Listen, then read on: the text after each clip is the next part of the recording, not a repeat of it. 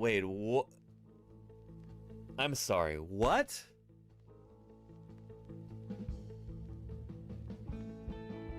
No. No. I've never seen this before. That's insane. What? If anybody at home has got a Prius and they want to be able to take it off-road, look up Prius Off-Road. There's a company in Chico, California, where they produce these lift kits for them. So it gives you just enough ground clearance where you won't scrape when you're going over rough terrain and stuff, and it allows you to put larger tires on it. So I'd recommend that. Yeah. Creatures striding across the open plains, eating tons and tons of plants. You don't really have very many of them today. You know? It was a real surprise. But Dr. Chin had a hunch that maybe these duck-billed dinosaurs had been snacking on something else entirely. Ooh. Vertebrates frequent rotting wood. So if those dinosaurs needed a good source... Commodore says, a creature the size of a Gundam. Commodore, that's brilliant. Yes. Yes. Yeah. I've never heard that before, and that's kind of perfect. That's only at the very frontier of my understanding what a Gundam is, but it's a giant Japanese fighting robot, right? Yeah. Yeah, you don't get plant-eating animals like that today. You just don't. But you did during the age of dinosaurs. And look at that big barrel-shaped rib cage there. Just, yeah, pretty interesting. I was talking with some other paleontologists during the conference this last week about how different plant-eating dinosaurs would have fed. What style herbivores were they, you know? Were they hindgut fermenters? Were they, I don't know, doing something different in terms of how they're processing their food? With Triceratops, we do know that they actually processed their food a little bit in their mouths. They did chew to a certain extent. These guys have got what we call a dental battery, so they've got these hundreds of teeth all lined up in a row. And yeah, this is, we know that they were at least slicing up their food. I guess you could call it chewing, although it would have been a different kind of chewing than what we do. Their teeth actually moved side by, like, they kind of slid past one another, almost like a pair of scissors. It's unlike our teeth that just kind of mash like that. These guys, as they move their lower jaw up and down, those teeth would actually shear past the teeth in the upper jaw. Probably a pretty efficient way of processing food. Is within 100. I know this skull.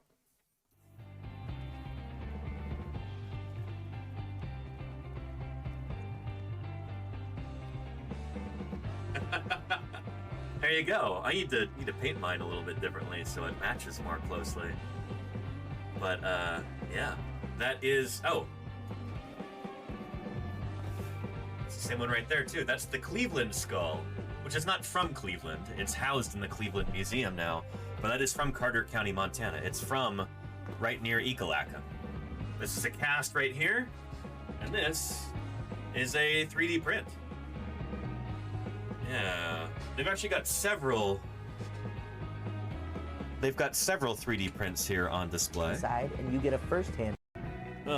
David L. Jones wrote the book on cycads. The book is called Cycads. Oh, there you go, sweetie.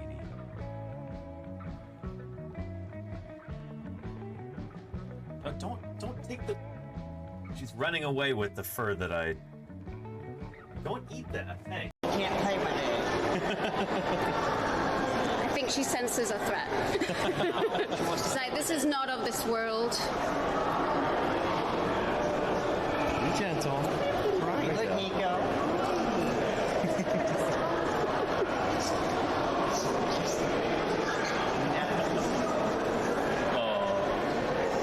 It's okay. We both know you're scared of this. Oh, I just noticed Velia's tail, so we're gonna get 360 here. That's so cool. Thank you. Yeah, she's a velociraptor. You guys have seen Jurassic Park, right? Yeah. The real velociraptor is a lot smaller than the show there. It's covered in feathers.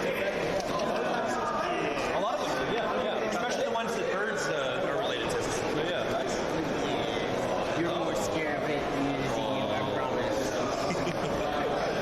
No. Sweet. Oh. Otherwise have. That's pretty cool. That's one of the things that makes us human, that we can not only ask, where did we come from? How did everything here come to be? We can actually find the answers. That's incredible. That's really amazing. And it's, I think, one of the most noble pursuits that anybody could have. That's why I'm proud to be a paleontologist. So, yeah. I hope that works. Yeah. We can have an X-ray cat cam. How cool would that be? Look at all your different bones, Mini Pie. Yeah, rather than just being like a dark void and the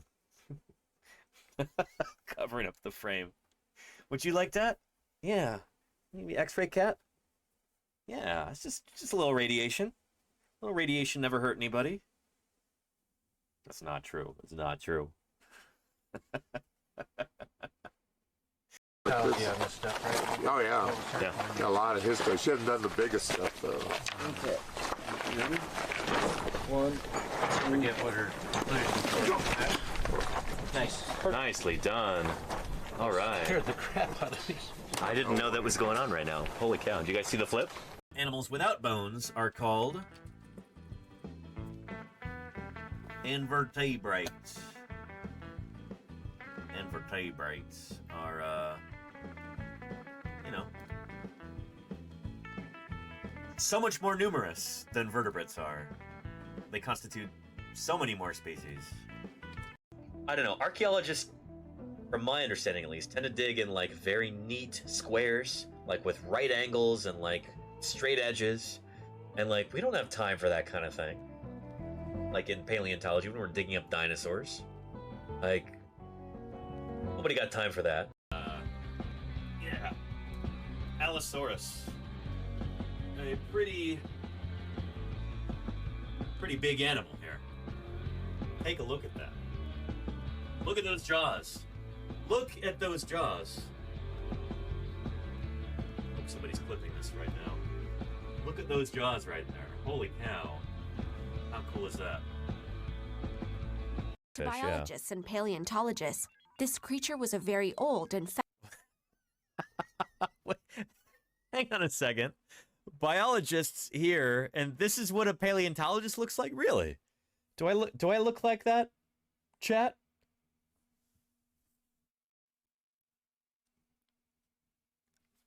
I don't know. Maybe I do. Anyway, you didn't want to say anything, Moosey Fate? Yeah. 5 meters high at the shoulder, roaming Eurasia from Romania to China at the end of the Oligocene epoch, long after. How those giant mammals, look how cute they are. Oh my, just adorable. Just look, we want to pinch its little perissodactyl cheeks right there. Paraceratherium. I mean, that's cute, you know? Yeah, the largest mammal to ever walk the earth. Yeah, a pocket pet. There you go, Orchestran. Yeah. And Little Pig Pony says, I just got off work, now I'm off for the next 4 days. Well. Oh, is that already a trash bucket? It's like 2/3 trash, but we're not gonna throw it away. We're just gonna we'll check it out before we do. But cool. Okay. Any other container? There appeared in the Ornithischian dynasties some of the more bizarre creatures capricious nature ever designed. Stegosaurus was a ponderous, low-slung, humpbacked beast, 10 tons in weight, 20 feet in length, which plodded awkwardly along on extraordinarily mismatched legs, carrying his inconsequential pointed head close to the ground, bowed down by an apparently useless parapet of heavy triangular plates running almost the entire length of his spine. That's like completely wrong.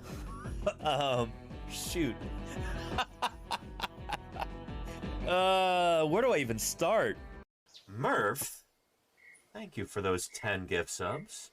Very generous of you. I really appreciate that. I am just as excited as, well, shoot, as this Tinamou bird is. For the arrival of those 10 generous gift subs. That is... Oh, shoot. Not again. Murph is overloading the system with 10 gift subs. Thank you, Murph. Holy moly. Don't worry about that Tinamou bird. He'll be fine. Thank you, Murph. Thank you very, very much. But Danny, Yoko's my favorite beetle.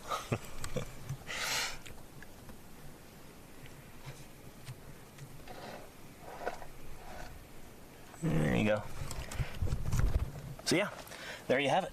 Ugh. Top jacketing, a limb bone from a new duck-billed dinosaur. Yeah.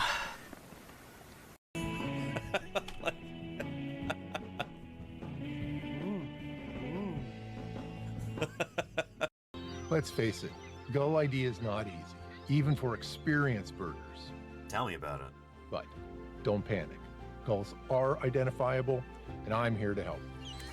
I love the tone of this video. If you and your family are having gull identification trouble, it's okay. Not all is lost. Real professionals can arrive and help. It is like a PSA, Claire. I love this.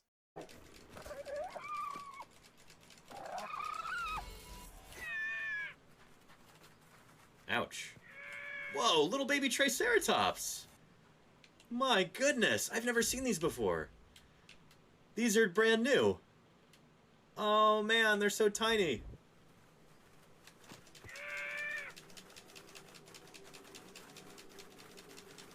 I'm being mobbed by them right now.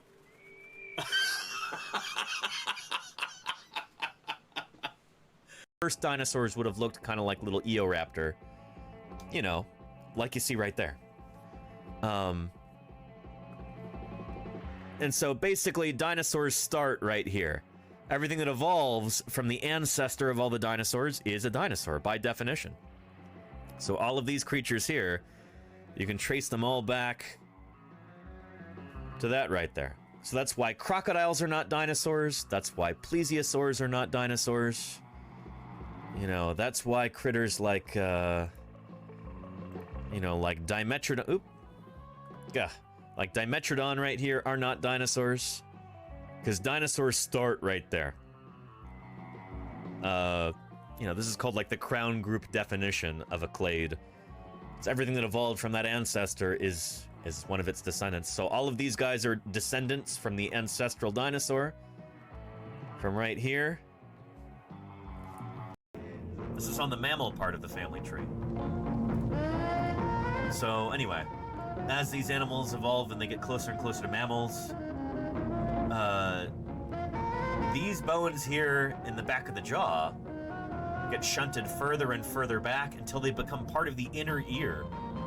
So like, if you go like this, stick your finger right about here, and then open and close your jaw, you can kind of feel your jaw joint right there, right? So up here, at the end of your jaw, in our ancestors, these were separate bones that were part of the jaw like this. But over time, they got shunted further and further back, and then eventually they made their way up, and now they're part of the inner ear. They're not part of the lower jaw at all anymore. Those are the bones that we used to hear with. Like that. Like I showed you in the clip. The Gastonia show here.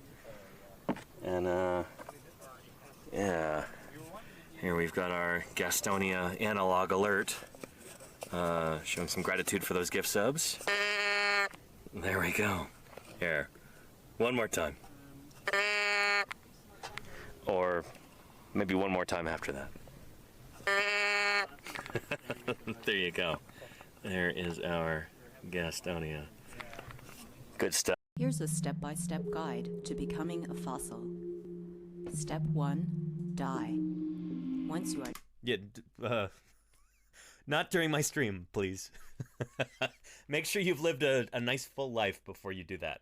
And Self Universe says, when you were a child, did you want to grow up to dig out exciting things?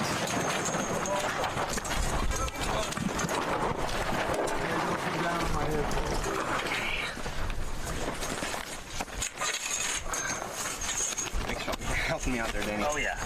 This is my dream job as a child.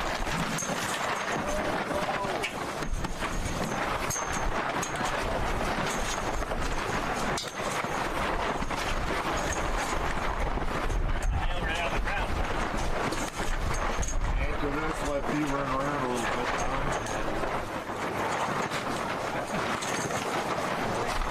Then I said, and now flip over there.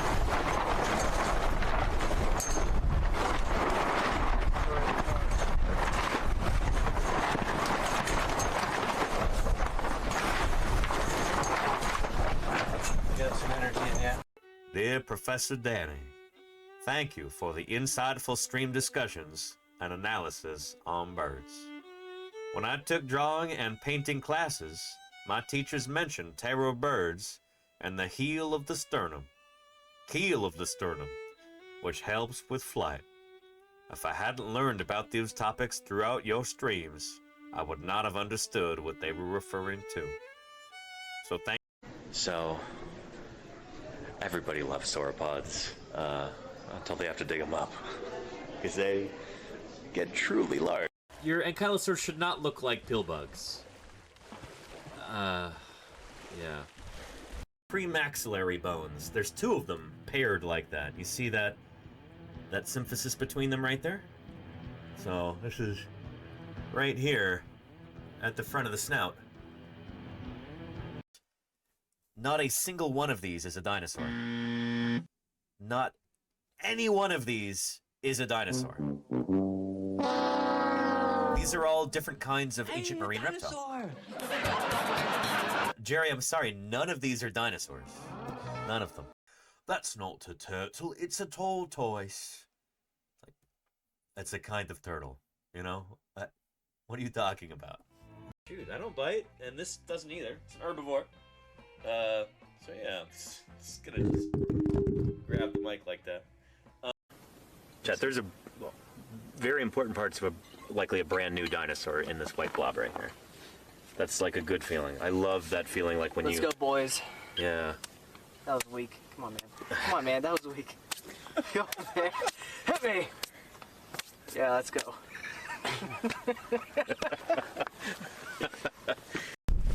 All right. 1, 2, 3. Oh, okay. Get it up. Get it up. Nice. Nice. Very nice. Let's get it done a better surface. Oh, she's heavy. Okay, nice job, guys. Yeah. I don't see any bone, do you? No. Good. I don't either. We're looking good. We did it. Now we can start whittling this thing down, and we'll take it down. Very nice. At the end of the day. Yeah, excellent. Awesome. All right. Thanks. Yeah. Science is it's a way of thinking about the world. It's a way of asking questions. It's a way of testing ideas. It's a way of being curious about things in an organized way. Anyone can be good at science. Like, if you can formulate questions and you can think about stuff, you can be good at science. You know? I think there are so many people around the world who think that they're bad at science, and it's just that they've never been taught science properly. And there are vested interests that want people to think that they're bad at science.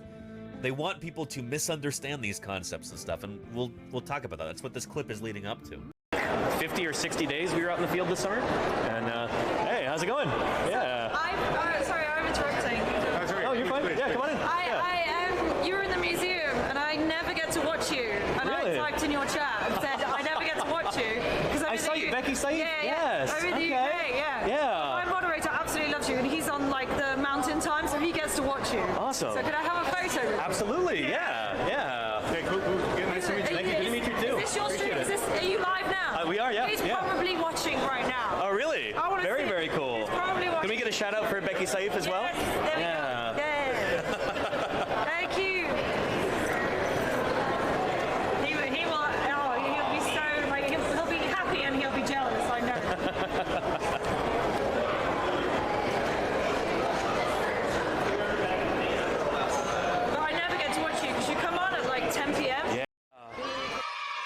Hello, hello, everybody, and welcome back to Paleontologizing. So good to see all of you here today. Happy Thursday. It's February 19th, 2026. We've got a brand new spinosaurid to talk about.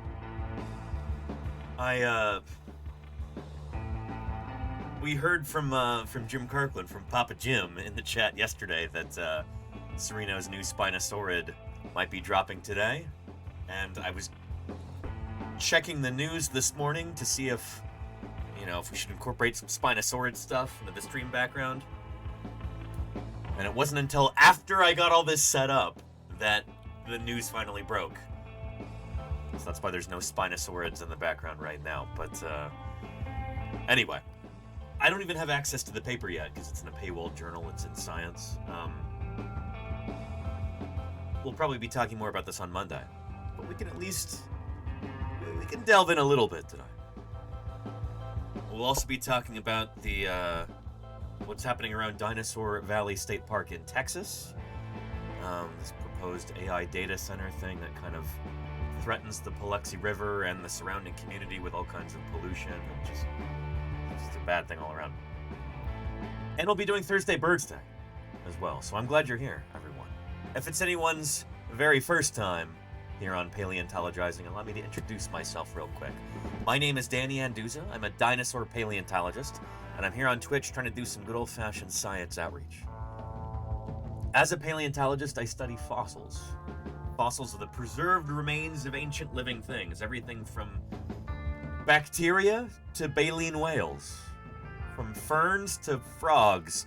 If there is an organism that left record of its existence in the fossil record, that is the purview of the paleontologist. I work mostly on dinosaurs, hence dinosaur paleontologist, although I might be branching out into a few other research subjects this year. I'm excited about that, like these guys. Anyway, the whole point of these broadcasts is to try and give you an inside peek into how paleontology really works, to show you what fossil science is all about firsthand, through going out and excavating fossils and collecting data in the field, live, like streaming that live, to interviewing other paleontologists, either in person or via Zoom, going over new scientific papers as they're published, and of course tons and tons of viewer Q&A. So if any of you happen to be curious about anything regarding natural history, whether it's the fossil record, whether it's how fossils are formed, how they get discovered, how we work on them, if you're curious about extinction or evolution or the origins of biodiversity, if you're curious about how science works in general, it is my job to try and walk you through these subjects and explain them in a way that's understandable and also engaging and memorable. I'm incredibly lucky to be able to do this for my full-time job. This is literally how I make my living, is doing science outreach full-time. This is how I fund my research and my fieldwork and my travels and everything else. It is a dream come true to be able to do this, and every day I look forward to these streams. 4 days a week here in the office, and then 7 days a week, usually when I'm in the field, weather and other conditions permitting. So welcome to Paleontologizing. I'm glad you're here. Let's see who else is here in the chat right now. I think I saw Matt M33 and Kodali up at the top. There's Claire Burr, Mothproof KT, the Lenina, Gay Hibiscus, Mothproof. Oh, I already said Mothproof KT. How are you doing? Is that KT like Katie, or is that KT like initials, or is it KT like Cretaceous Tertiary? Anyway, I appreciate your name and your presence here, Mothproof KT. Welcome back. Golganek, always lovely to see you. I hope you're having a good day, Golganek. Nomadic Ark, howdy, howdy. Kevin661, and Dark Muppeteer, Arid, and Lilith Hobo. Who else we've got? Gimpleg, howdy, howdy. Oh, and very cool, Gimpleg, nice. I met the People Are Fish guy at SVP this past year in Birmingham. I really got to reach out to him at some point. Elias, howdy, howdy. What's shaking with you? Scootin'. Deathsaurus and Scoobs. Puggo Wuggo and Marcy Walks Dogs. Welcome back to you, Marcy. Hope you're having an okay day. It's good to see you. Chaotic Time Traveler, what's shaking? Good to have you here, as always. Camaro King. Howdy, howdy. And Petrodactylus. I think this is a new genus. I don't think this is Spinosaurus in particular, right? Hang on. Oh, no, it is. It is. It's a new species of Spinosaurus. So we will be talking about this. Hang on. There we go. We will be talking about this in a little bit. I've known about this since November of 2024 because I was there for the talk at the Society of Vertebrate Paleontology meeting in Minneapolis that year. So I saw Paul Sereno give this talk, and yeah, anyway, 19 other authors. Gosh darn, who isn't in here? Shoot.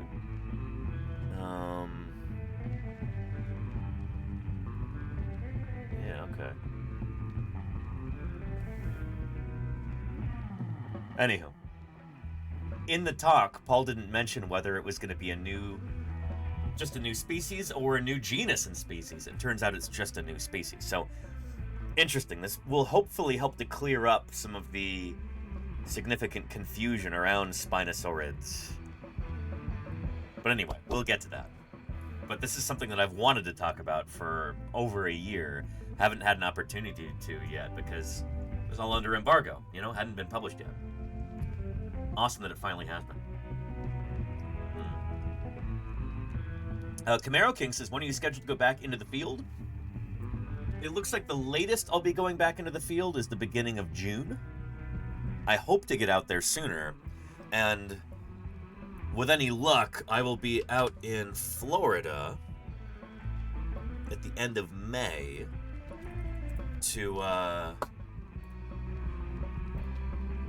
work on these critters, and hopefully, we're seeing what's possible at this point.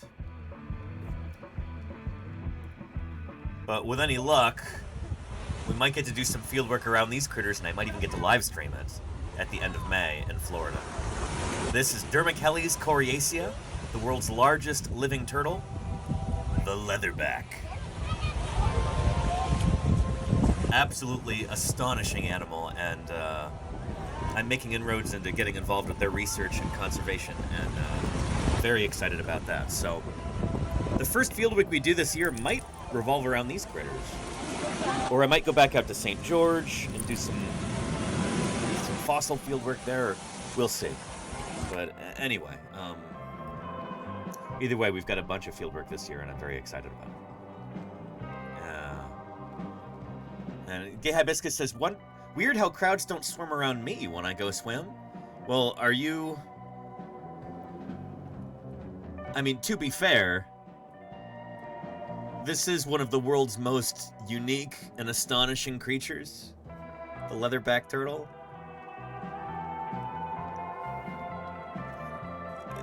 It is legendary. You were quite noteworthy yourself, Gay Hibiscus. You have high standing here in this community. But I don't know, I stand in awe of these creatures. So yeah. How are you doing, Mini Pie? We're getting visits from the landlords early today. Huh, Mini Pie? Yeah. Look, I already have a paper towel ready for when you make a mess on the desk. Yeah. Yeah. Anyway, welcome everybody. It's good to have you here. Here, let's do a blue sky post, shall we? Here, let's get our cat cam set up. Oh, there we go.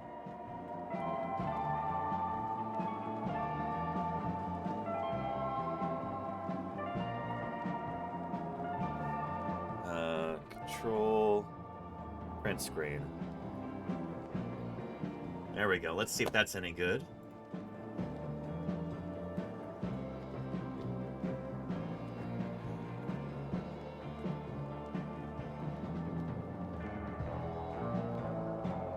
We could do a little better than that, I think.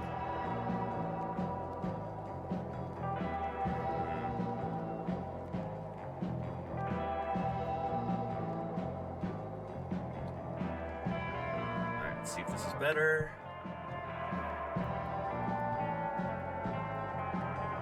She's looking away. Otherwise, this would be a pretty decent one.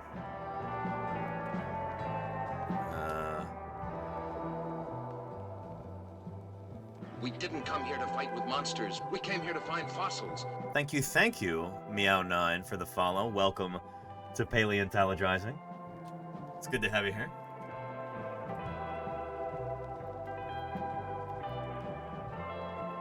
That'll work. We'll use that. Excellent.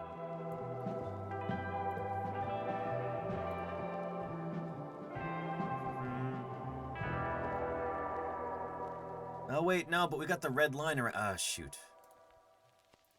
Hang on. How do I get rid of this? Come on, OBS. It's nice that it doesn't show those on the actual screen. There we go. Okay. Gah. Alright. Take 3, take 4.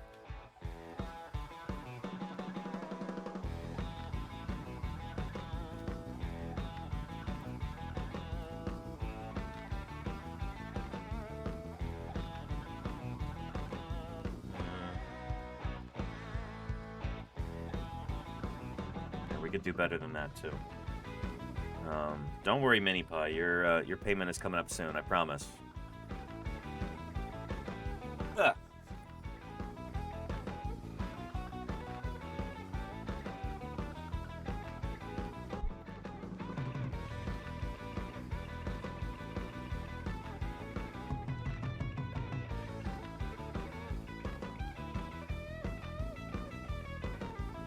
Is that usable?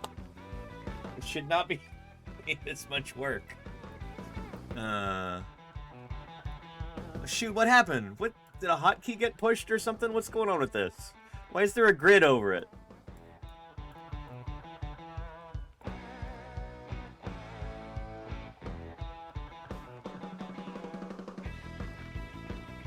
What happened?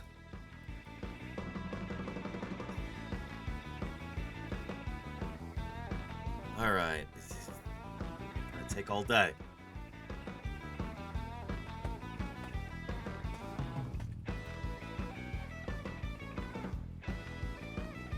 Control G for grid lines?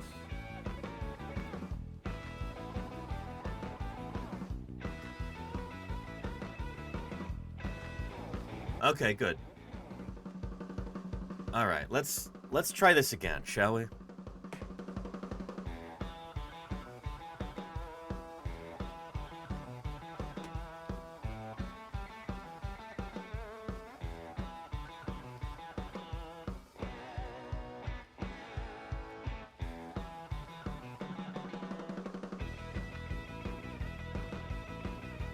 That'll work. We can use that. No, but the line thing is back. What? What? There's this red line around.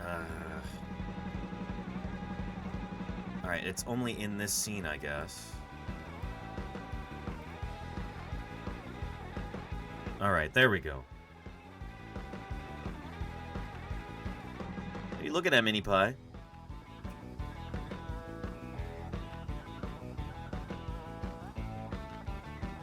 Alright, 9th time's the charm.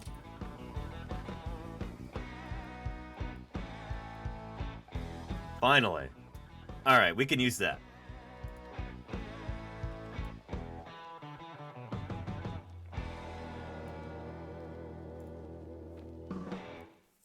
Thank you, Starmy, for the 15 months of support. Really appreciate that.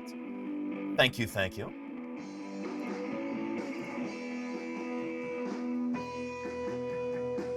All right.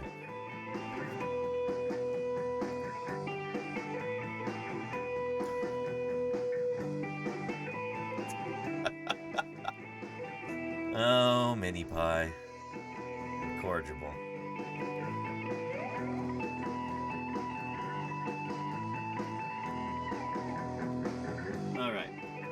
Post this real quick, and then I can pay you rent, Mini Pie. Just a moment here.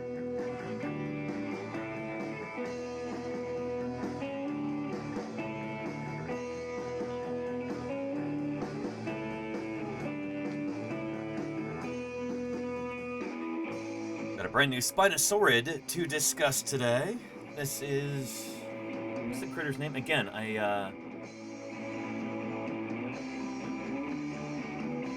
Spinosaurus mirabilis. It's a good name.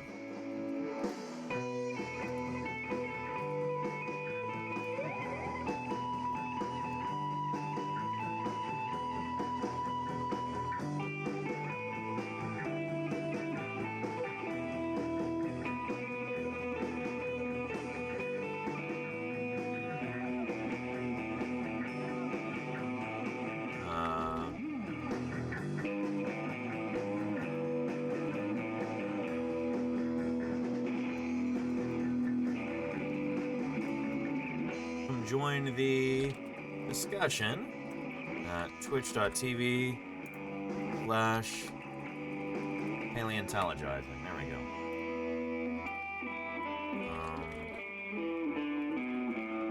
Twitch screenshot featuring the cat cam with feline landlord Mini Pie.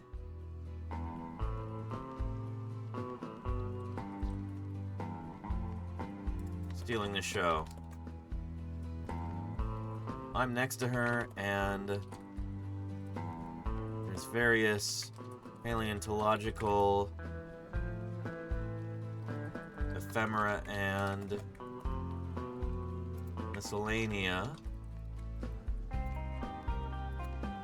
on the office wall behind me.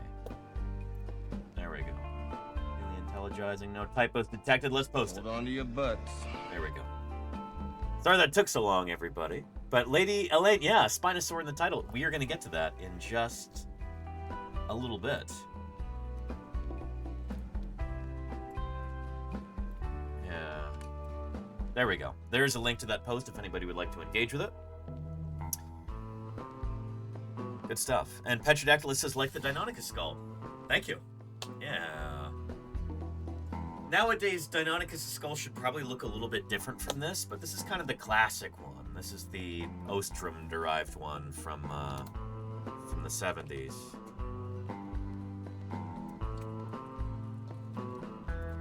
They used to have this kind of, you know, broadly triangular profile like this. This is the classic Deinonychus skull.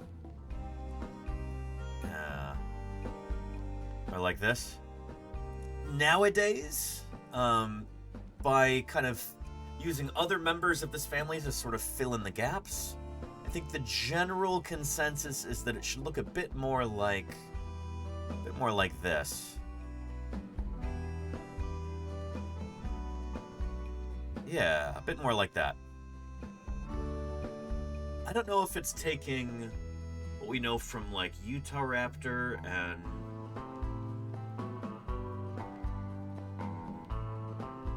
hopefully critters like Sinornithosaurus would help fill in some of the gaps here. Yeah. But anyway, that classically kind of triangular shape, that's probably not entirely correct anymore. Yeah. And Petra says that means a full Deinonychus skull hasn't been found. I'm pretty sure we've got most of the skull nowadays from different specimens, but I don't know if it's actually been published on. I don't know if anybody's put in the work there to actually get that thing out there into the literature. Yeah. And there you go, Puggo Wuggo. Yeah, we're going to talk about that critter. Nerduino says, after you get that tattoo, I guess you better hope they don't realize it didn't look like that. Exactly. This is the reason why I haven't gotten a,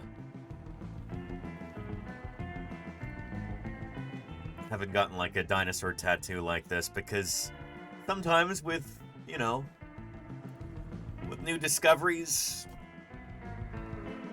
these old ideas, these old images become obsolete, and that can happen like that.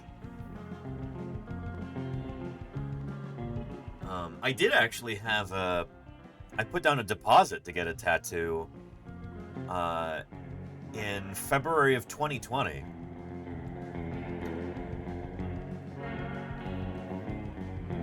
And considering that, you know, the half-life of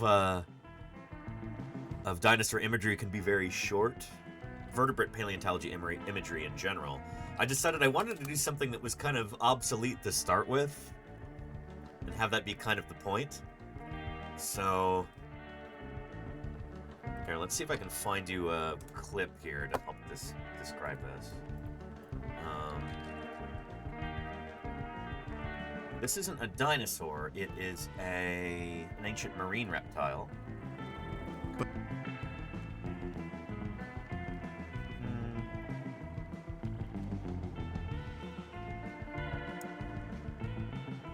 There we go. There. 19th century paleontology. Famous for their important discoveries, and infamous for the highly publicized feud that developed between them. This is the Bone Wars here. Marsh was the head of Yale University's Peabody Museum, and Cope was the head of Philadelphia Academy of Sciences. You know, like all great rivalries, they started out as friends. And they were, you know, go out in the field together, look for dinosaurs, look for fossils, and actually, you know, name fossils, you know, in honor of each other. What set off their rivalry was the fact that Cope, who was very profuse in his publications about dinosaurs, had sort of rushed to publication this paper about an elasmosaur, which is a giant seagoing reptile with a long neck. Yep. And in his paper, Cope put the head of the elasmosaur on the tail instead of on the neck. He made a goof. And Marsh was inelegant enough to point this out in public. Having a mistake like this held up to public ridicule by Marsh was humiliating to a dedicated scientist like Cope. The gauntlet had been thrown down. The two men hired crews, headed west, and the Great Bone Wars was on. Yeah. Anyway, so my idea for a tattoo was Cope's backwards elasmosaur. On my forearm, it would kind of coil around like this, but it would be backwards, like it's shown here, with the head accidentally on the end of the tail. And the text was going to say, "Everyone makes mistakes."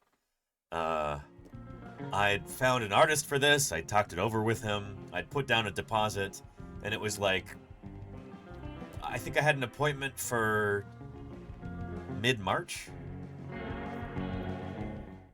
Who remembers what happened in mid-March of 2020? That's right, it was COVID. COVID hit, lockdowns and stuff right after that, and so, yeah, the tattoo artist ended up moving away during the height of the pandemic there. And I never even asked for my deposit back. It's like, shoot, he probably needed it more than I did at the time. I was teaching full-time back then, and I was actually making kind of decent money, at least compared to what I was used to, you know? So I didn't really sweat it, but anywho, yeah. But yeah. And Friday, March 13th, 2020 to be exact. Yeah, that was my last day of teaching in person. For that semester at least. No. Yeah. I did get a tattoo since then, but it was one that I actually got in the field. Ethan, who's the crew chief, friend and colleague of mine, he runs the whole operation out there in Wyoming. His older brother is a tattoo artist, and he came out to join us for a little while. We were working in the late Cretaceous almond formation, and so Ethan's brother brought some, like, his tattoo gun and a bunch of other equipment, all the sanitation gear and everything like that. And anybody on the crew who wanted a tattoo could get a free one, as long as it was an almond tattoo, after the almond formation. I don't know if I have photos of me getting the tattoo, but let me check real quick. This would have been, yeah, June of 2024.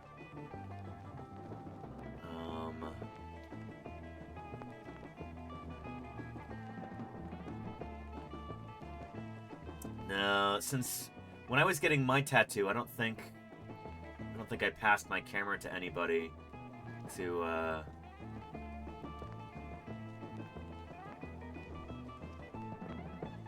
get a photograph, but I've got photos of Fisher getting his tattoo. This is inside of a tent in the middle of the Wyoming desert. There's Ethan's brother right there. Ethan's brother Josh. Here's Ken right here in the background. You can barely see him. And there's Fisher getting the tattoo on his hand. I think this is Fisher and Ken holding hands and showing off their tattoos. They both got them on their hands there. Allman Brothers, exactly, Harry Vetch, yeah. So a bunch of the crew chiefs and like the more established people on the crew, we were kind of first in line to get these tattoos. And I decided I would get one too as my first tattoo. And but I didn't want to get it on my hand. I was trying to figure out what would be a good place for me to get this tattoo. And I realized, oh shoot. Since I was a little kid, I had a birthmark on my thigh. Big birthmark. And in recent years, it had been fading. And I was kind of sad about that. I'm like, this is a thing that's cool. I like my birthmark, and it's going away. So before it completely disappeared, I asked Josh Warner Cowgill, I asked him to do the tattoo right on the spot of the birthmark, so it'll always be with me. I've got it right here. Desk cam, here we go. There it is, right there, the almond. Yeah. So, good stuff. I think there's like close to 20 of us now who have that. And, yeah. And it is totally covered up, Claire, yeah. Yeah. And there you go. Thank you, Lenina. I was gonna look this up, but there it is. Yeah, this is Josh Cowgill's Instagram here. If you're in the Salt Lake City area and you're looking for a tattoo artist whom you can trust, who does really cool work, yeah, here he is right here. He's very talented.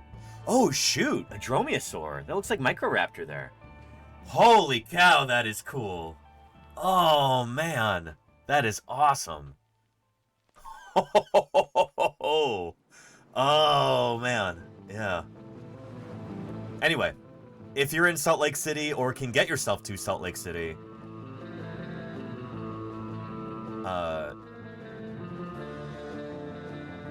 if you're in the market for a tattoo, Josh Cowgill knows what he's doing. He's very good at this. Give him a follow on Instagram and get in touch with him. Yeah. Anyway, and it's like a raven, says Looney Rose. Yeah, Microraptor. We actually have direct evidence of what the plumage should be like on that critter. Like, it would have had iridescent, very dark colored feathers. So it would have looked, yeah, a lot like this. There we go. I love this illustration of Microraptor right here. Really cool. Tradoon. Yeah, what a neat critter, Microraptor. I remember when this animal was first described, that was probably like 2002, something like that. Microraptor Gui. But such a cool animal. You gotta love it. Just awesome. The four-winged dragon, exactly, Puggo Wuggo, yeah. Yeah. Have we ever found any other four-winged dinosaurs, asks Murph? It kind of depends. There are some people who think that Microraptor should be broken up into different species. Dinosaurs So if that was the hold case, a then yes. special magnetism for children. And Tone Rebellion, thank you for the 18 months of support. I really appreciate that. Thank you, thank you. Justice for BB and his Tetrapterids. There you go, Tone Rebellion, yeah. Yeah, this actually was, before Microraptor was ever discovered, there were hypotheses that maybe the first, well, the ancestors of birds may have had 4 wings. Camaro_King79 just changed things with those 5 gift subs. Camaro King, thank you for the 5 gift subs there. Really appreciate that. There are 5 lucky chatters who, thanks to your graciousness, will not have to watch a single ad on this channel for the next month. I appreciate that, Camaro King. Thank you, thank you. Excellent. But yeah, William Beebe, here we go. This was hypothesized as kind of a proto-bird back in the day, that maybe the ancestors of birds first would have developed 4 wings before they later switched to just 2. Tetrapteryx was the like name for this hypothetical creature, and William Beebe turned out to be more correct than he ever realized during his lifetime. Pretty cool. Pretty cool.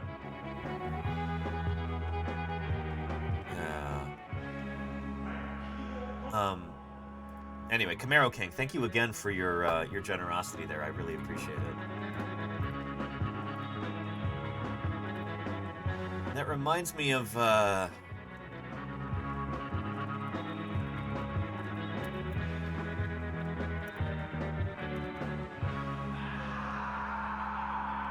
did I learn this?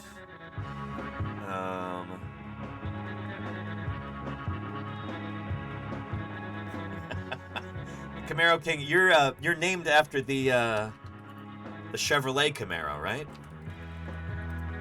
I sold Chevys briefly when I was in Montana, and there was one Camaro that I really liked. There was a convertible, and the interior color was just beautiful. It was really cool.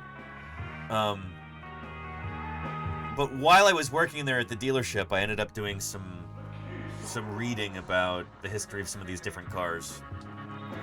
And the Camaro was Chevy's answer to the Ford Mustang,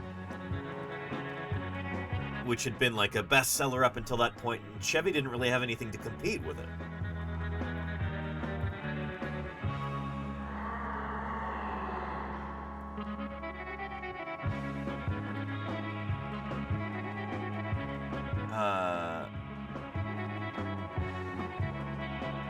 Let's see.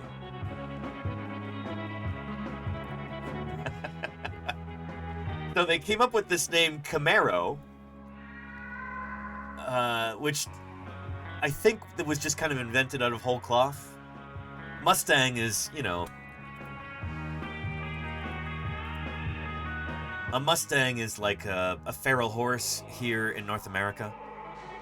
So they're descended from the Spanish horses that the conquistadors brought to the U.S. or brought to North America. They got loose and then established themselves as a wild population, and today we call them Mustangs. It's wild horses. That's what the Ford car was named after. Chevy wanted to come up with a competitor to it, and they came up with the Camaro. When journalists asked what the name meant, they were reportedly told that the Camaro was a small, vicious animal that eats Mustangs. Obviously, there's no such thing as a horsey animal called the Camaro. Yeah. So is the name actually French, or did it originate elsewhere? As it turns out, the Camaro isn't a French word. Chevy just made it up because it sounded cool. Seriously.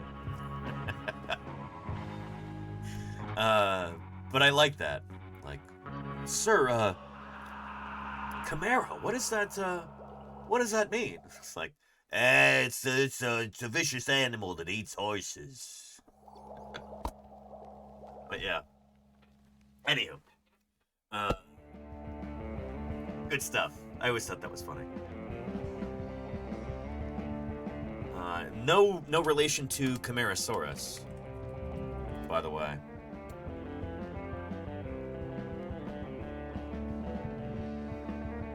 Yeah. Camarasaurus means chambered lizard on account of the big chambers, air-filled chambers in its skull, those big, almost gothic fenestrae. It's got this, like, high-arched, kind of grandiose, soaring look to its skull. Chambered lizard.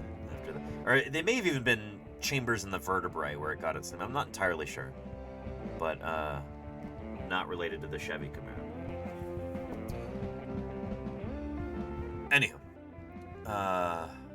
And there you go, addicted to capping. It's still not quite known how Microraptor would have actually glided. Or even had powered flight.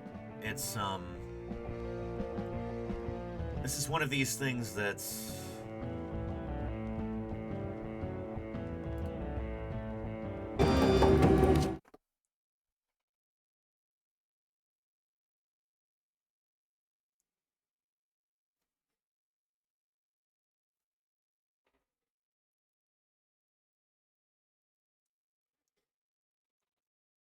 It's not known whether they could actually do the splits like that. This might answer your question there, Murph, at least in part. Sinornithosaurus has also been hypothesized as a four-winged glider.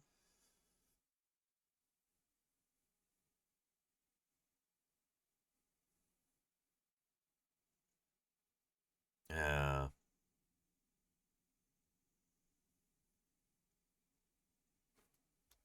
Anyhow. I have my doubts whether Microraptor could actually do the splits like that, like a flying squirrel, like you see in older reconstructions. So, like, here, could they actually do this? Like, could their acetabulae, the hip sockets, could they actually accommodate the thigh bones going all the way out to the side, doing the splits like that? I have my doubts. I think this makes a lot more sense, kind of using these as... using its legs like stabilizers rather than as like an actual gliding surface. Or maybe it is like a gliding surface. Maybe it's like,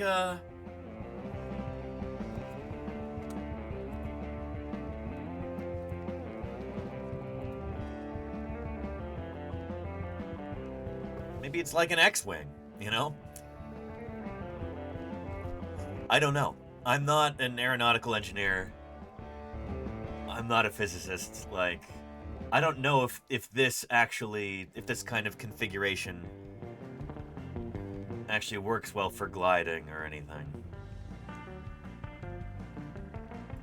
But maybe that's kind of what's going on with these guys. I don't know. Yeah. And I'm aware, Trek Nerd. I'm well aware. Yeah.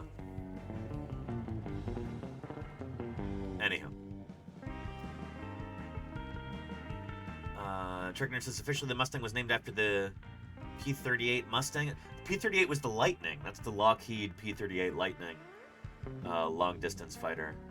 The Mustang was the P-51, which is from North American Aeronautical Engineering.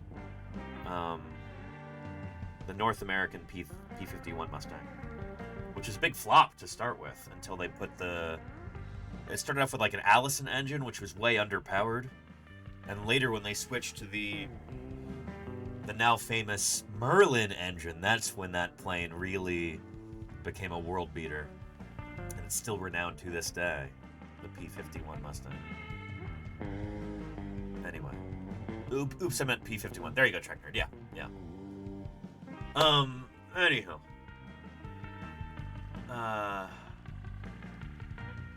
And Tone Rebellion says, didn't they do experiments with E-Chi or Microraptor reconstructions in wind tunnels? Yeah, we even have footage of that somewhere. Let's see if I can find that. I remember there was a documentary back in, I think, the early 2000s with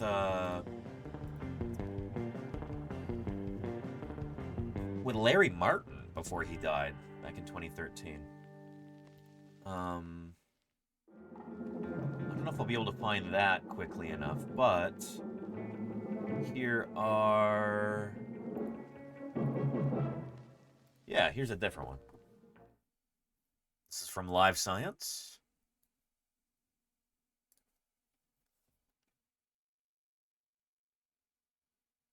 Let's refresh the... Oh, here it is.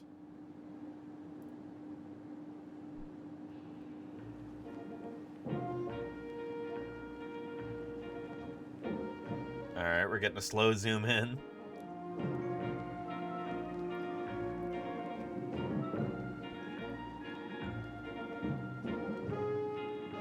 Okay. Again, this is assuming that they could actually, you know, put their legs out absolutely horizontal, which I kind of doubt, you know?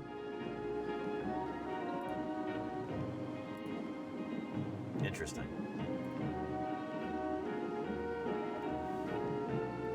Huh.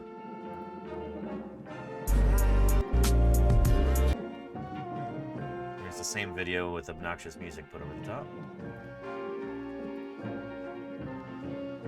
Is this upside down? It is upside down. What the heck?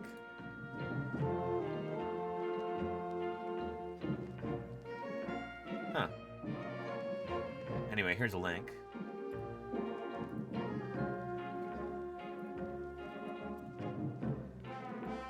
Yeah. I'm always a little bit suspicious of tests like this that are done because... I don't know. Having spent some very frustrating times, like, alongside engineers,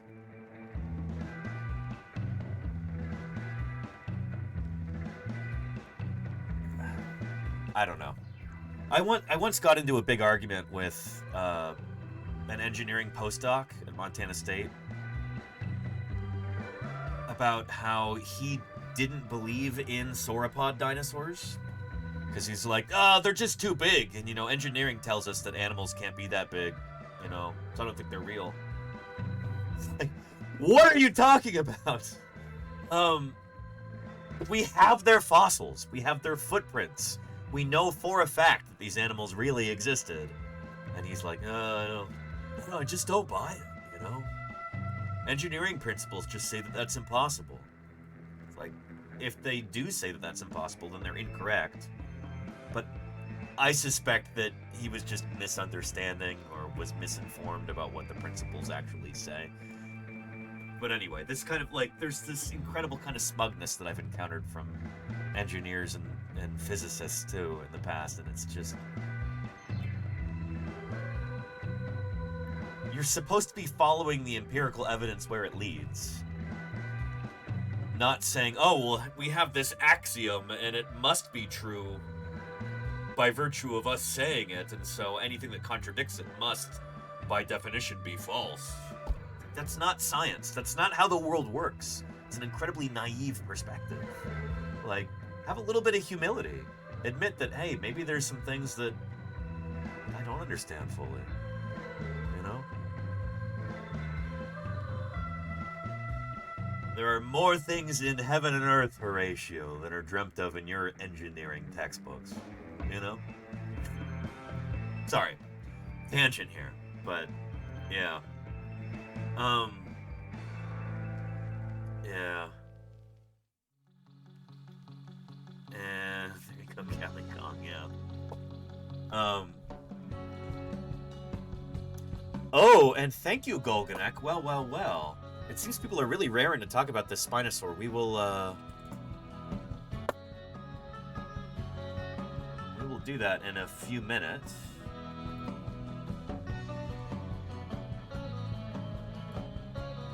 Oh, excellent. Okay. Oh. Okay, Jim sent me an image in my email. Nice.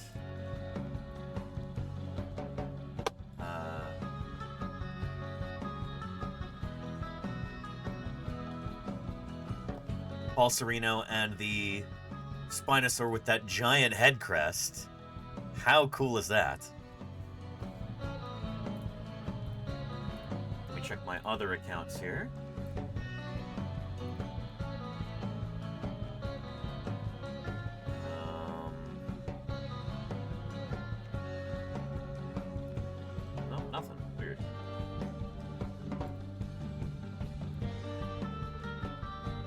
Golganic says, did it work? Let me check my spam folders just in case. Oh, order proof for stickers.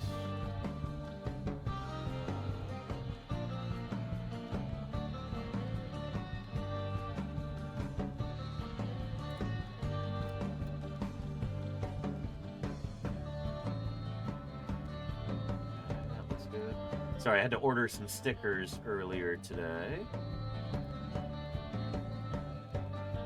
And I'm just getting proofs back right now. Good thing I checked my spam folder. Excellent. Not spam. All right.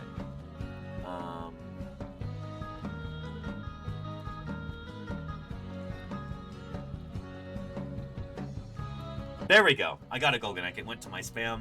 Report not spam. Here we go. Brilliant. Thank you, Golganek.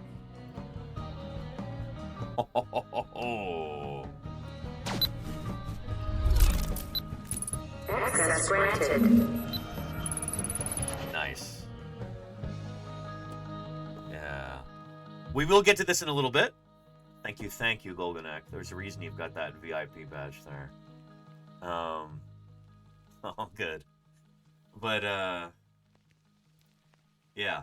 Before we dive into this, because I know we're going to get more people joining us and asking about the Spinosaurid, I want to talk about the stuff near the Paluxy River in Texas first. So we'll get to the Spinosaurid stuff in just a little bit. Spinosaurus stuff in just a little bit. But first off here...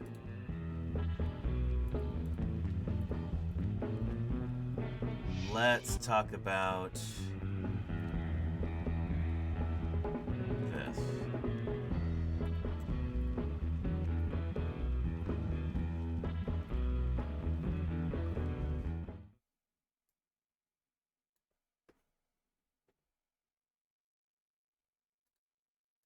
Turn the sound on. The community of Glen Rose tonight saying that the clock is ticking there to stop a proposed power line project that they fear could change the land that they love.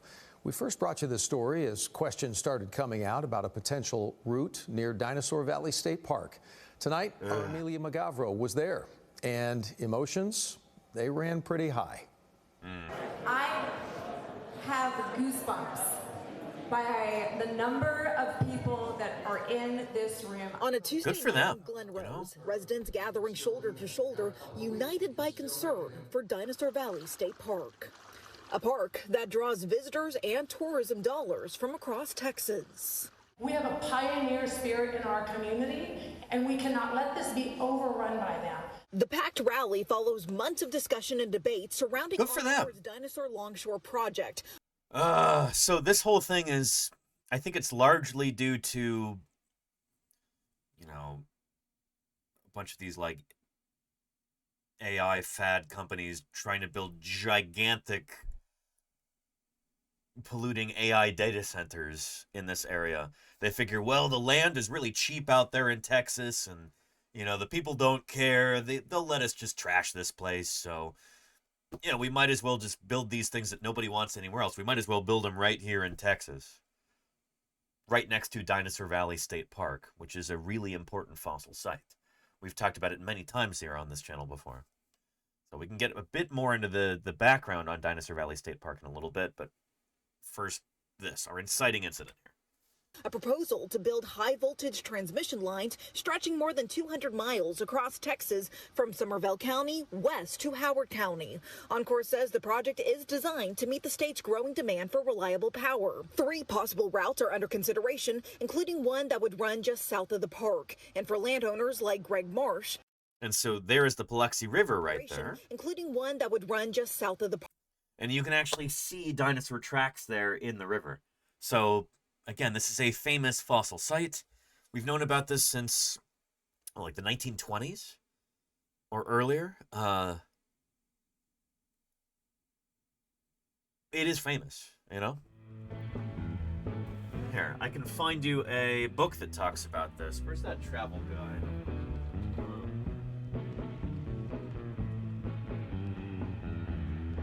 somewhere.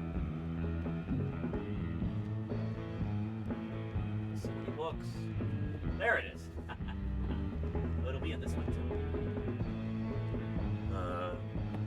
But this is the one I was talking about, which is cool.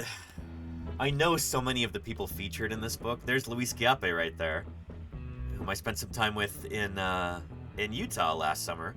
We went out to visit his crew. But let's find Dinosaur Valley State Park here. Yeah, Dinosaur Valley State Park in Glen Rose, Texas.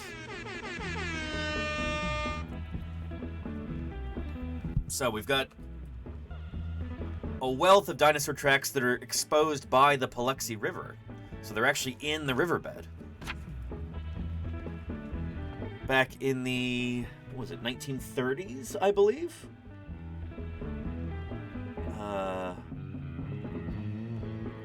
Yeah, that might be Roland T. Bird right there.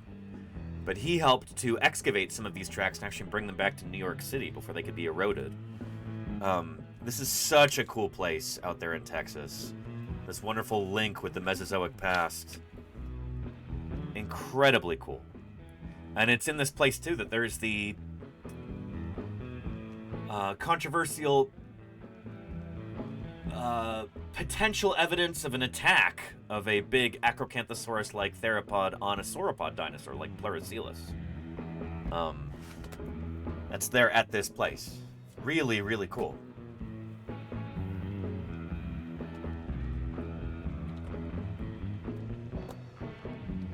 Lenina says it's incredible to see the trackways in person. To put your foot in a dinosaur track is a really special experience. And it's the reason Acrocanthosaurus is one of my favorite dinosaurs. There you go, Lenina, yeah.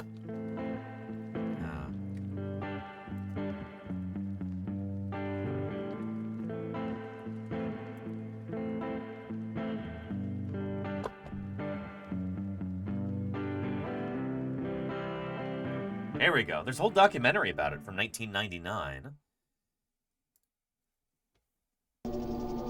Creatures like these ruled the Earth for 100. This is at Dinosaur Valley State Park. 120 million years. Dinosaurs. 70. It was a violent age. Blood red in the tooth and claw.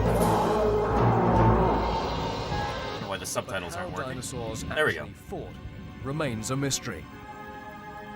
Perhaps these hold the answer. Dinosaur tracks frozen in stone and in time. Here's a link. 60 years ago, a paleontologist believed these tracks signified the greatest find of the century. A fossil record of dinosaurs locked in a life and death encounter. But fellow scientists said no. The tracks showed no evidence of combat. Now, a paleontologist and a sculptor have plunged into the controversy. Their plan, to test the theory using the latest in computer technology. But can computers really show us the ferocity and terror of a dinosaur attack? Sorry, the audio balance here is kind of weird. Well, there's Acrocanthosaurus.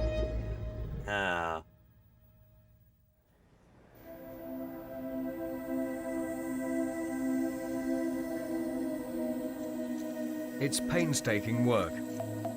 The minute examination of fossils. The remains of creatures that lived tens of millions of years ago.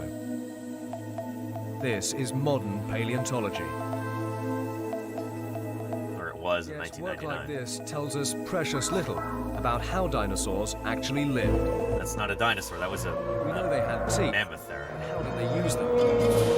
We know they had eyes, but how did they see? We know they had claws. The dinosaur detectives are on a mission. Here's They Texas. plan to bring to life a dinosaur attack based on footprint data alone. To help them in their quest, they've approached a group of computer animators with a daunting challenge: to create a 3D animation of the dinosaurs in combat. Let's go back to... Oh, it's here. Dave Thomas hopes the animation will bring lifelike movement to a scene that hitherto he could only imagine. The beauty of the computer graphics is that I can't let anybody else see what's in my head. And with a computer, you can do it so you can put it on a screen and other people can see it too. Yeah. Barlow and Thomas are heading for one of the prime track sites in America. Dinosaur Valley State Park, yeah.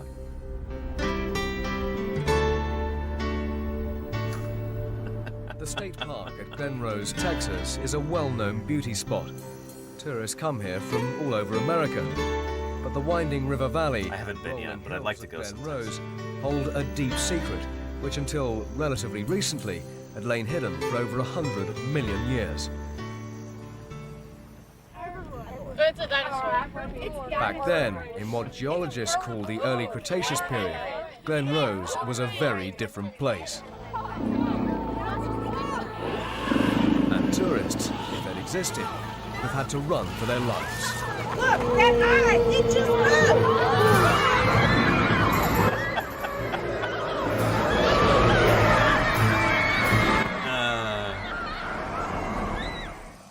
Here we go. But 60 years ago, one man unearthed the secret of Glen Rose, quite literally. So 60 years ago, this is about 90 years ago now, almost. Dinosaur hunter Roland T. Bird, known to family and colleagues alike as RT, spent most of the 1930s roaming around the southern United States. His job? To find fossils and to ship them back east to the American Museum of Natural History in New York. But in 1938, R.T. Bird struck the mother lode, and he took his own movie camera to record the scene. Here at Glen Rose, stamped into the bed of the Paluxy River, were hundreds of fossilized tracks made by giant four-footed plant eaters known as sauropods. It was a virtual dinosaur freeway. And so I have seen this in person, even though I've never been to Glen Rose. This series of sauropod tracks here is now on display at the American Museum of Natural History in New York City.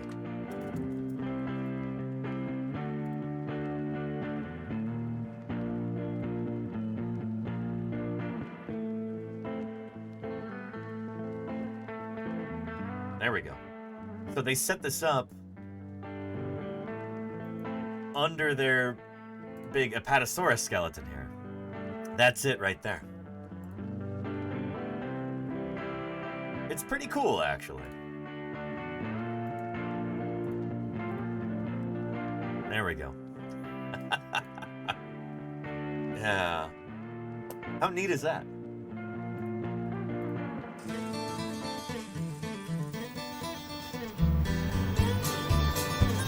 So you see the trackways all over town, too. Footprints people dug up. Front page news.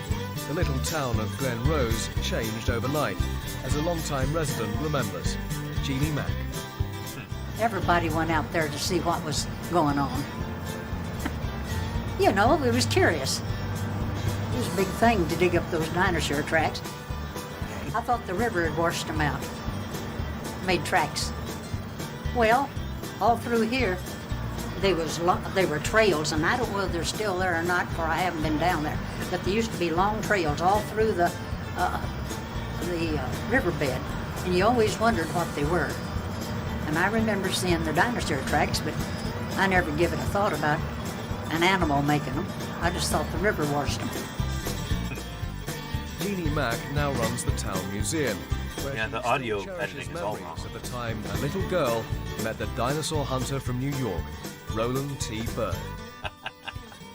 I spoke to him, offered him cookies that we'd made. I had made cookies shaped like dinosaur tracks. You know, took a tin and bent it all. This is a really famous photo of a child, like, basically taking a little bath inside one of these sauropod tracks. And you see illustrations of this kind of like on the same theme all the time. And a lot of children's dinosaur books from when I was a kid. You're like, did you know that dinosaurs left footprints so big that you could take a bath in them? Yeah. Kind of famous tableau here. It is a good sense of scale, Alexander, yeah. All in, then cut them out when you made the dough. I made big plates full of them. Bird himself was profoundly moved by the discovery, as his letters from the time reveal. His relatives still read them today with a certain sense of awe. Suddenly, filled with a wild thrill that I hardly dared to accept, I got up and looked around. A full 12 feet away was another pothole. It, too, was a gigantic footprint.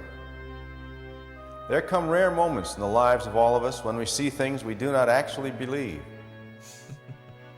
I began to think in terms of what I knew it must be.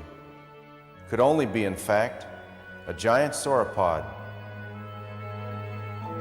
According to R.T.'s nephew, Robert, the dinosaur trackway turned out to be the peak of Bird's career.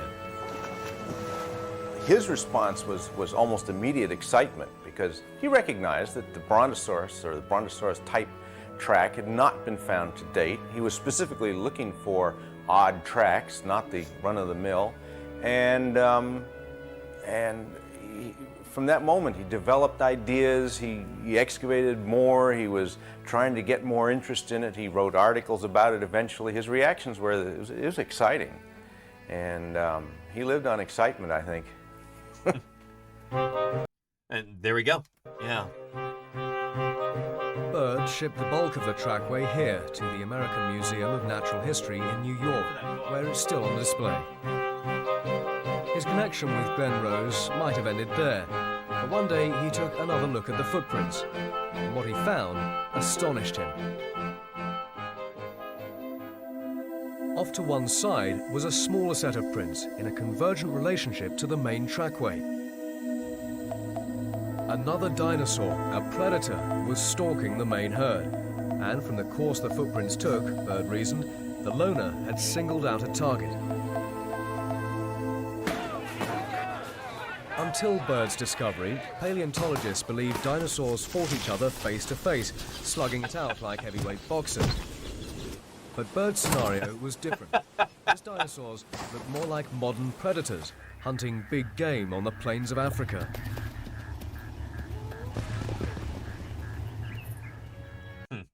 Anyway, again, here is a link. Just kind of setting the stage for this here. Rampaging in an hang on. unsuspecting world. Living creatures from the dawn of Mr. Lewis King. What havoc will they wreak? Well. What lives will they destroy? What depths of panic and terror will they create? Thank you, Mr. Lewis King, for the raid. I hope you had an excellent stream. You and all those mischievous little twitchy-nosed mammals. Of course, I'm talking about chat. I hope the rats are good, too. Good to have you here, Mr. Lewis King. Thank you so much for the raid. Good to see you. The rats were hyper tonight. Well. Awesome. If anyone here who was here before this raid happens to be fond of little mammals like rats, go follow Mr. Lewis King here for all kinds of rat-based mischief and mayhem. Like a wise man once said, yeah,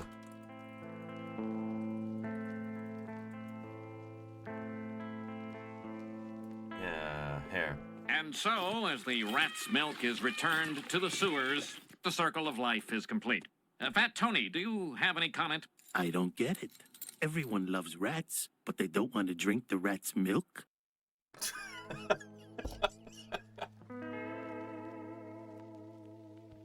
Everyone loves rats. Go follow Mr. Lewis King there for lots of rat goodness. Not a lot of rat milk, I presume. But judge,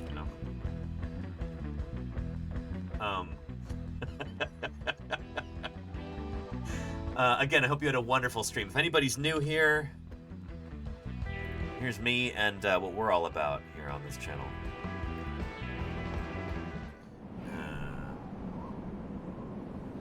My name is Danny Anduza. I'm a dinosaur paleontologist, and this is Paleontologizing.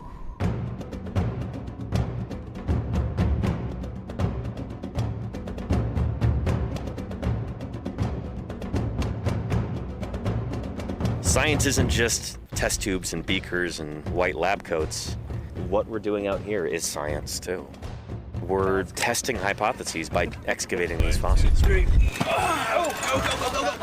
Join me for museum tours, interviews with other paleontologists, audience Q&A, 3D printing. It's pretty big. Who thought this was a good idea? And of course, live dinosaur digs. A limb bone from a new duck-billed dinosaur. I invite you to tune in and experience the adventure of fossil science.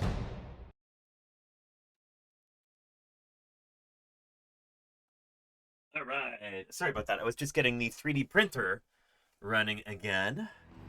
Might as well print another leatherback turtle bobblehead while we're streaming today. I've got enough filament for it, so let's do it. But yeah.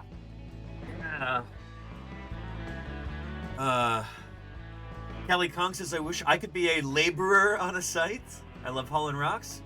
Then you would be right at home there, Kelly Kong. Holy cow. There are a bunch of different field crews around the United States and throughout North America and around the world who could really use your help, or the help of anybody else who thinks they might be useful on a paleontological field crew. There's a bunch of different places that you can check on for this. They're just here, I can show you on Blue Sky, actually. I reposted this a little while ago.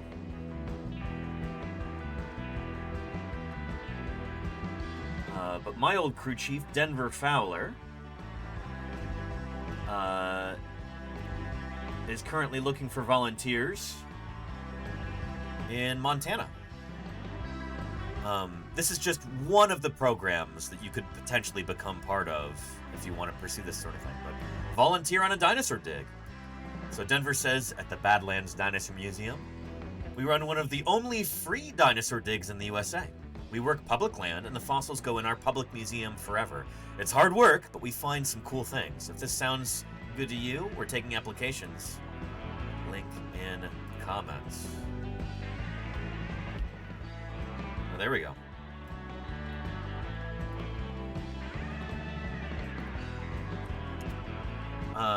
They run a pretty tight ship here, so there's definitely priority given to people who have prior experience and that kind of thing, but there are a bunch of different museums and field programs and organizations, like I said, around the US and around the world,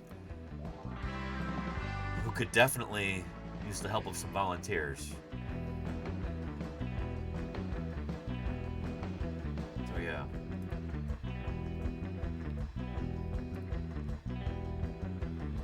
I like this because I show up a bunch of times on the website. There's me right there.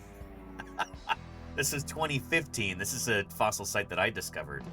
The Count Tricula site, as it's called. There's me right there. Here's me again. Right here. Open image in new tab. There we go. Yeah. Anyway. Good stuff. But yeah, anyway. We were talking about this kind of ongoing crisis in Texas right now. Here, I'll start the video from the beginning. There's a really important dinosaur fossil site.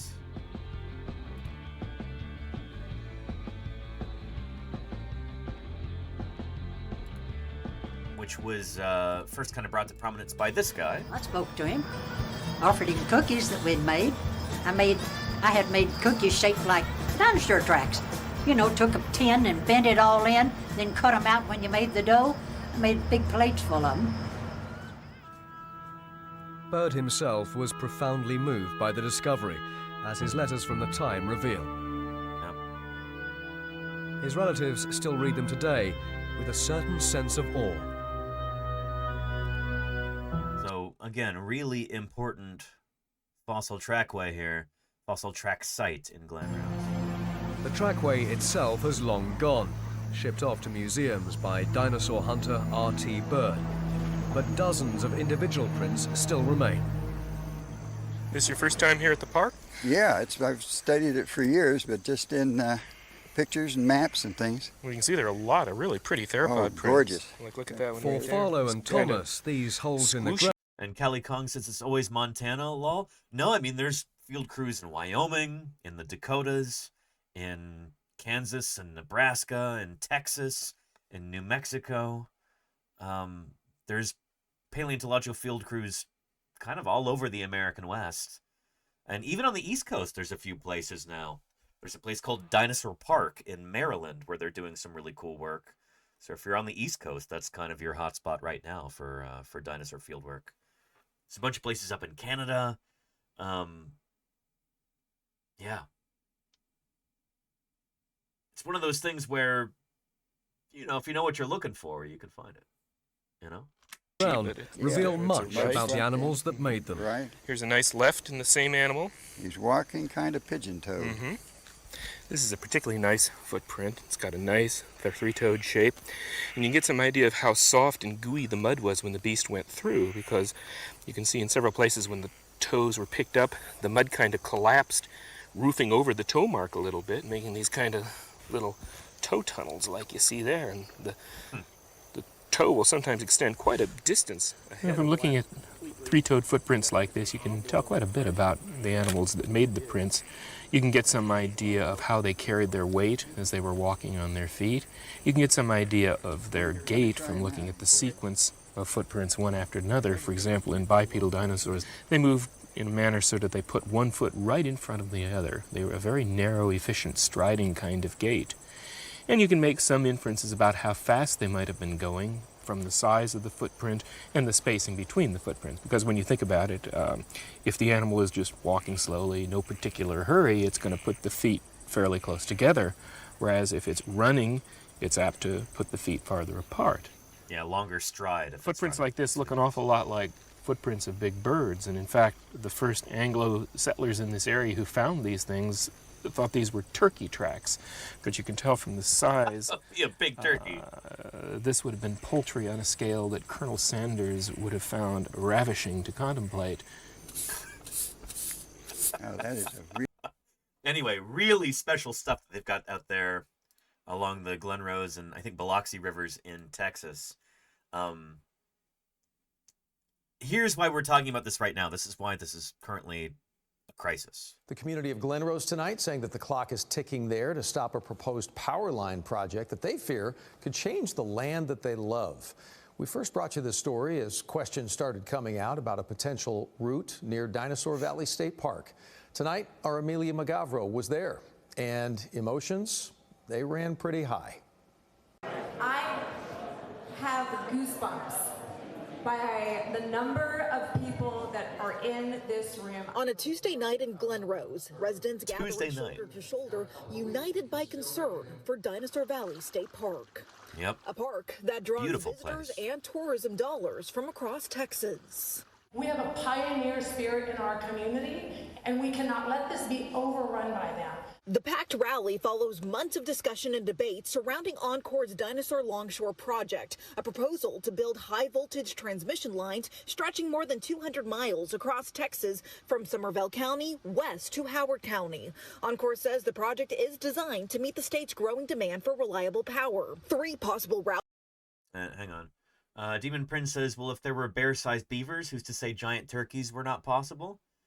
Not saying that's impossible to evolve, but we just don't have any evidence of that. There are other all kinds of big flightless birds from after the age of dinosaurs, but none of them were turkeys.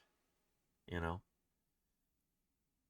Paleontology isn't about what's possible. It's about what do we have evidence for, you know? What creatures really existed on our planet, as opposed to what is feasible or, you know, imaginable. As a paleontologist, I'm here to follow the evidence where it leads. So yeah, but there were all kinds of, you know, really big flightless birds, some of whom from not too long ago. Things like Dromornis lived in Australia, I think just a few million years ago. Huge flightless bird. Not a turkey, but it is a big flightless bird. Turkeys are part of genus Meleagris. This is genus Dromornis. Yeah. Giant turkey wants to eat you with cranberry sauce. There you go, Copernicus cat, yeah. And Petrodactylus, we're going to get to that, but yeah. Yeah. Pashka TLT says, what do you think of that project where a company wants to restore extinct species? I think it was a cool idea. I think in practice, not only is it not going to work, but I'm starting to wonder if the whole thing is maybe just a cash grab.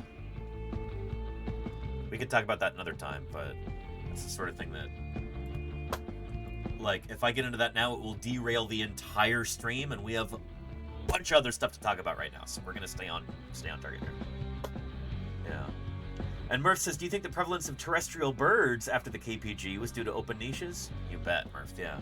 Not too long after that asteroid hits, we get all kinds of big flightless birds, things like Diatrima here, who probably didn't eat horses. It's probably mostly a plant-eating animal, given isotopic evidence and the shape of its beak and everything else, but yeah. Big flightless birds became... Well, they evolve again and again after the extinction of the non-bird dinosaurs. Yeah. Cool critters. Certainly. Actually, that's a really neat one. I'd like to print that.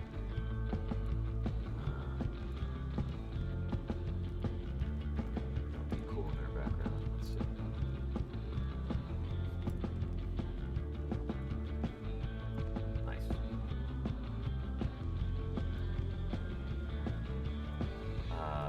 Anyhow, let's continue here. Routes are under consideration, including one that would run just south of the park. And for landowners like Greg Marsh, the issue feels personal. 1,500 feet is how close they'll be to me.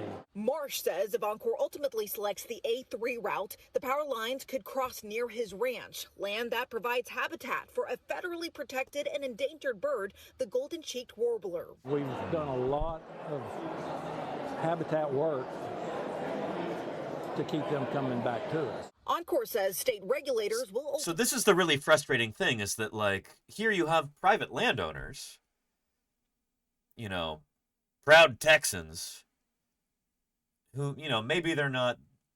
Maybe Texans don't have a reputation for being excited about environmental regulations.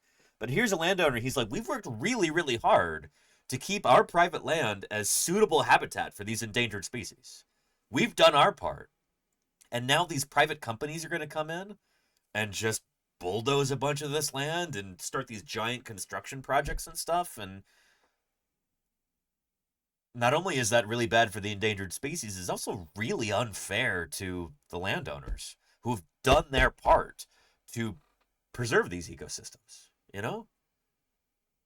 They're being good citizens.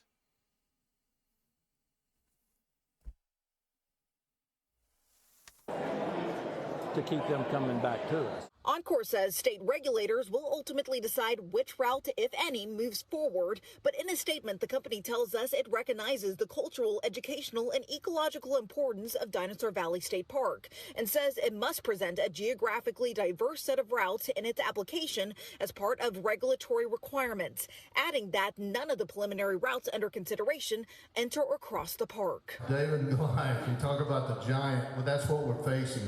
Over the last several months, residents have organized meetings, shared concerns online, and submitted multiple letters urging Encore to consider alternatives. The people here care deeply. There's generations of people that own these farms and ranches, and this is going to destroy it. Now, Encore says it plans to submit several possible route options by the end of the month to the Public Utility Commission of Texas, so they just have a couple more weeks. But until then, the public can still weigh in. And tonight, the community here made it very clear they're not backing down. And there you go. Good for them. CBS News, Texas. There's a link to that video there. They didn't really mention it here in that report, but I'm pretty sure that all of this extra electricity infrastructure is meant to power these enormous incredibly wasteful and polluting data centers for AI, for large language models, which is kind of the latest flavor of the month in terms of tech bubbles. This is the biggest one thus far, and the people running these things know that it's a bubble. They know that it's going to pop, and they know that it's going to take a huge part of the US economy, and indeed the world economy, with it when it bursts. But they're just trying to get these things built as quickly as possible to cash in before that happens. And then the public is going to be left holding the bag, as always happens, you know? So I salute the good people of Glen Rose, Texas, and surrounding areas for trying to fight this, and I wish them all the best. If any of you happen to be Texas residents, there's stuff you can do. We've got an action alert here from the Sierra Club Lone Star chapter. Good for them. We are urging all supporters to submit a formal public comment to the PUC, not sure what that means, opposing C3 and A3 transmission line routes. The C3 in particular could provide the direct power needed for industrial projects to operate. File your comments as soon as possible. So there's instructions on how to do that here. Even if you live outside of Texas, it might still be useful to submit a comment here. I'm going to be following this over the next days and weeks to figure out if there's anything that we can do as a community. But I've been kind of surprised at the lack of information online about this right now.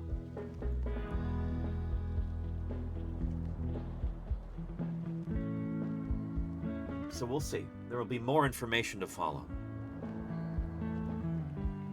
But it is like the whole NFT thing. Exactly, Raw Man. Yeah. Yeah. And then like the whole metaverse thing and all this other stuff where people blow literally billions of dollars on stuff that doesn't go anywhere. And the wealthy get wealthier, and oftentimes the taxpayers are left footing the bill for stuff like this when it all collapses. Suppressed is more like, says Alexander. I mean, we'll see.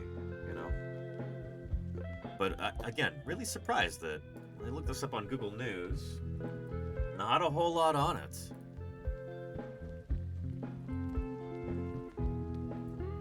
Dinosaur Valley State Park. We do know this from the Texas Tribune. That the county government rejected a moratorium on data center development.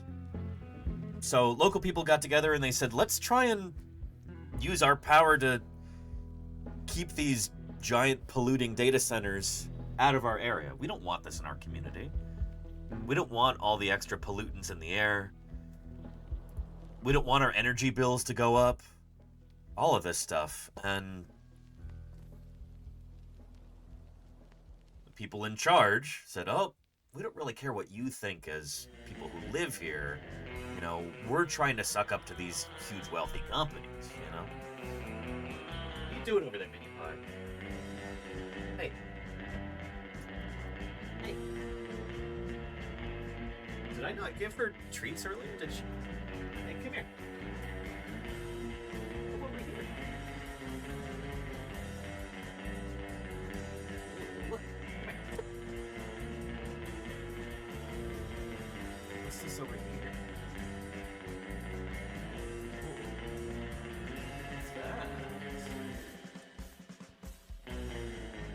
How do you get back over there? Can you jump?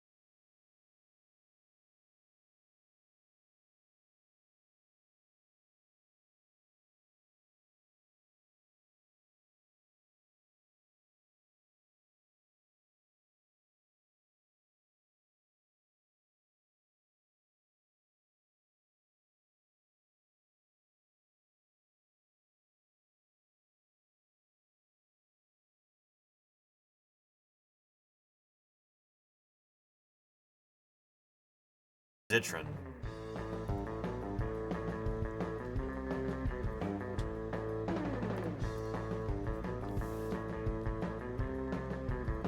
He's done a very good job at this, and I would recommend his work. Here he is on Blue Sky. But yeah, if you want the inside scoop on this, like in a way that you won't get from like corporate tech media, people like this guy are not really afraid to get in there and actually look at the numbers and talk to people who are inside of that industry who are not corporate spokespeople, you know, the people who are actually doing the coding day to day, people who are boots on the ground, so to speak. Check out his stuff. Anyhow, yeah. But Lenina says, with regard to Dinosaur Valley State Park, I've had so many incredible memories from that area. I've camped, hiked, and stargazed in Dinosaur Valley State Park, and I've visited nearby Fossil Rim numerous times. I hope we can stop this grossness from happening. Me too, Lenina. Me too. Wow. It's just a matter of time until the whole AI bubble bursts, and then, like, these data centers get canceled. It's like, can we hold this off for just the next few months, or maybe a year or something, until this whole thing blows over? Yeah. Anyway.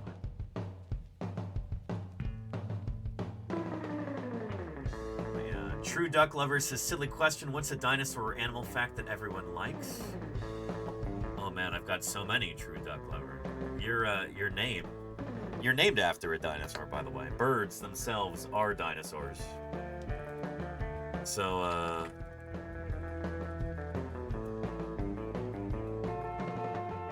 here's one that's almost become a cliche at this point. But, here. Dinosaur chicken nuggets.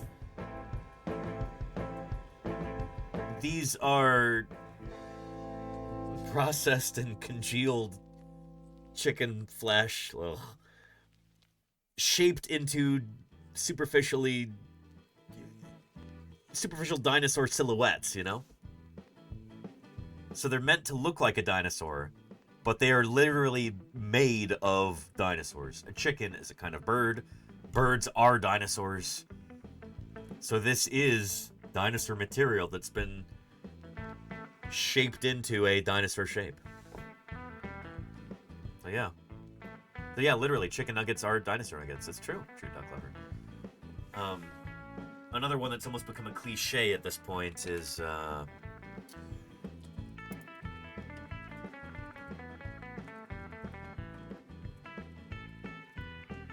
we go. If you've ever been to Disneyland,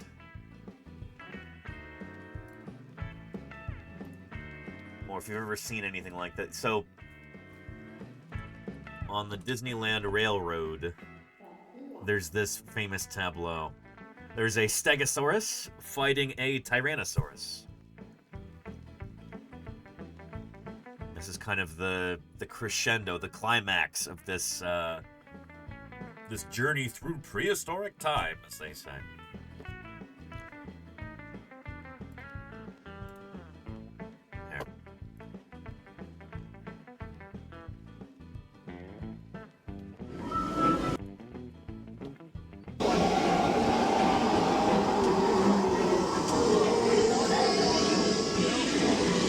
Tyrannosaurus versus Stegosaurus here. Again, famous imagery.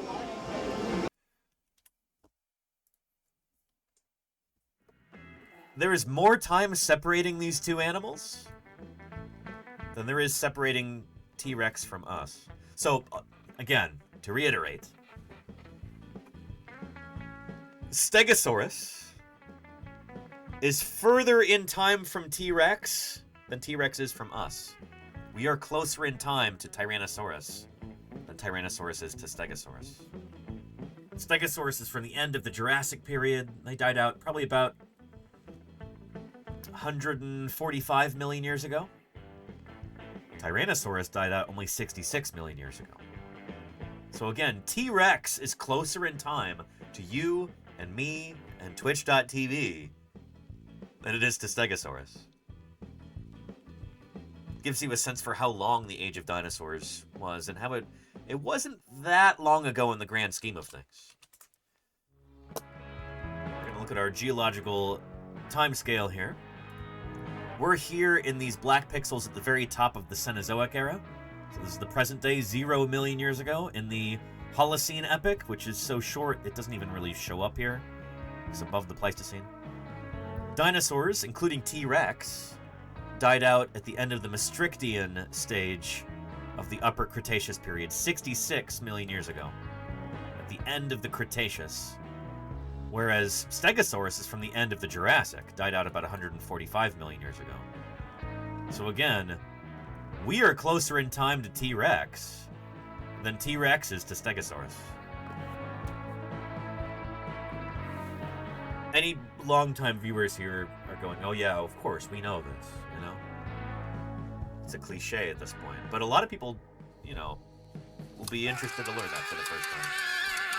Mechaholic, thank you for the 53 months of support. I appreciate that.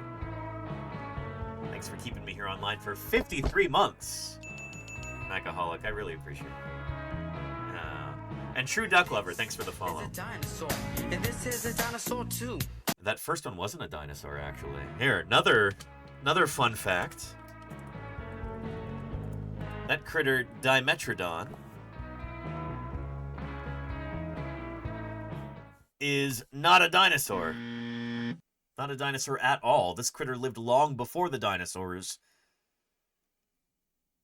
It's basically a proto-mammal. This is on the mammal side of the tree of life. Not a dinosaur. Never was a dinosaur. Never will be a dinosaur. Not even close to being a dinosaur.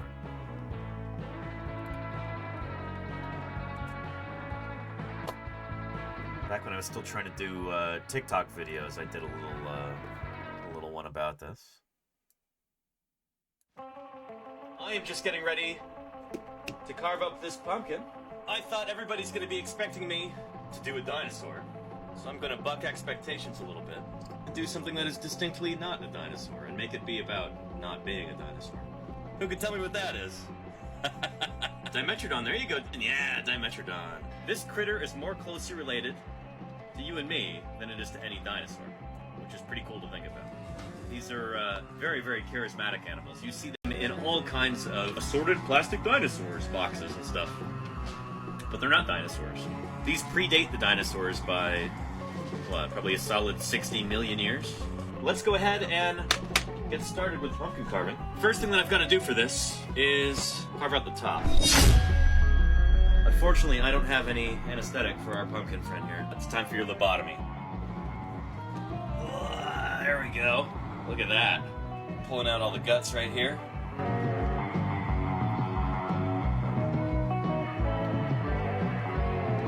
I agree, Casey. They are a movie or a book or something like that. You can say, hey, underappreciated. That's not a dinosaur. That's a Dimetrodon.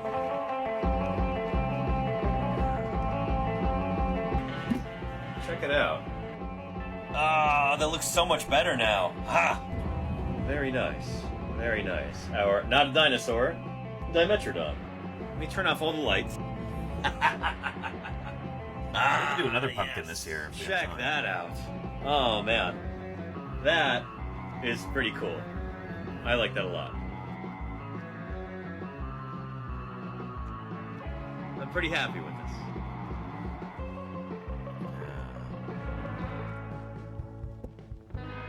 Anywho. That was 2021, I think, that we did that. It was a while ago. Yeah. Anywho, and yeah, there was a new PBS Nova special that it just showed up on YouTube like yesterday, didn't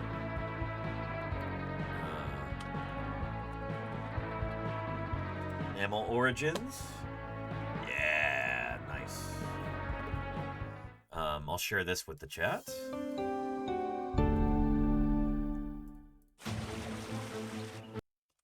You might think the start of the mammal story was the extinction of the dinosaurs some 66 million years ago. Nope. But the story actually begins much, much earlier. We have the very earliest ancestors of mammals. Those animals are 4 times as old as the oldest T-Rex. Yep. In a time when mysterious animals ruled.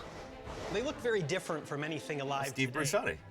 In some ways, they look like reptiles. But it's from here that mammals took shape. They were our ancestors. Surviving a tumultuous period in Earth's history. It became apparent that there were 2 extinction events. Our ancestors made it through for very specific reasons. We had very specific adaptations as a group that allowed us to make it past these extinction events. What was the secret to our ancestors' survival in the face of deadly catastrophes? Mammal Origins.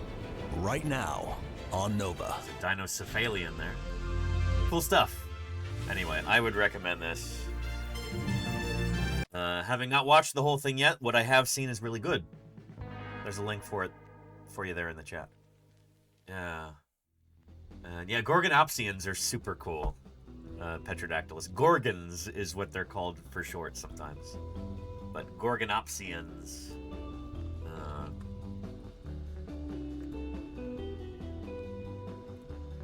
Yeah, really cool group of proto-mammals. Not dinosaurs, obviously, but they are,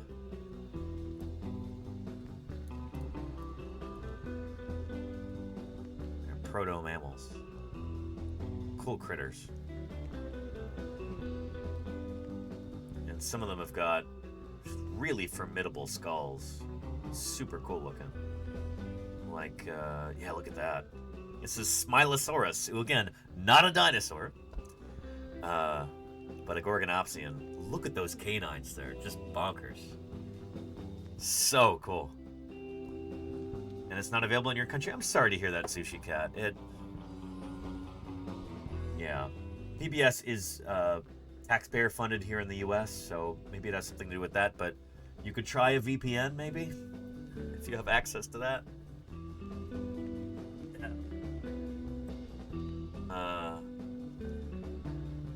Dublin, very cool, Chaotic Kitten. Nice. I hope you're enjoying. Anywho, cool stuff. Oh shoot, with that said, let's get into our new Spinosaurid, shall we?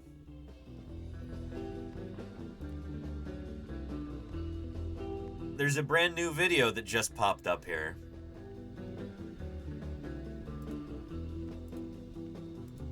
Get rid of some of these tabs.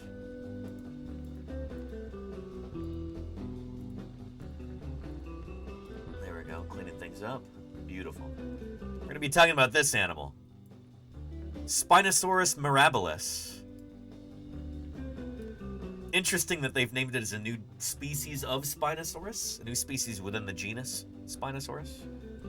I would have probably just given it a different genus name.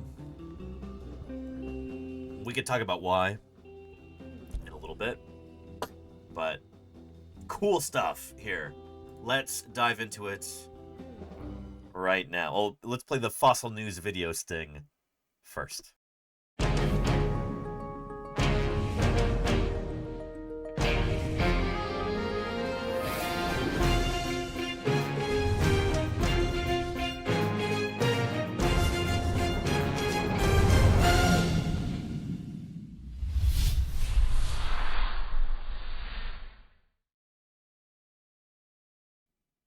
All right, from the nation of Niger in Africa, we've got a very exciting new Spinosaur. This is something that I have been eager to talk about since I first heard about it back in 2024.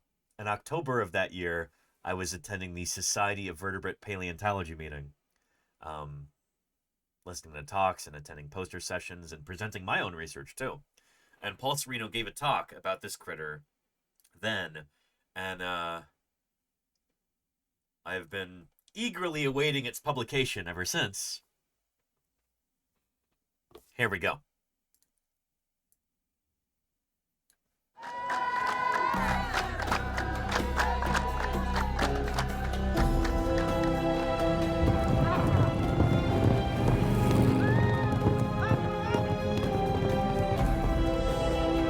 African country of Niger is a gateway to the vast expanses of the Sahara Desert. So you know there's going to be a National Geographic documentary about this. One of the most inhospitable places on the planet. Okay, so here's our camp. It's on the biggest outcrop of what I'm calling Spinosaur Archipelago, an area of outcrops that look like little islands. In 2022, scientists launched a daring 3-month quest there to uncover word that there's a bone Africa's lost world of dinosaurs. 5 kilometers from here. Paul Sereno, world-renowned dinosaur hunter, led the team. We interviewed Paul Sereno back in November, actually. Here, not to interrupt the flow here, but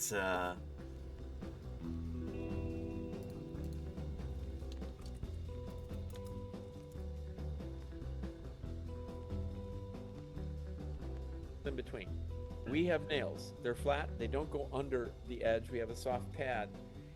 A hoof goes around the corner. A lot of people might think that it's all the way underneath, but it doesn't. Anywho, here is a link to this VOD if you want to check it out. But Paul Sereno is one of these paleontologists who he's famous the world over.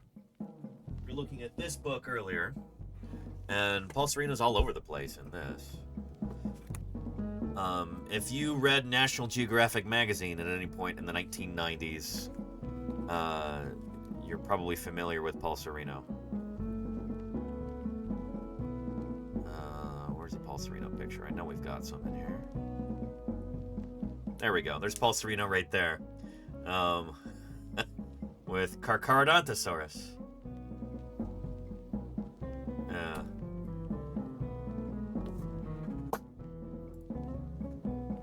So Paul Sereno, world-renowned dinosaur hunter, led the team. Everything we can. Sadina, our guide, knows of a skeleton, supposedly with a skull.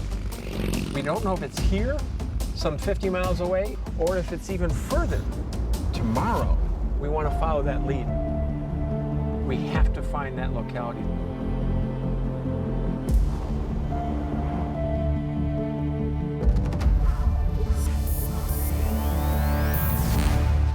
Oh, whoa, look at this. Oh. Oh. Hey, this looks promising. Yeah, Paul? Paul? Hang on. That guy looks familiar. That's not Filippo, is it? Is that Filippo right there?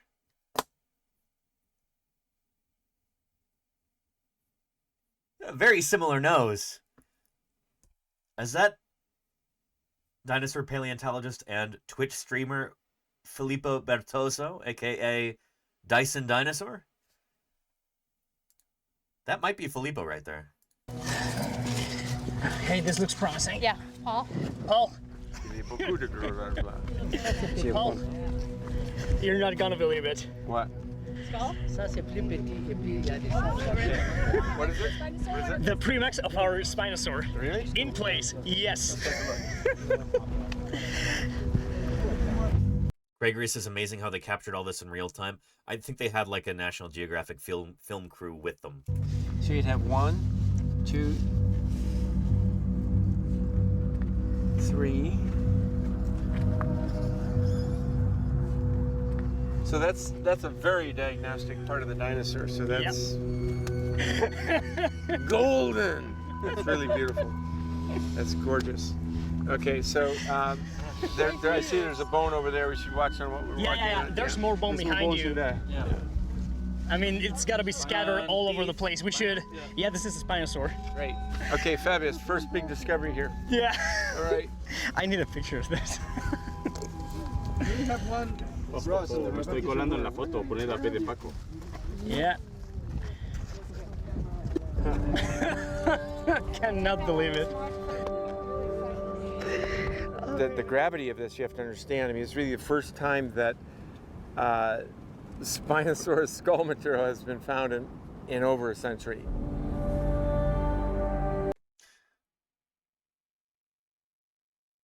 I mean, there have been other Spinosaurus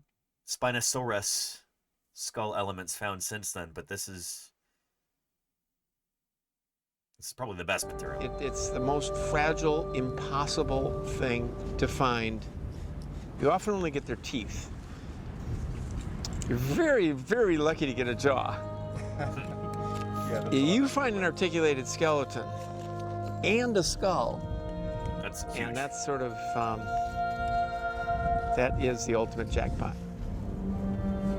Could you imagine when we were watching Jurassic Park 3 that we would be touching one, a real one? I mean, I was 6 years old. I was 4.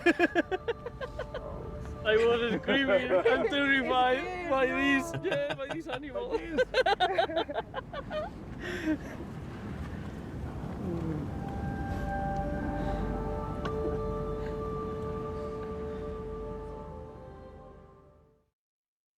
Pretty extraordinary. And it's now published. This is pretty exciting. I've been waiting a while for this, you know? Pretty exciting. Let's take a look at this press release here. New Spinosaurus species discovered in Niger. Paleontologists have identified the first unequivocal new species of the fish-eating dinosaur, Spinosaurus, in more than a century. So, interesting how they're framing this. Because there has been a second species of Spinosaurus named within the last century. Spinosaurus mauracanus. I think, pretty sure that was in the last 100 years. But the material was not this good. Spinosaurus has this reputation for being a difficult dinosaur. There's multiple reasons for that. Oh, Sweetie Pie. You're doing being a little clumsy. I'll try and give you some background information here before we get into the new paper so that you appreciate this a little bit more. But Spinosaurus is one of these dinosaurs that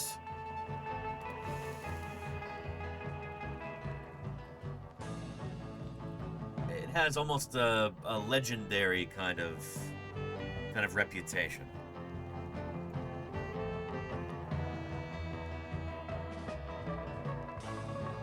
Its material is not common. And the original skeleton that the genus Spinosaurus is based on was destroyed during World War II. Kind of adds to the mystique. We'll get into more detail about that in a minute. But first, Sweetie Pie, is it time to pay rent again already? Okay. Okay. Let's do that, huh?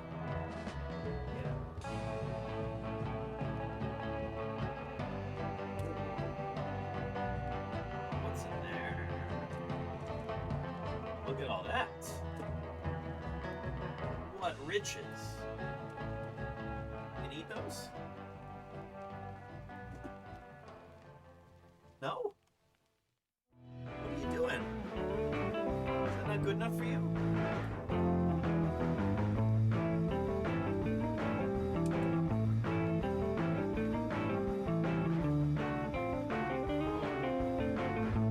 Hey, Filippo, how are you doing? Filippo, did we spot you in that video press release from University of Chicago? Was that you on camera for a moment? Were you on Paul Sereno's field crew in 2022? Somebody looked like you in that video. I knew it. Brilliant. That is really exciting. I thought that was you.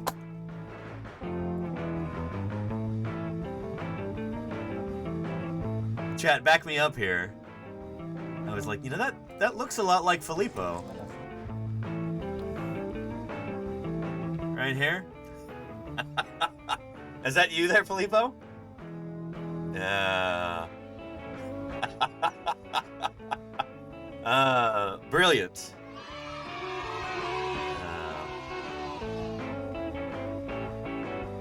I bet you're pretty excited right now. I know I am. If anybody's not yet following Filippo, aka Dice and Dinosaur, you're missing out. Especially since this is my last stream of the week. If you're looking for more cool dinosaur science stuff on Twitch, follow Filippo right now because he does English language paleontology streams on weekends. Yeah. It's, yeah.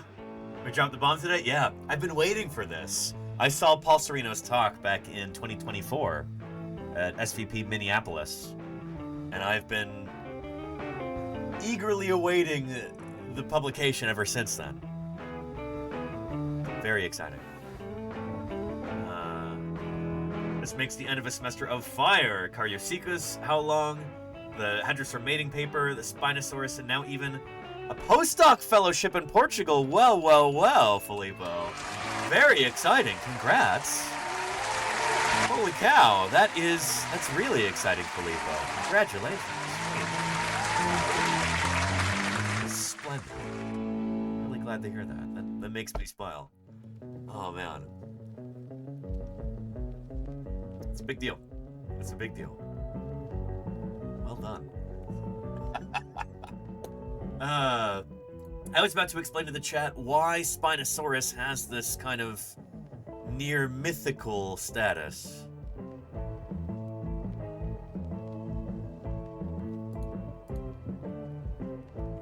Here we go.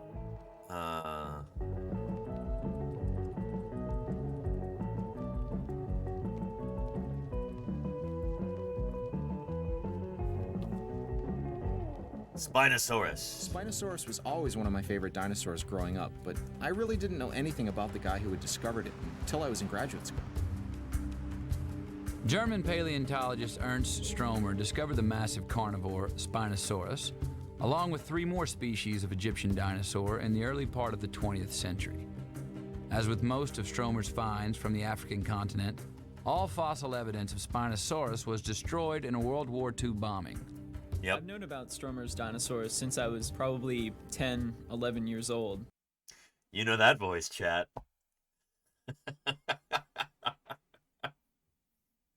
That's brother Matt Lamana, curator of the Carnegie Museum of Natural History. Friend of the channel. This man went to this exotic place, found a bunch of incredible dinosaurs, and they were all lost. It's almost mythical to somebody that was, so interested in the subject. Can I get a Boddington's, I guess? What do you want? Anywho, so, yeah, that original Spinosaurus material had been destroyed. Well, I don't even know what to say. The expedition team makes their first direct link to Ernst Stromer. So they had gone out in the early 2000s. I think it was like 2000, 2001, something like that, going out to look for more Spinosaurus material and found a handful of teeth, and that was about it. They found another dinosaur, a titanosaur called Paralititan, but they didn't have much luck in finding more Spinosaurus material. Nearly 100 years before Josh and his colleagues first set foot in Bahia, German paleontologist Ernst Stromer excavated tons of fossils from the same lonely patch of desert. The tragedy of Stromer's lost dinosaurs began in 1914, when Egyptian and British officials confiscated his final shipment of fossils at the port of Alexandria. Yep. The specimens did not reach Germany until 1922.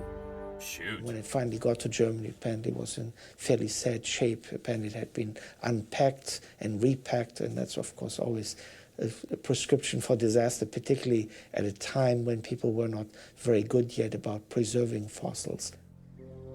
With the materials finally back in Germany, Ernst Stromer spent several more years trying to overcome these setbacks. Being a paleontologist is not just making the finds, it's also writing about them. I don't know that he was particularly unhappy to come back, although he had very happy memories of being in the Middle East, I know that. Not the least because he met his wife there, of course. Stromer was still working in Egypt when he first met Elizabeth Rennebaum, the daughter of a British architect. Years later, a chance encounter in Germany led to their marriage in 1920. During the following years, the couple raised their sons Ullmann, Gerhard, and Wolfgang. Anyway, let's get to the Spinosaurus, please. monographs describing a complex equatorial ecosystem. Stromer discovered several distinct species of T-Rex-sized predators, including Carcharodontosaurus, a carnivore with a 6-foot-long skull.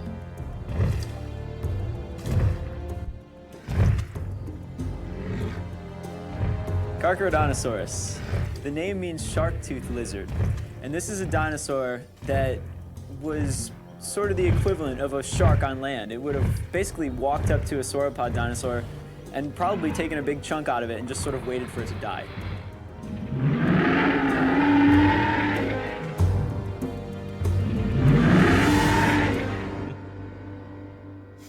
But how did... That would be a good alert, actually. Right there.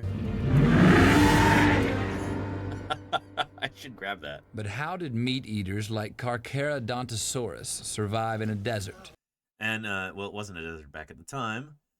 Let's get to the Spinosaurus part. That must be in part 2 here.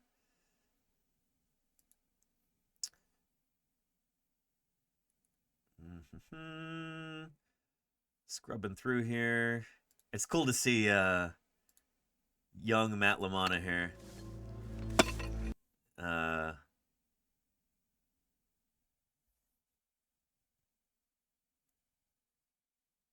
Here we go. Russian soldiers captured Stromer's only surviving son, Wolfgang, incarcerating him in a prison work camp. There was a particularly long time where they didn't know what had happened to him. World War I had forced Stromer to abandon many of his important Egyptian discoveries on a pier in Alexandria. The Second Great War committed 2 of his sons to the ground, another to a Russian labor camp. Stromer really is a tragic figure in some ways, you know? And they didn't really go into detail about that here, but so many of the miseries that he had to endure were a direct result of his opposition to the Nazi regime, you know? Because he was a German aristocrat, it's not like the Nazis could just kill him and get away with it. Like, he had some social standing, and so they weren't about to do that, but they did try to make his life miserable. They sent his sons off to fight on the front lines on the Eastern Front. 2 of them died, 1 of them was captured. And then his work. Look what happened here. But Stromer would sustain one more grave loss. April 1944. In a determined effort to wipe out Munich's communication and railway systems, Allied bombers reduced whole blocks of this Bavarian city to ashes.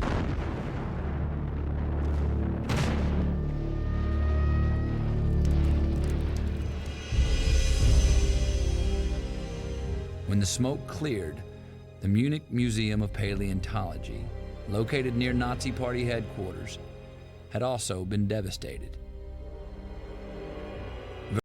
So, unlike a lot of the other important or valuable artifacts and specimens in the museum, which had been taken to and squirreled away in salt mines and caves and places like that where they would be safe from bombing raids, the Nazi officials, who did not like Stromer, did not let him move his specimens to safety.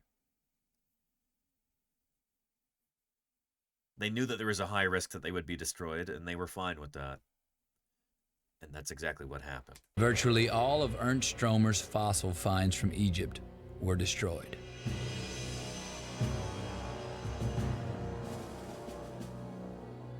This includes Despondent over this series of losses, Stromer and his wife clung to the hope that their last surviving son would come back to them alive.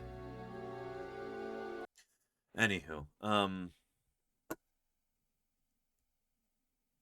that's one of the reasons why Spinosaurus has this almost legendary status, you know? Yeah. There.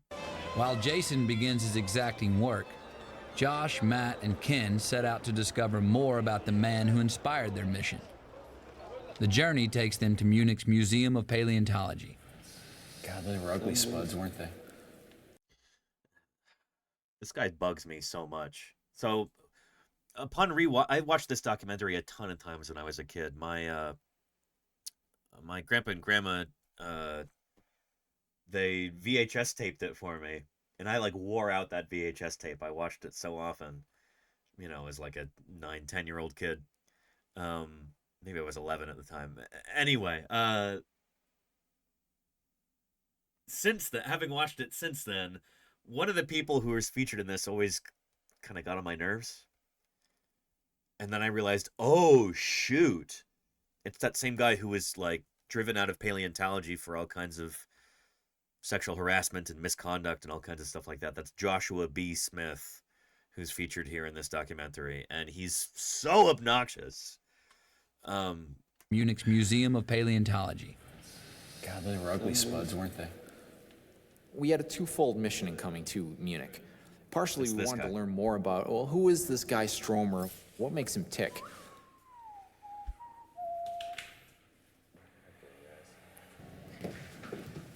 Curator Dr. Helmut Mayer and the scientist are the first people to dig through a collection of personal papers, donated to the museum by Stromer's son, Wolfgang, just before he died. Stromer with the buffalo. Yeah. That's cool.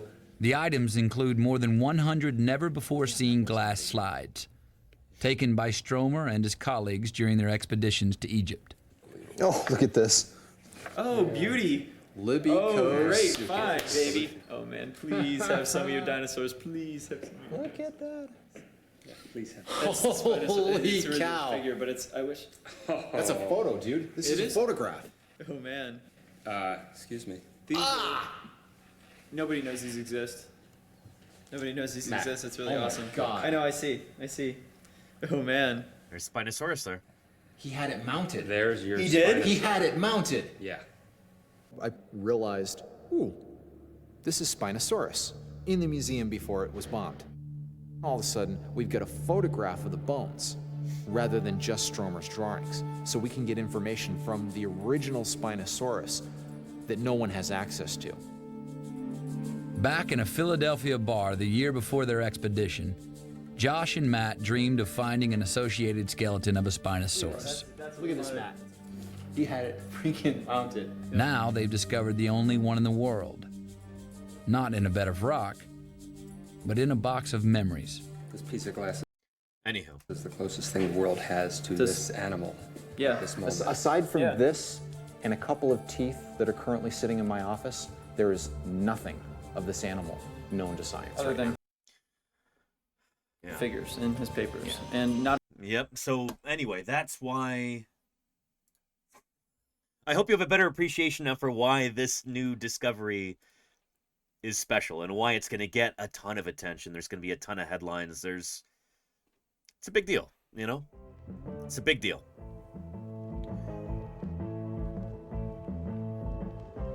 Yeah. And there you go, Mayor Space. Yeah. Yeah.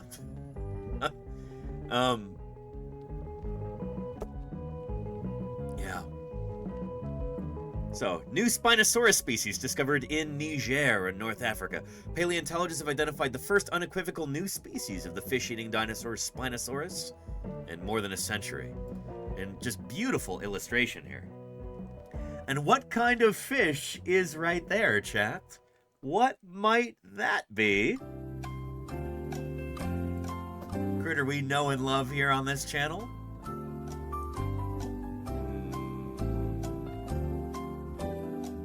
Can't it be? Clever? Yeah. It's a coelacanth. Oh, hang on. I can't see, sweetie pie. There we go. Ding, ding, ding. Yeah. Coelacanth.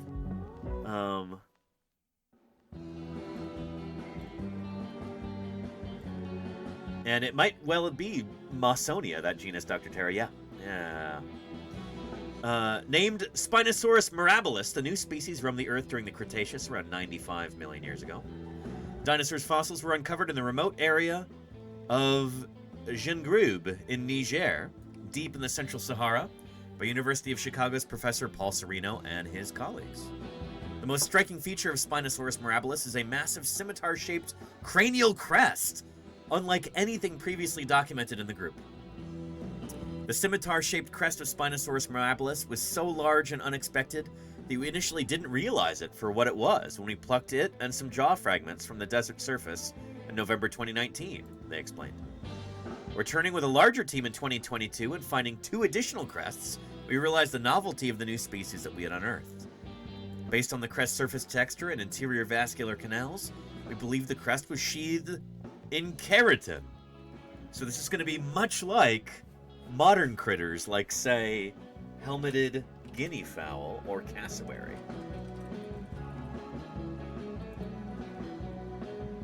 Just like these guys, who have got this impressive crest on the top of their head. This new species of Spinosaurus. Something like that, too. Pretty cool. Pretty cool.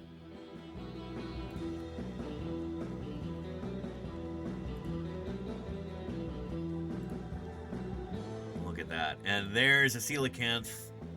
A doomed coelacanth in the jaws of this Spinosaur here. Pretty impressive.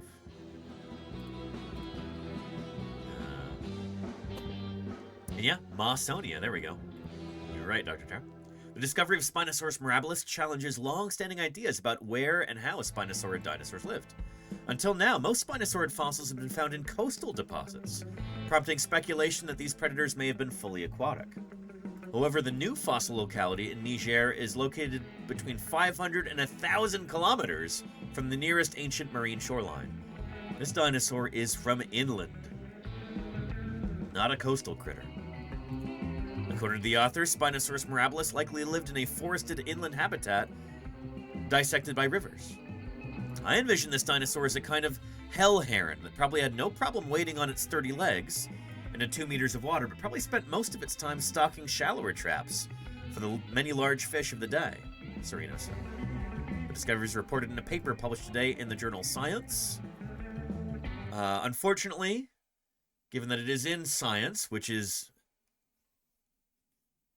you know, a super high-profile journal, high impact, as we say in the biz, it is paywalled.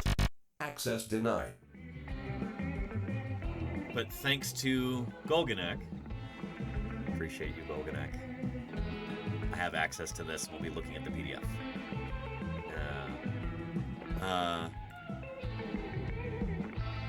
Here it is.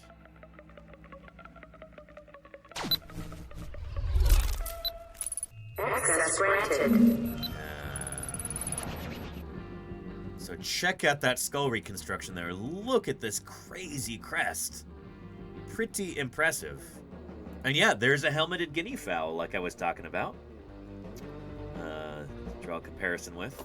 Really cool.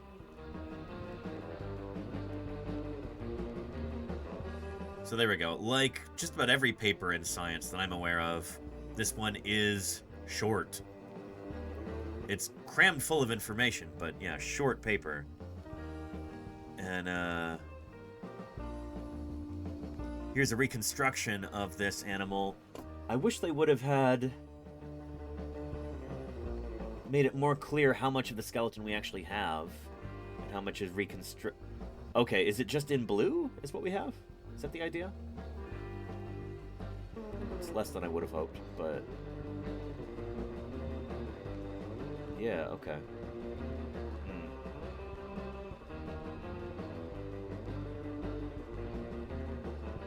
But pretty darn cool.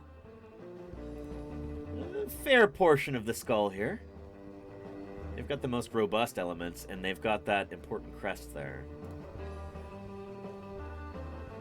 Neat. Yeah. So Filippo says the blue parts are what was found. That makes sense, yeah. Yeah. But we've got multiple specimens here. We've got one skull here, another one here. There's enough overlapping parts that we can maybe start to get a sense for individual variation, or maybe even ontogenetic variation. But, yeah. Pretty cool. Pretty cool. So we've got lacrimals, nasals, max and premax, dennary.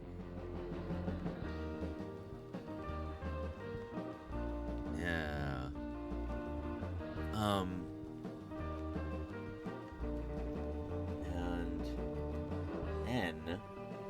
Hang on. Those are not the nasals up here, right? That would be super weird to have such retracted nasals that form part of the crest. Is that right? No. I mean, I guess you get that in hadrosaurs, right? Crest is nasal and prefrontal. The prefrontal makes sense. The nasal is way far back there, but yeah. Interesting. Interesting. Yeah. Golganix says both species represented. Oh, is C Spinosaurus moracanus? No, Egypticus. Okay. Yeah, okay. Huh. Okay. Interesting.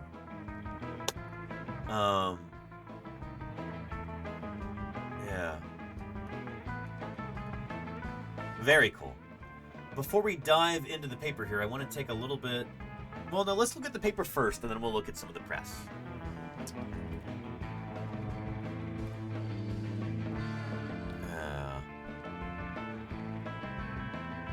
Stepwise Spinosaurid radiation. That's interesting. So this is kind of typical for a paper in science like this. It can't just be, hey, cool, look, new dinosaur. You've got to have biogeographical implications. You got to have something about phylogeny. You've got to have something about the paleobiology of these animals. They kind of require that in such a high-profile journal, even if it's a little speculative. But man, this is exciting.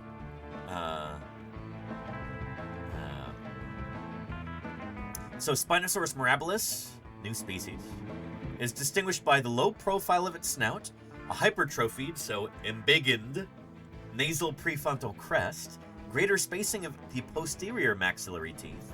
So we've got bigger gaps between the teeth and the back of the maxilla, the upper tooth-bearing bone, and other features. These highlight the extraordinary specializations of both species of the genus Spinosaurus, including interdigitating upper and lower teeth.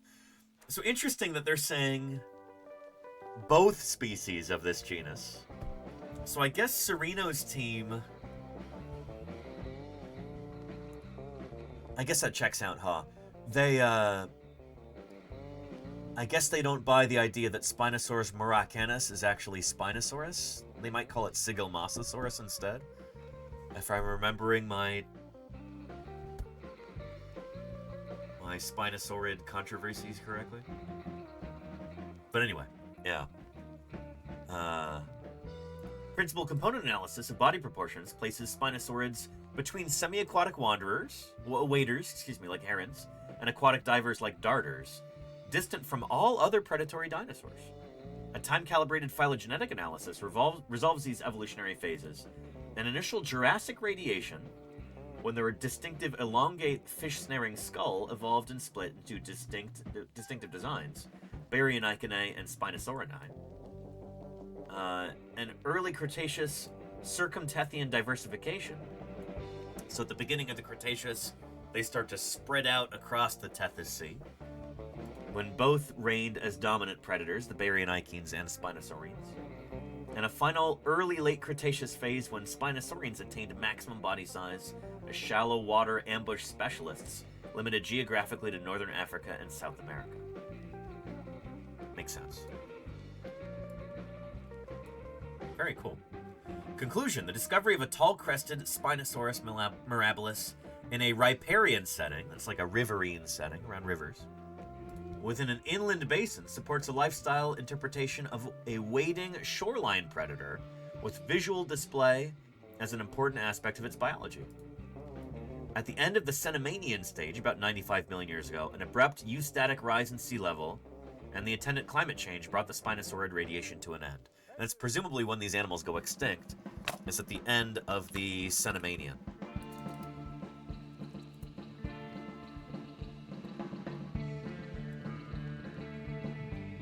So again, going back to the Cretaceous period here. Cenomanian stage is right here. It's the first stage in the upper Cretaceous. By the end of the Cenomanian, Spinosaurids everywhere seem to be gone.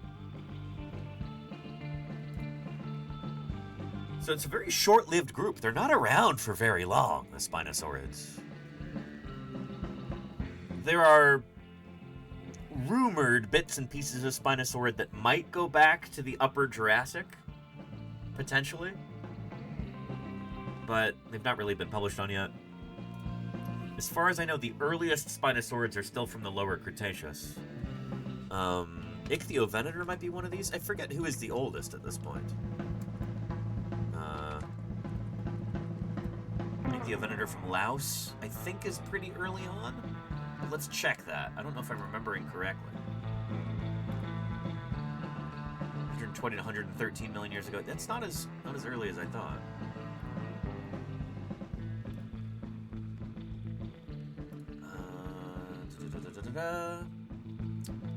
Possibly the earliest remains of Spinosaurids are known from the Middle Jurassic of Niger and India, the latter of which otherwise has no remains of Spinosaurids, yeah. So I think it's mostly based on teeth, right?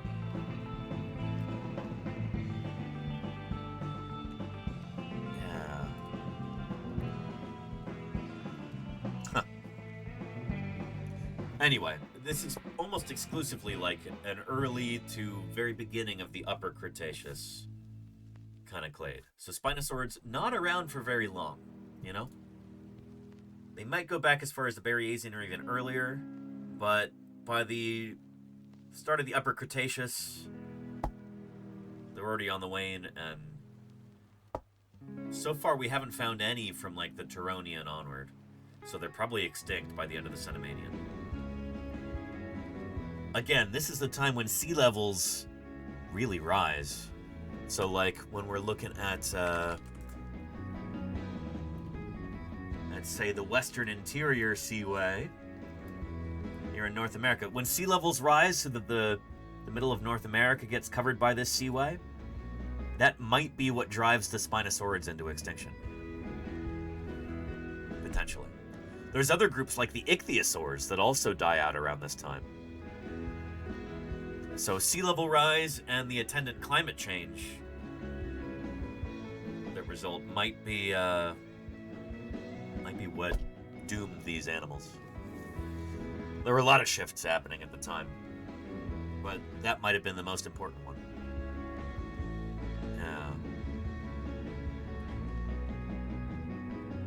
Yeah. Anyhow. Can you imagine finding a Spinosaur somewhere in Africa, but in the late Maastrichtian? That would be really cool, Dyson Dinosaur, yeah. Maybe someday. I'm still waiting for us to find a Spinosaurid here in North America.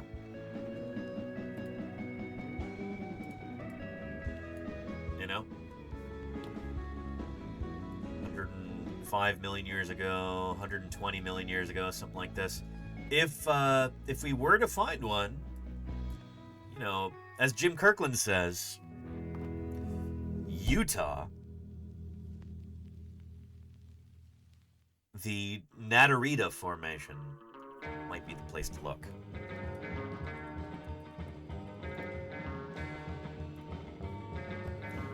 So in western Colorado and eastern Utah,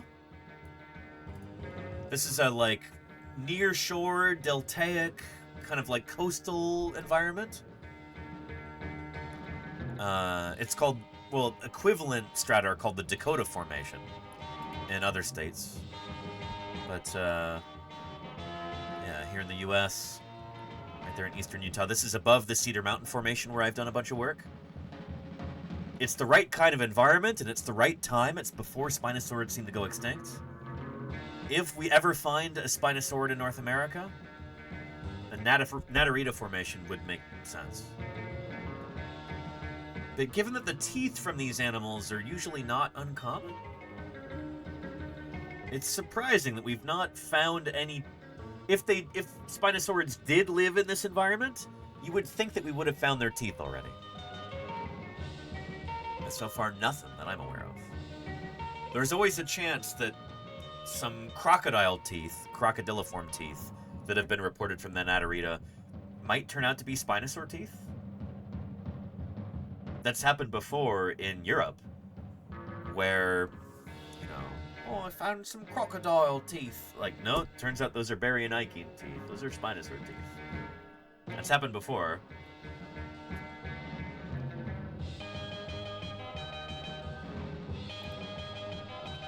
If they're gonna be anywhere in North America, the Natarita Formation would make sense. And holy cow, Denver Fowler. Denver, how are you doing? Welcome, welcome. Denver says, yep, teeth is so distinctive. If they're not there, you don't have spinos. Exactly. Yeah. The only time I've ever actually been able to, Oh, Lenina, thank you for gifting Denver there. I appreciate that. Our lights are a little late. The Lenina gifted a tier 1 sub to Denver Fowler. Thank you, They have Lenina. given 496 gift subs in the channel. Denver, you won't have to watch any ads now, thanks to Lenina's generosity. Thank you, Lenina. The only time in my life I've ever actually been able to hold real spinosaurid material in my hand was in Denver Fowler's apartment back when I lived in Montana. This probably would have been like 2015, 2016. Denver had some baryonyx, or at least baryonychian teeth that I think had been misidentified as croc teeth, if I remember correctly. Denver's like, no, these are Spinosaur teeth. That was pretty cool. So yeah. But Tendaguru teeth are Spinosauroid or something. Yeah, that's interesting. And I've also talked to people who've worked in the Morrison, and they had some weird teeth that had that kind of characteristic fluting on them. Could have been crocs. Could have been even pterosaurs, possibly. There's a chance they could have been Spinosaurid teeth. Or some other kind of weird Megalosaurian type thing. I remember talking with John Foster about that ages ago. And he's like, oh, I don't know what these things are. Could be Spinosaur. He was like almost pointedly disinterested in it. He's like, I'm not even touching that. Was kind of the impression I got from him.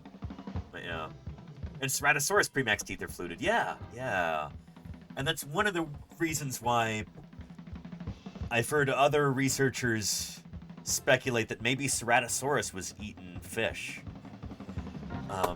Because the teeth seem to resemble the teeth of piscivores like Spinosaurids. Ceratosaurus, for any of you trying to follow along at home, that's this dinosaur here.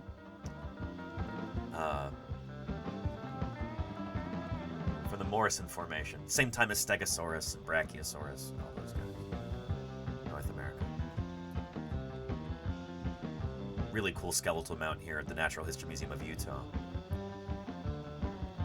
I always try to get a picture in front of this every time I go there to Salt Lake. Yeah.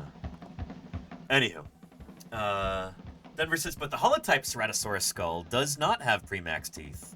You can see the flutes in the referred skull in the Madston monograph. That makes sense.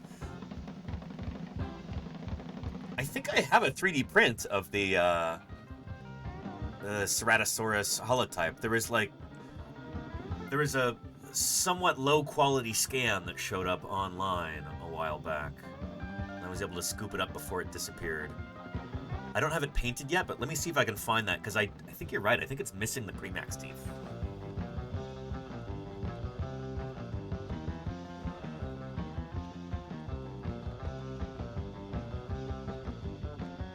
Where is that?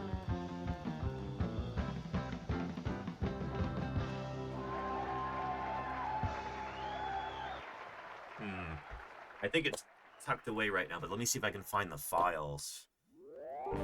That'll be just as good.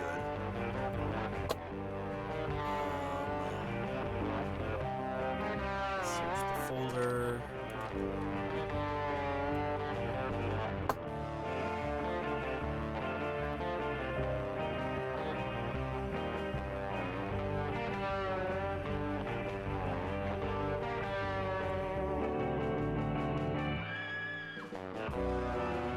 There we go. Yeah. Like I said, not a high quality scan. But, yeah. The holotype of Ceratosaurus nasicornis. I think Marsh described this back in like the 1880s. But yep, right there, missing the premaxillary teeth. Yeah. Let me know if you want a copy of this, Denver. I'd be happy to email it to you.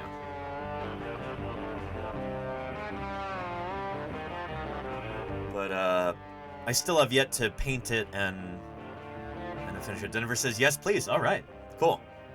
I'll pass it along to you. Can't type, no worries. Yeah.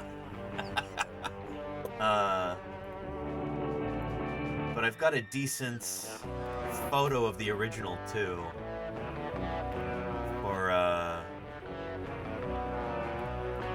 my desktop for when it comes time to paint it. Or at least I thought I did. I must have moved it.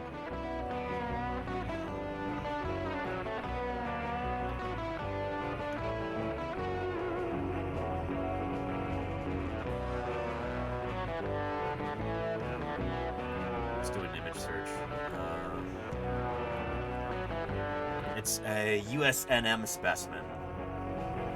The National Museum. I think that's a cast. I had a photo of the... Here it is. Yeah, there's the holotype skull. Yeah, but yeah, missing those premaxillary teeth right there. So when it comes time to paint mine, I'll be using this as a reference. Nice. And Denver says there's high-res images of the Tendaguru, late Jurassic from Tanzania, Spinosaur-like teeth on my 2007 SVP poster. Let's take a look. DenverFowler.com. It's so fun to have you here in the chat, Denver. This is awesome. Hope you're doing well.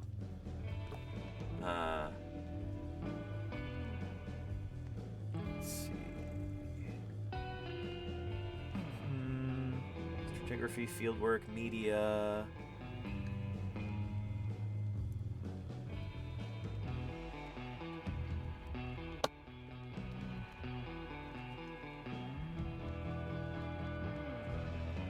Let's see.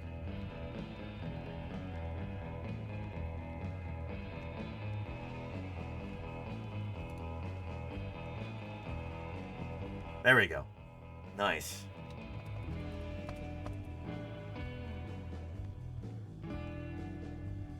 Alright, weakly faceted Baryonychine teeth.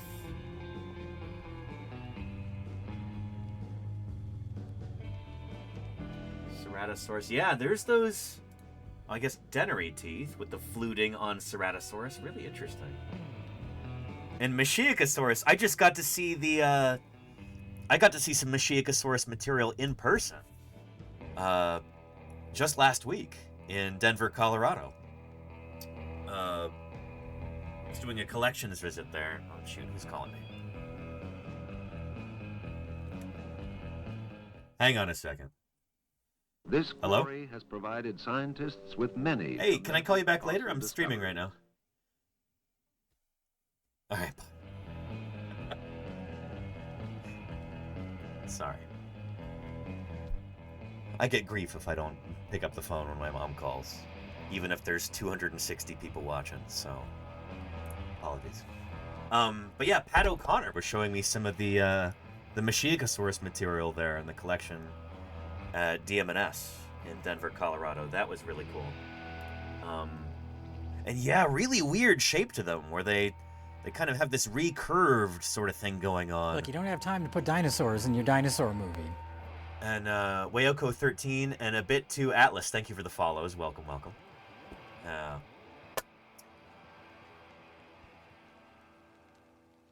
And here we go, yeah. Isolated theropod teeth, described as Labrosaurus stickowi. Yanish, 1925, for Tendaguru, late Jurassic of Tanzania. And they've got that characteristic fluting. I should explain what that is. I keep saying that word, fluting. And I apologize. People are probably going, what? What? Fluting. It just means longitudinal lines that go up the teeth. So like creases, sort of, or whatever the inverse of a ridge is, you know? Not an invagination, but you know, almost like ditches that go, striations, sort of. Yeah, but there's topography to them. Grooves, there you go, Claire, yeah. Yeah. So you get these grooves, what we call fluting, that goes up the teeth. And spinosaurid teeth are famously lacking in serrations. They don't have the kind of like steak knife serration thing that you see on say, tyrannosaur teeth or carcharodontosaur teeth.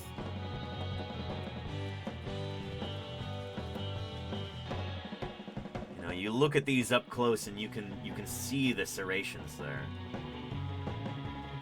It's pretty apparent in this image. Look at that. Serrations like this for cutting through flesh. Spinosaurids don't have that. They tend to have teeth that are... They're not flattened from side to side like these. The name Carcharodontosaurus means shark-tooth lizard, or like white shark-tooth lizard. Named after those serrations that you see on the teeth of white sharks. Like that. And they're also pretty, you know, squished from side to side. Knife-like, even. These teeth. Spinosaurid teeth are not like that. They're very round in cross-section. They don't have those serrations.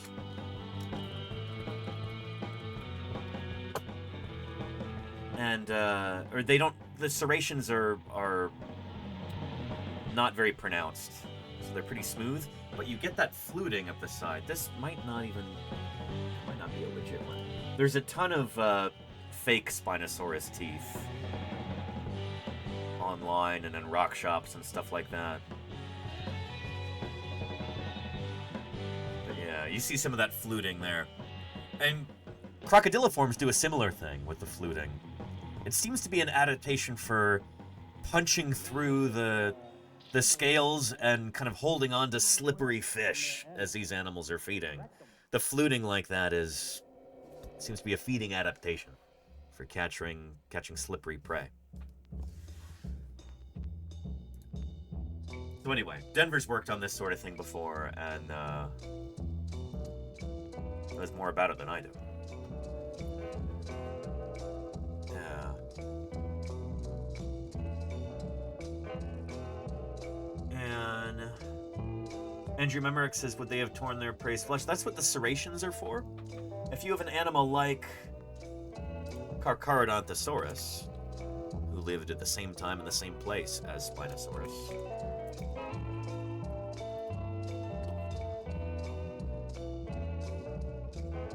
here's a famous image of Carcharodontosaurus here,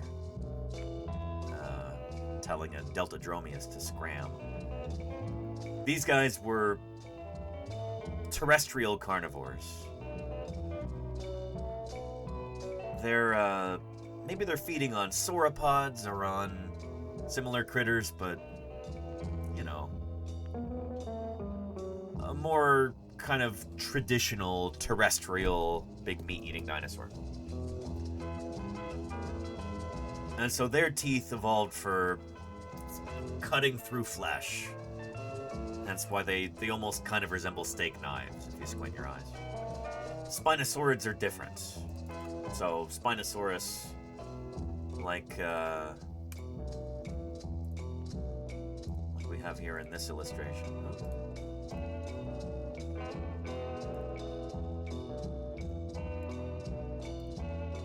We've got multiple lines of evidence that these guys were piscivorous. They were fish eaters.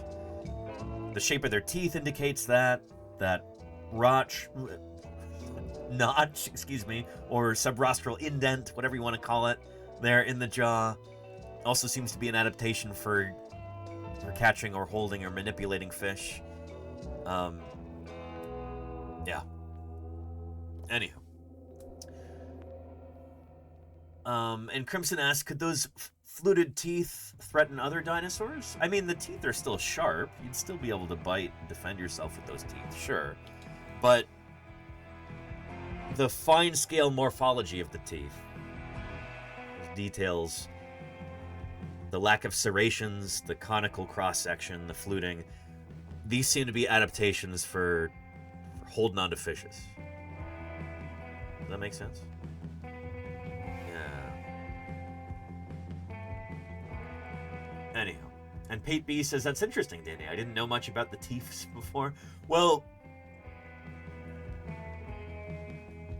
I almost feel like I have an obligation as a dinosaur paleontologist to point out that if we're talking about teeth in fossil critters, mammals are the animals that are kind of the undisputed champions. Mammals have very diagnostic teeth in general. Mammal teeth evolve super quickly, and there's all kinds of different features on them that can allow us to identify a mammal skeleton down to the species level just based on the teeth. Dinosaur teeth tend not to be that useful. Dinosaur teeth tend not to be as diagnostic. Dinosaur teeth don't evolve as quickly as mammal teeth do. If you're interested in teeth, you know, talk to a mammal paleontologist. Not that dinosaurs don't have interesting teeth, but like the people who are most obsessed with the teeth of fossil vertebrates are mammal paleontologists, you know? And Andrew Memerick says, would they have swallowed their prey whole? Well, they could. I'm sure they would have. There is some evidence that some spinosaurids would have had a certain degree of kinesis at the back of their skull. So, like, the back of their skull could expand in order to be able to swallow large fishes. I bet you I can find you an animation. This is for Irritator.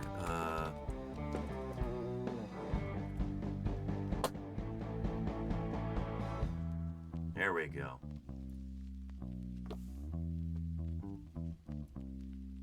Yeah, jaw opening mechanics. So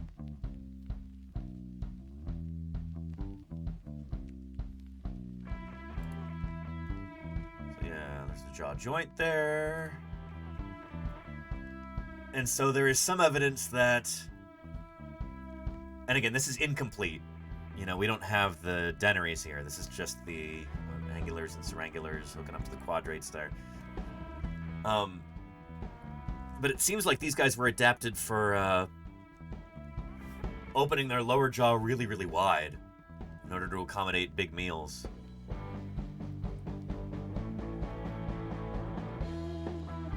Sideways movement is necessary, otherwise the bones of the jaw joint would intersect. The jaws are forced sideways. So that's kind of the best evidence that I can offer you for these animals swallowing their prey whole. Yeah.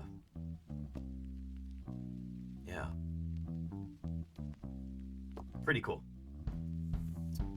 Andrew Memerick says, has anyone ever done a study on what dinosaurs would have looked like today if they had not gone extinct? Would they be like pelicans? Andrew Memerick's, pelicans are dinosaurs. Like, we know what dinosaurs look like today. Birds are dinosaurs. We'll be talking about that a little bit more when we get into Thursday Birds Day in a little bit. In a little less than an hour. But yeah. Dinosaurs are not extinct. We have, how many species of dinosaur alive on our planet today? Over 9,000! Most counts put it around 10 or 11,000 species. But yeah. Yeah, Mayor Space, yeah. Anywho.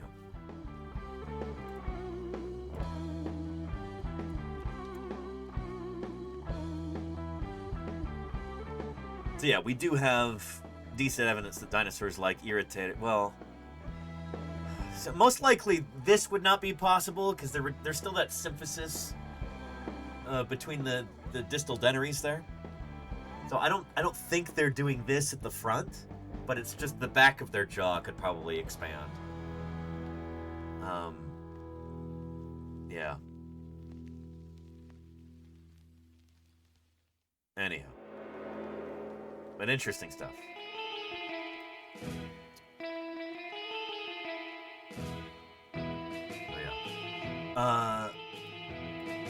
Let's see, I think we might even have some other videos about this here.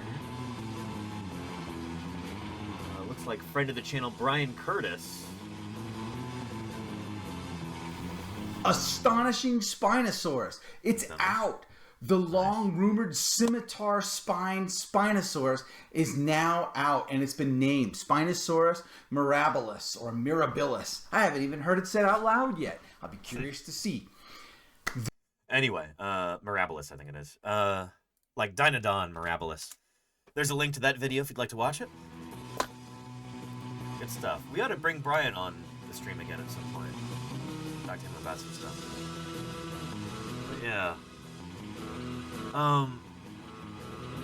And Andrew Memerick says, I meant it would have looked like a pelican swallowing fish. Sorry, I should have clarified. Yeah, no worries. That makes a lot of sense. A lot of illustrations that you'll see of Spinosaurids kind of borrow some design elements, some colorations, and vibes from pelicans. Lewis Ray is fond of doing this.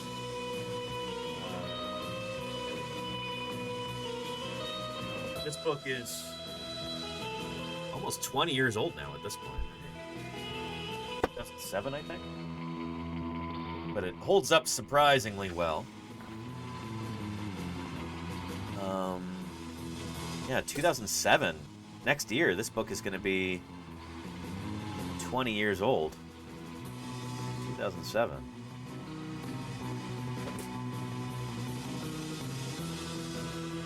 But let's find our Spinosaurids here. And you'll see what I mean. More toward the front. Yeah, here we go.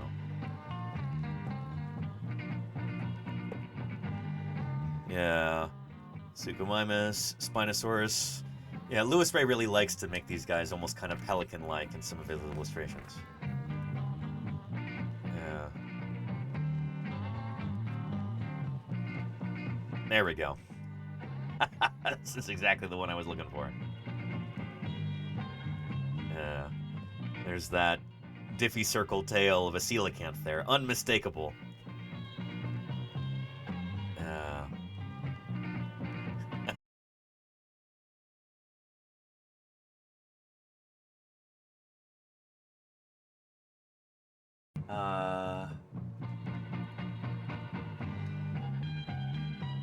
Let's dive back into the paper here. And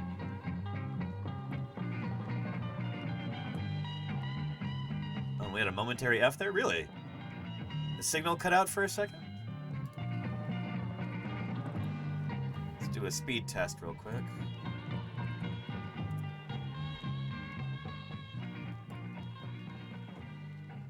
I know folks in Southern California have been having connectivity issues. I'm very lucky that we almost never have any issues like that here where I live. But, yeah.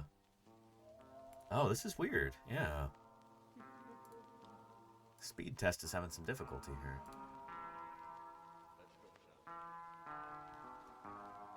Huh.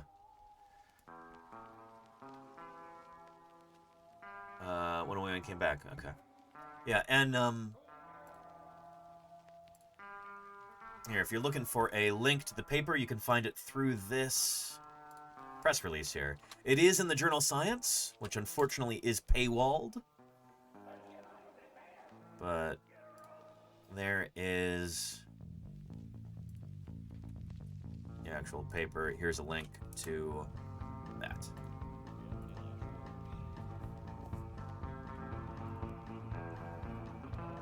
Yeah, having real difficulty with speed test here. It doesn't want to connect. There we go, finally. And we're up to, that's pretty good. 870,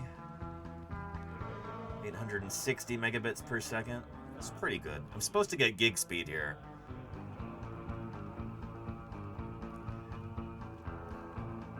It might be uncouth to say this, but I actually really love my ISP.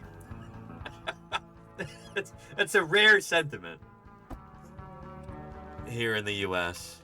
But holy cow, Sonic Internet is really good.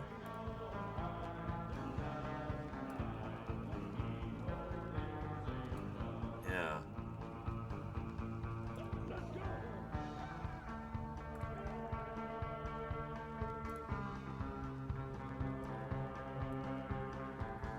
Look at that. 853 down, 934 up. Whew.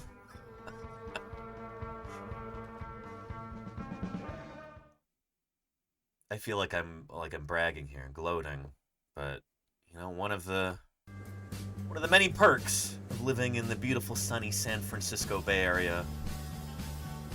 Got some of the fastest internet in the world. Yeah. Good stuff. Anyway, back to Spinosaurus mirabilis.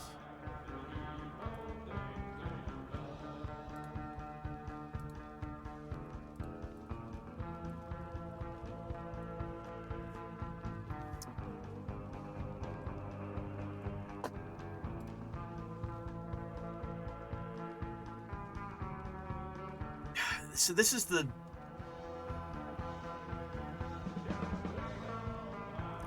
publishing in Science is a blessing and a curse. I'm talking about the journal Science.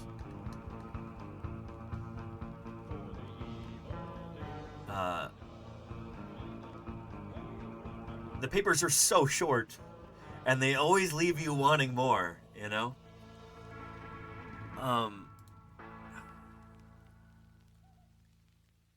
Still waiting on, you know, a more in-depth paper about Suchomimus, published back in 1998. Just a really, really short paper in the journal Science. Like, we need to have a monograph about this critter, but... Anyhow.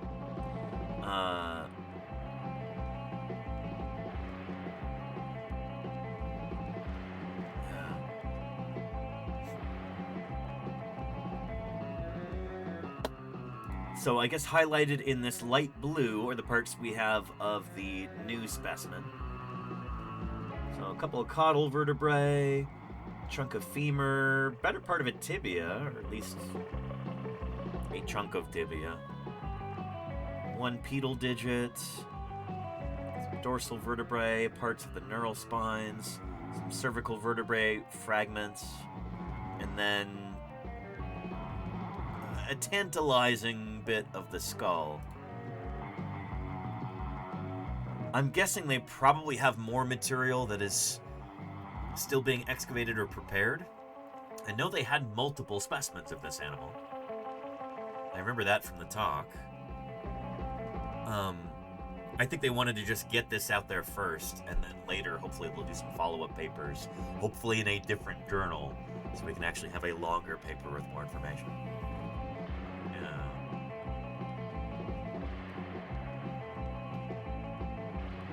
But this is really interesting. So,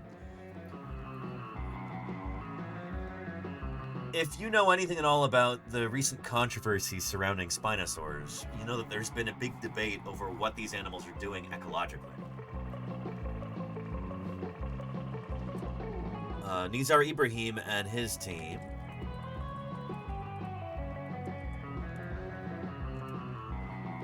they purport that spinosaurids were maybe active pursuit predators underwater. But these critters, much like crocodiles, maybe even more so than crocodiles, they were actively swimming around in the water and going after their prey subaqueously like this. They were diving beneath the surface and using these long tails to propel themselves underwater.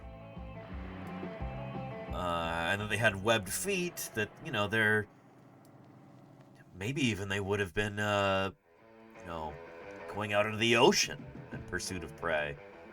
I've always had my doubts about this. This new paper gets into that. So multiple specimens of Spinosaurus mirabilis were found in fluvial sediments. Fluvial means from, like, you know, river-borne sediment, so from river environments, near Rebbachisauride and Titanosaurian sauropod skeletons, which indicates a riparian habitat, so rivers. The proximity of the vertebrate fauna on site and within section, and the degree of association and articulation of the skeletal remains leaves no doubt about their coexistence in the same habitat. So it's not like these remains were transported over a long distance. These specimens were buried not far from where they lived. So that gives us some interesting clues. Specimens of Spinosaurus mirabilis from the Genguebi and Iguidi fossil areas in the inland Elamendem Basin were about 500 to 1,000 kilometers distant from the ocean, respectively, in early to middle Cenomanian time. So later on, after these animals lived and died, sea levels rose abruptly, flooding low-lying continental areas to create the Trans-Saharan Seaway. The inland setting during the early to middle Cenomanian time suggests that if Spinosaurus mirabilis was a wading ambush piscivore, so if it's the kind of fish eater who is working kind of like a heron, you know? It's not often you see herons out in the middle of the ocean. They tend to be near shore, you know? That's where they catch their fishy prey.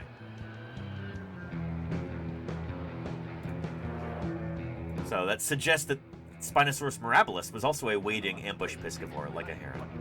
Given its detailed resemblance to contemporary Spinosaurus aegypticus of northern Africa, it is unlikely that the Egyptian Spinosaurus was a diving pursuit predator in marginal marine waters. Fair. So this is really interesting, and this has bearing on some of my work that I still need to get published. I suspect that's why Denver showed up here in the chat. Because we need to get this thing published. That's on me. But long-snouted shoreline piscivores such as gharials among crocodilians and herons among waterbirds have been cited as modern analogs for spinosaurids. Although these have starkly different postures, quadrupedal versus bipedal, and feeding modes, toothed lateral versus toothless vertical strike. Likewise, parallels have been drawn to the toothy snout end, low body design, no head neck mobility, and feeding setting, submerged bottom feeding in darkness. Could not be more different.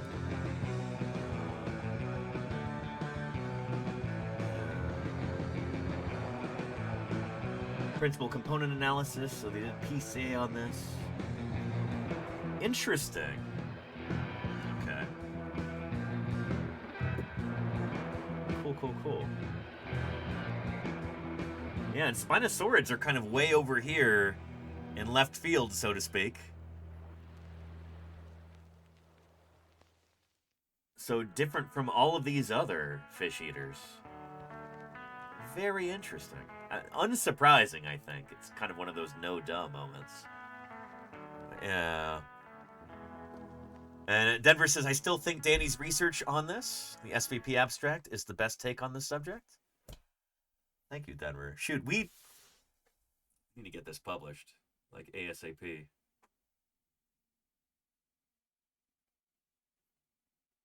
We'll talk, Denver. We'll talk. Yeah. Anyhow. It would be a good time to get this published, too. Spinosaurids are... they're in the news again. Oh. Anyhow.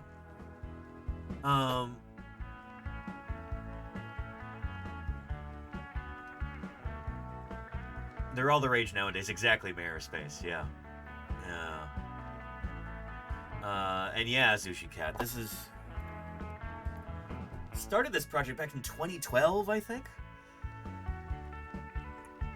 Let's let 2026 be the year that it finally gets published, you know?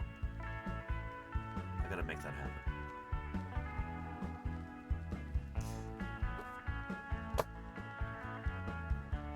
But I'm gonna have to rework parts of the manuscript in order to put all these findings in here. This is exciting, though. It's good stuff. And it's interesting that the way that these figures look, it's almost like they have 3D models of all these. Man, would I love to get my hands on those and 3D print some of them.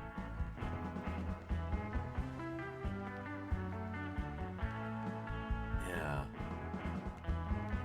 Anyway, exciting stuff. I'm jazzed about this.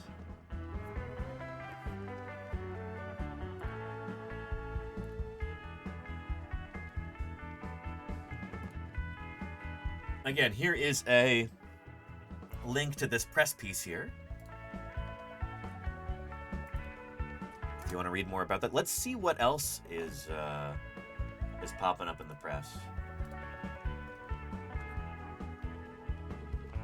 It's funny. I saw on Blue Sky earlier there were some science journalists who were.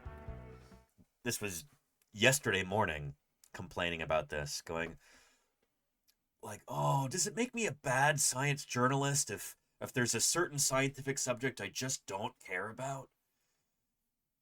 And they were.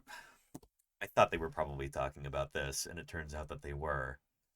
And it's like, well, maybe. Shoot. If you can't get excited about dinosaurs, what's wrong with you? You know? It's an attitude that kind of bothers me a lot. We see this among other paleontologists, too, sometimes. People who don't work on dinosaurs. They'll go, well, you know, they like make a big point, almost obnoxious, about being disinterested in dinosaurs. And it's almost always people who are like kind of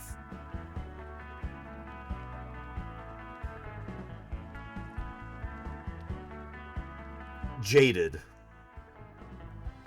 by academia. They've lost their passion for science. I don't know. I think there's something inherently wonderful and fascinating and awe-inspiring about dinosaurs. And if that's been beaten out of you, like, I'm sorry, that's really lousy. I'm sorry for you, you know? Yeah. Anyhow. Chase from State Farm says, is that a Giga skull behind you? No. Got a Deinonychus skull right here. The, like, old-fashioned Ostrom-style Deinonychus skull. Yeah. That and the London specimen of Archaeopteryx, which will go like this. Like this a bit better. Yeah. Yeah. Oh, and then this is Lulu Ignis, which is an Australian dinosaur track.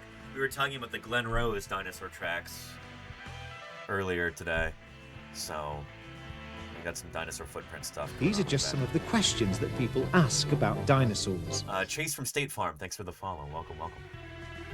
Yeah. Anywho, yeah. Let's do a Google News search for Spinosaurus. I'm curious to see how different news outlets are kind of handling this news. And I'm always fascinated by that, you know? How does dinosaur science get reported on? And what does that mean for how I should be doing science outreach? What are misconceptions that people have about these animals, and how are different media organizations helping or hindering in that regard? There we go. This odd-looking new Spinosaurus is reviving an age-old debate. We'll take a look at that. Pretty straightforward reporting from Reuters, looks like. This.org.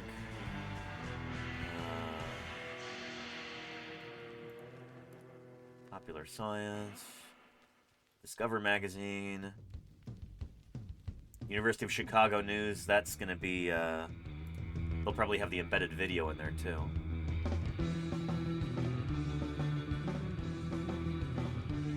Cool.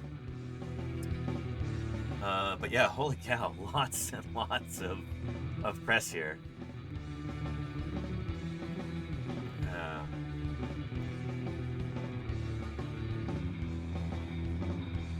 Holy cow, this isn't even payable. Thank you, Nat Geo.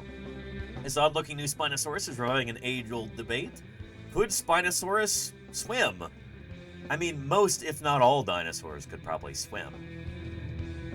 As far as I know, all modern dinosaurs can swim. All birds can. So could Spinosaurus swim?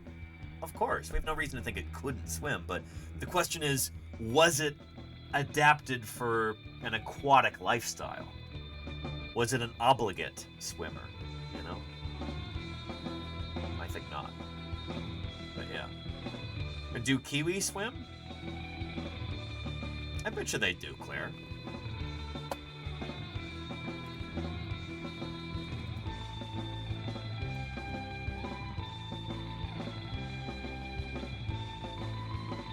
I mean, most, if not all, tetrapods can swim, including, as far as I know, all birds.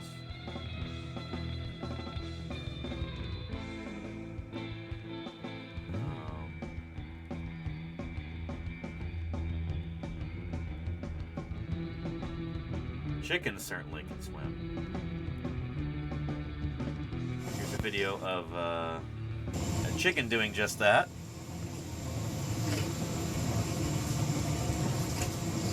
Really? That is too funny. Oh, no, that didn't work. Well, they can. They have to be compelled to swim, but yeah.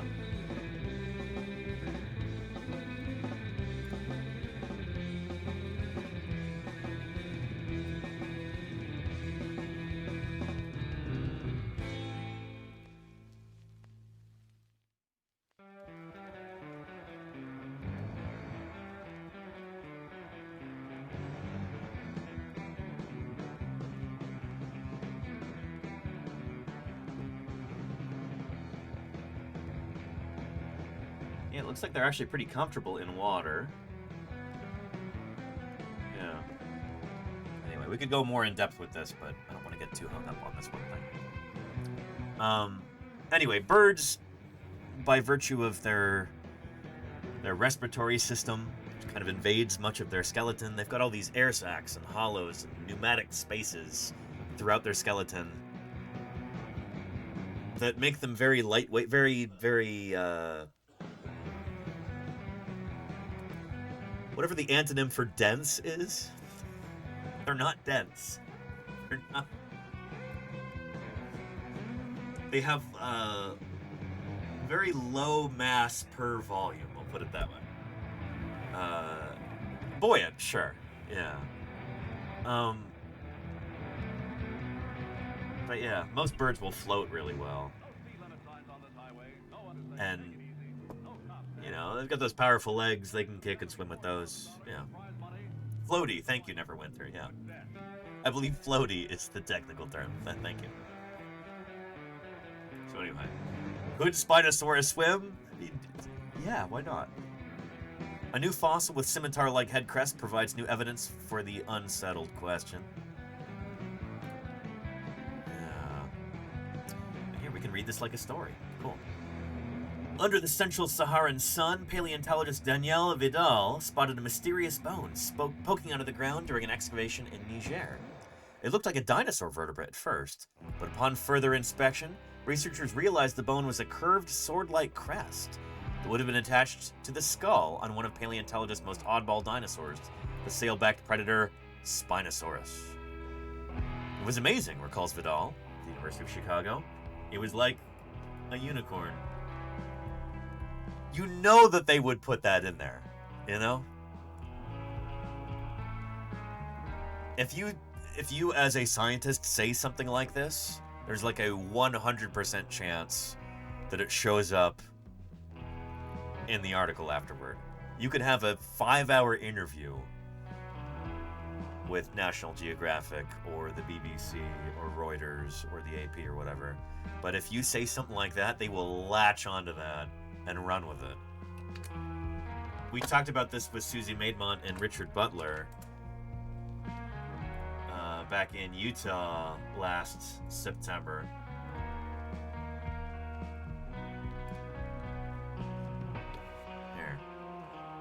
find that VOD.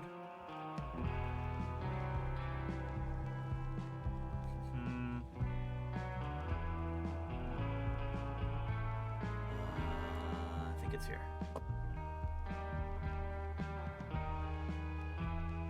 Yep.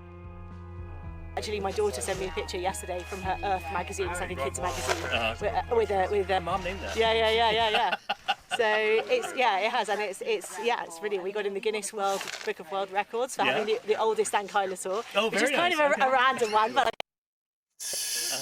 And was like, oh yeah, I'll put that in the Guinness World Records. Very cool, yeah. So yeah, it's been very exciting. Yeah. That's awesome. That's really, really cool. I mean, we've got all around the world with it as well. So. Well done. Yeah. And you've got more material too. I mean, that's the thing that's kind of striking to me is that this must have been a common animal if you're finding more and more material from it. So one thing that. So yeah, there will be more material of Spicomelis published in the not too distant future, I've been told. So keep an eye out for that. Exciting stuff. Perception or one thing you'd like to clear up about this animal. It happens. Things like this get a lot of press. They sometimes get mildly misrepresented or something. What's something you would like people to know about Spicomelis? Prefer to listen to hip hop rather than punk music.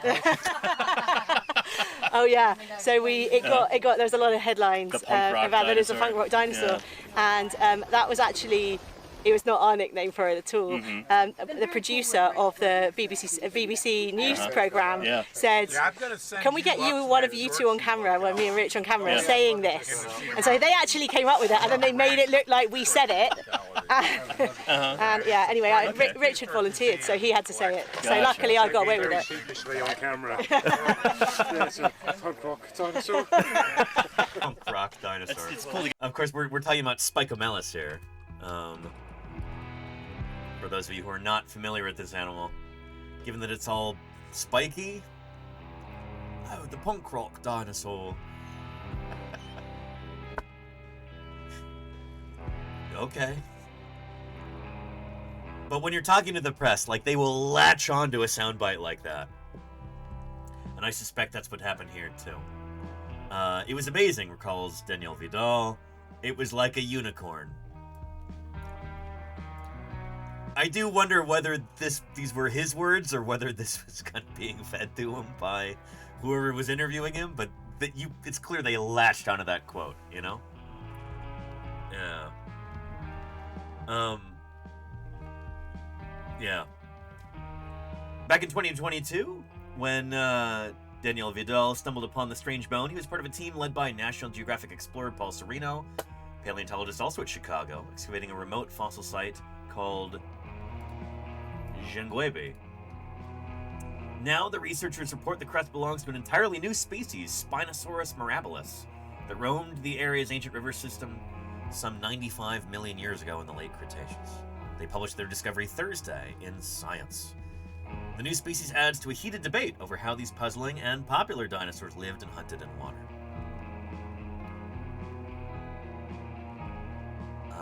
And I agree, Crimson, yeah, it is like... Yeah, people love the idea that, oh, chickens evolved from T-Rex, right? Sometimes sound bites like, yeah, like, I would say, well, Tyrannosaurus belongs to the group of dinosaurs called theropods. All birds are theropod dinosaurs. So, you can think of a chicken as a distant cousin of Tyrannosaurus. In popular press, that gets flattened out into, oh, chickens come from T-Rex, you know? Yeah. So you're right, yeah. Same kind of deal. So a Saharan Spinosaurus. Today, Janguebe is dry and barren with few trees and endless sand. The local Tuareg community calls the area where the fossils were found Sirig Tagat, which translates to no water, no goat. Not good grazing land. No water, no goat. That's a maybe a lesser known Bob Marley song.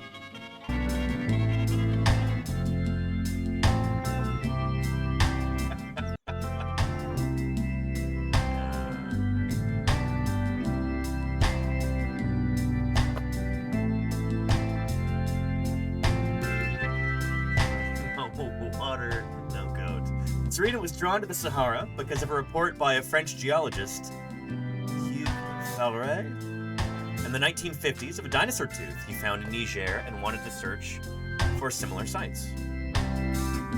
I knew it was the needle in the haystack, Sereno says of the remote fossil site. It could easily have been swallowed by the sand.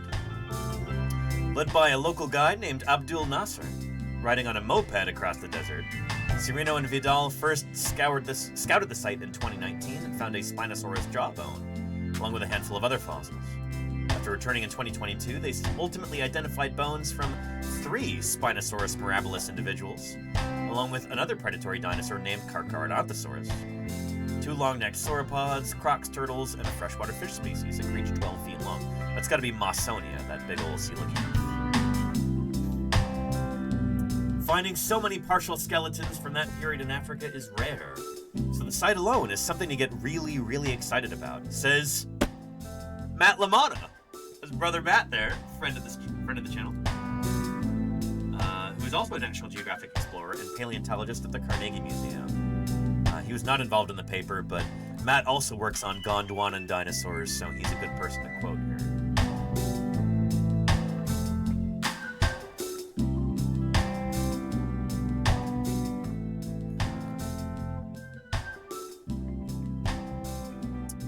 Unique headgear. While other Spinosaurids had head crests, none were quite as dramatic as that of Spinosaurus mirabilis, which the team likens to a curved blade called a scimitar.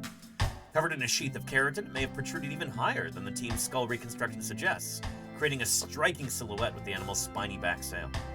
I wouldn't call the back sail spiny. And even calling it a sail might be less than precise. I know Denver Fowler's got some ideas about this. I'll just gently tease at that right now, but could be some cool work coming out about that in the near-ish future. The shoreline is an unusual place where you can look down and see a quarter of a mile, says Sereno. Perhaps these standout features, which are similar to the head crest of today's helmeted guinea fowl, broadcast something to potential mates or rivals. Though the researchers say at this point it's unclear if there were differences between S. mirabilis males and females. Yet we don't actually have any real evidence of osteological sexual dimorphism in dinosaurs. We've talked about that a lot this week. But yeah. Anyway. Petrodactylus says, what if the scientific name was Spinosaurus scimitar? Yeah, mirabilis I think means terrible or formidable, right? Like Dinodon mirabilis?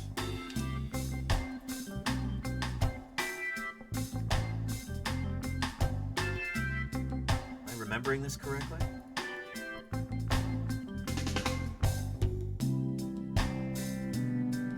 No, it's Dinodon horridus. Mirabilis. I bet you they'll have an etymology in the paper.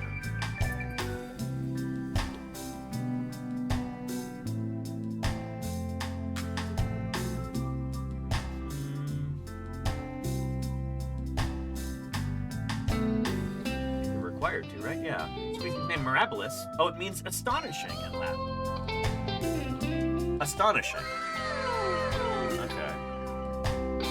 Cool. Amazing, wondrous, remarkable. There you go, Claire. It's a fitting name for an animal like this. Certainly. I like this GIF too. That's neat. Yeah. So it is sort of like I don't know, terrible like. So Dinodon, the name means terrible tooth. But it's not terrible like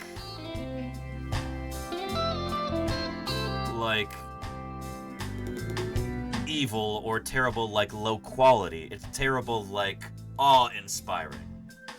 You know, like in The Wizard of Oz, like Oz, the great and terrible. Terrible, the same root word as like terrific. You know?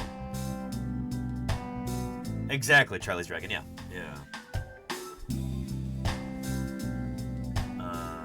Oh, and like admirable. There you go, Pate B. Yeah. Yeah. Oh, yeah. So Matt Lamana and other outside experts agree that a display of some sort is the most likely explanation for the crest. Oh yeah, I agree. It's sort of signaling to other members of your species, whether it's, hey, I would make a great mate, or hey, get out of my territory. I'm the biggest, baddest dude on the block, says Lamana. Good quotes from Matt there. With bones from the top and bottom of the jaw, the newly discovered Saharan specimens confirm that Spinosaurus had interlocking cone-shaped teeth, like those seen in modern crocs and ancient aquatic reptiles called plesiosaurs. When the animal snagged a fish, the tooth pierced through the slippery prey, imprisoning it in place. We talked about this earlier. Only Spinosaurus among dinosaurs has a fish trap, the term used for such specialized chops, says Vidal. Well, other Spinosaurids did too, not just that genus, but... This fish trap is just one of several traits that have fueled a long-standing debate over what the Spinosaurus was doing in its aquatic environments. We know that this thing loved the water. We know that it liked to eat fish, says Matt Lamana. Now we're trying to parse out exactly how it did that, and that becomes very, very challenging. Oh, so this actually gets into my research here. This is exciting. Like, this is a problem that I've worked on with Denver Fowler. Heron or crocodile? Dinosaurs are stereotyped as landlubbers, but when researchers announced the discovery of the 97-million-year-old Spinosaurus aegypticus fossils in Morocco's Kem fossil beds in 2014, the team argued that the species spent much of its life in water, perhaps the first known swimming dinosaur. So some of that stuff was reported on in National Geographic. I think it even made the cover back in 2014.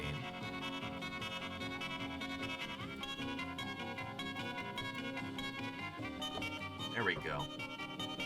I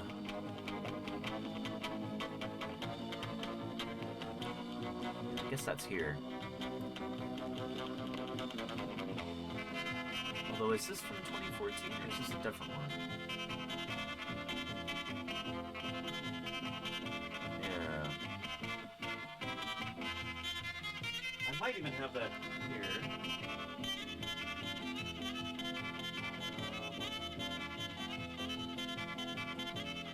Yeah. Here. Oh, and thank you, Cup of Kathy, for the gift to Superfar. I appreciate that. Kathy gifted a tier 1 sub to Superfar. Thank you. This is their first gift sub in the channel.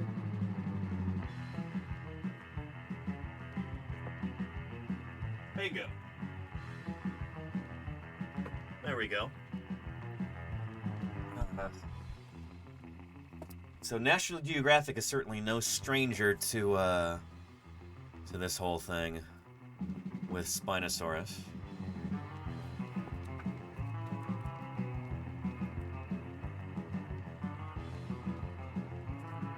Here we go. And so, yeah, illustrations of this animal being not necessarily a subaqueous aquatic pursuit predator. It's not really portrayed underwater there. Yeah, going after a big old lungfish there. Lungfish are so cool. Yeah. So again,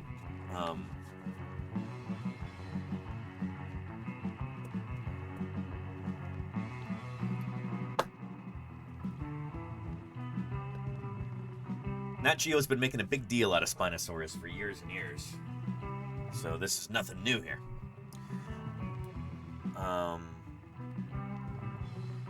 Yeah. And this one again is... Yeah, October 2014. Right there, see? Blorp.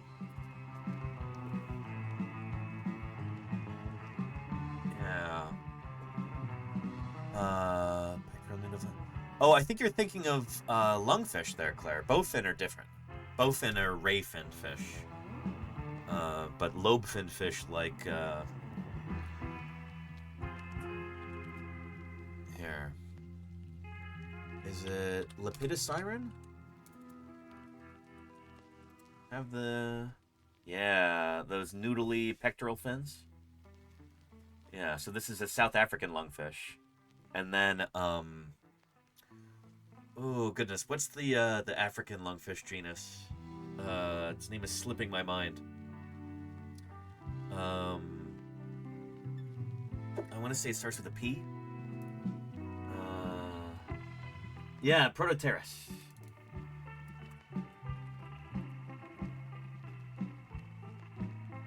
Also heard people pronounce it Protopterus, but I don't think that's legit.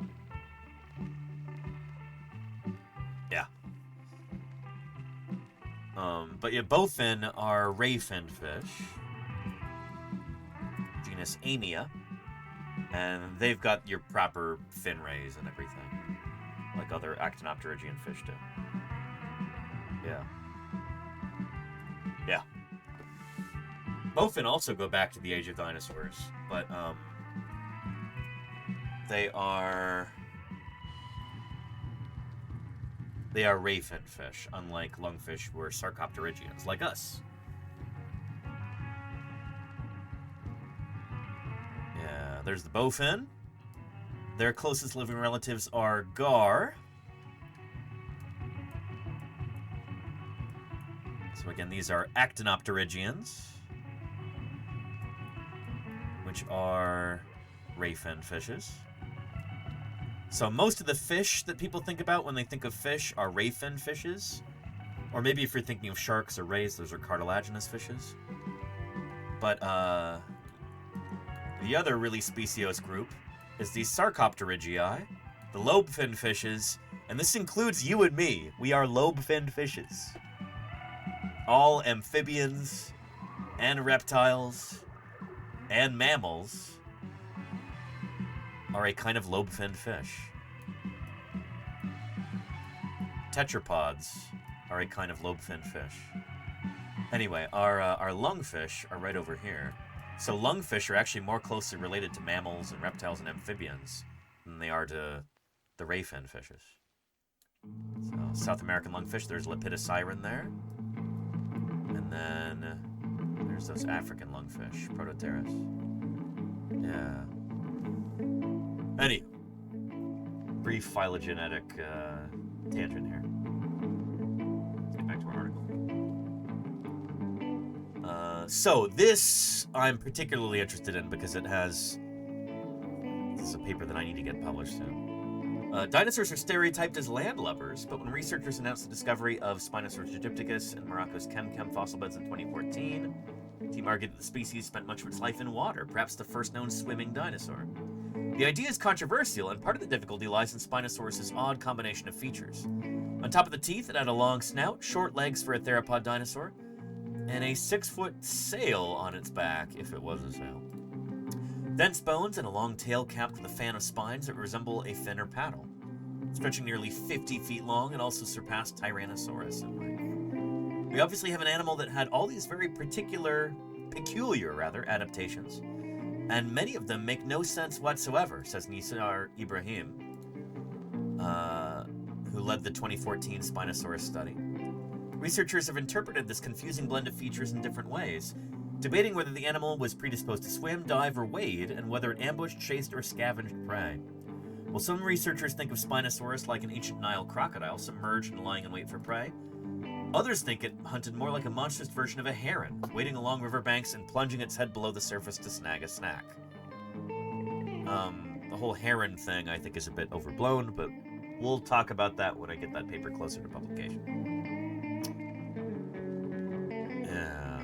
So how does the newly discovered Spinosaurus add to the debate? Hundreds of miles from what would have been the closest ocean, Jingguibi is also one of the furthest inland that a Spinosaurus has turned up. The team argues that finding the new species in riverbank sediment suggests that it lived in the forests that lined the banks, along with the long-necked dinosaurs nearby. They say that adds further fuel to the idea that it waded in the water, rather than being like a subaqueous pursuit predator. And Gay Hibiscus says, isn't Ibrahim still trying to say it was aquatic? The last that I've heard, yeah. Yeah. But we'll see. Yeah. Sereno and his team also compared the skull, neck, and back legs traits of the new species and its relatives. those in a variety of dinosaurs, birds, crocs, and other reptiles, looking for patterns in the animals' feeding behaviors. Their analysis suggests that both Spinosaurus species aligned more closely with wading birds, like herons and storks, than crocs. Well, it is a bipedal animal with a long snout. It's literally a theropod dinosaur, so it's almost like a no-duh. It's going to show up next to storks and herons, but it's easy for me to be this flippant about it, though, because I don't know anything about PCA. This kind of analysis, I don't know anything about it, so of course I'll be like, oh yeah, whatever. Anywho. I think the argument is coming together functionally and from fieldwork that these were giant heron-like animals displaying and clamping down on fish, says Sereno. But Nizar Ibrahim isn't convinced. These wading birds have extremely long legs. They have really light bodies, which is completely the opposite of what we see in Spinosaurus, he says. Long legs allow the birds to avoid splashing and surprising prey, some that would have been tough for a dinosaur weighing more than 13,000 pounds. Low bone density allows the birds to tread more lightly. Ibrahim argues that the bone tissue is kind of like the dinosaur in the room, so to speak. Spinosaurus' size also meant that it probably couldn't be picky about hunting strategies in order to capture enough prey to survive. When you're that big, to a certain extent, you've got to be an opportunist, says Tom Holtz at the University of Maryland, who is not affiliated with the study. But Holtz has published on Spinosaurus multiple times. Chemical evidence from teeth shows that Spinosaurus mostly ate fish, but it also preyed on other dinosaurs. While this could indicate more terrestrial proclivities, it could also point to a river predator chasing after land animals as they try to cross the waterway or come to drink. Lamanna, brother Matt here, is hedging his bets. What if it's doing both? What if it's wading sometimes? What if it's getting into the water and swimming around some? The common denominator is ambush, whether this was from shore or from the water. Though he's skeptical that it could swim quickly, chasing after underwater prey over short distances doesn't seem out of the question.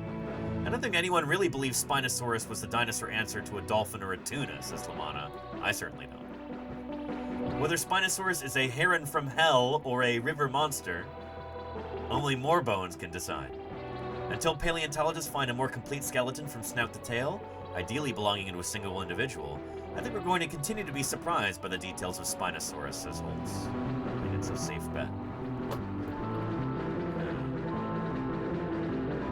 New finds are on the horizon. Serena says he has uncovered an unidentified Spinosaurid in Brazil. At the same time, Ibrahim hints that his team has been analyzing some new Spinosaurus finds that suggest that, if anything, the animal was even more aquatic than we previously thought. Ideally, more bones would provide a better understanding of the animal's front limbs, shedding light on their role in movement and capturing prey. Finding a young Spinosaurus specimen could also reveal how the animal's odd features changed over its life throughout ontogeny, and that could be critically important here. But for now, Holtz likens paleontologists' effort to decipher how the dinosaur lived, based on scant evidence, to a famous parable in which blind scholars encounter an elephant for the first time. One touches the trunk and proclaims it is a snake. Another touches a leg and proclaims it's a tree trunk. Only in this case, the elephant's been blown to smithereens, Holtz says. Yeah. Anywho, this is exciting because when I first started the Spinosaur project with Denver Fowler back in 2012, I think,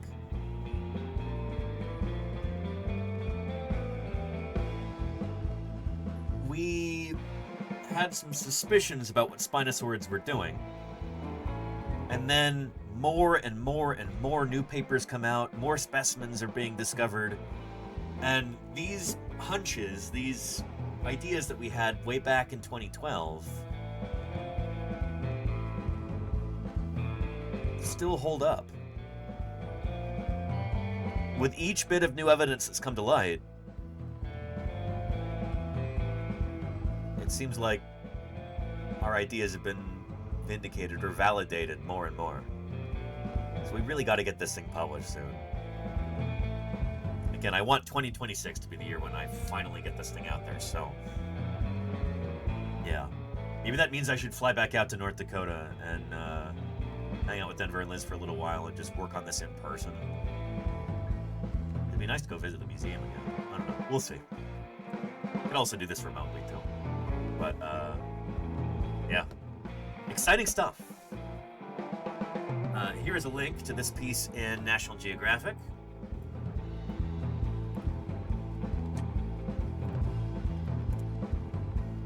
You'd like to peruse it yourself? Yeah. And does it have to come back to you before the end, or is it out of your hands at this point? Does it? What do you mean it, Claire? I don't know if I follow.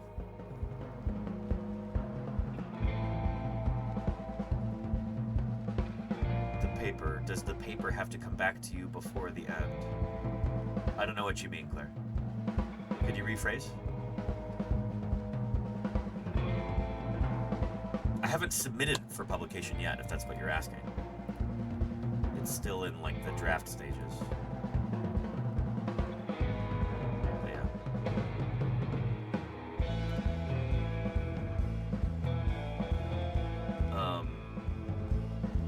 No, I haven't even submitted it to any journals yet, so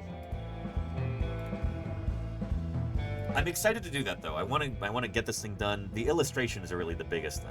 I will now have to rework part of the manuscript because we have more papers to cite, like this new one. Thank you again, Golganek, for sending me a copy. Appreciate it.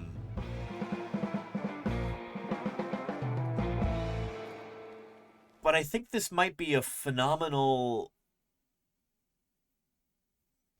opportunity for some in-depth science outreach here. I gotta talk to my co-authors about this, but if we're able to, to work on this, if I can do some of the steps in this publication process live on stream, I think that could be really cool. Just giving folks a sense for what is involved in the process of publishing a scientific paper. We get the manuscript, we submit it to a journal, we do this, we do that. I got to make sure that, like, it's kosher to do this, that wouldn't be violating any rules or anything like that. Because some publishing companies can be a little bit, let's say, squirrely about this kind of thing. But I think it would be really neat to be able to kind of walk folks through the whole process.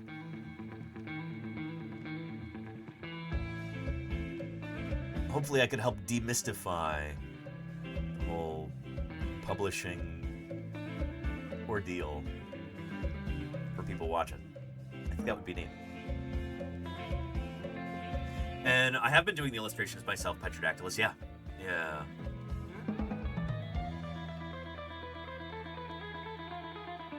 So yeah, that would be cool. I think that would be some neat science outreach. To be able to show rather than just tell, like, hey, this is how we work on this stuff. You know? Yeah.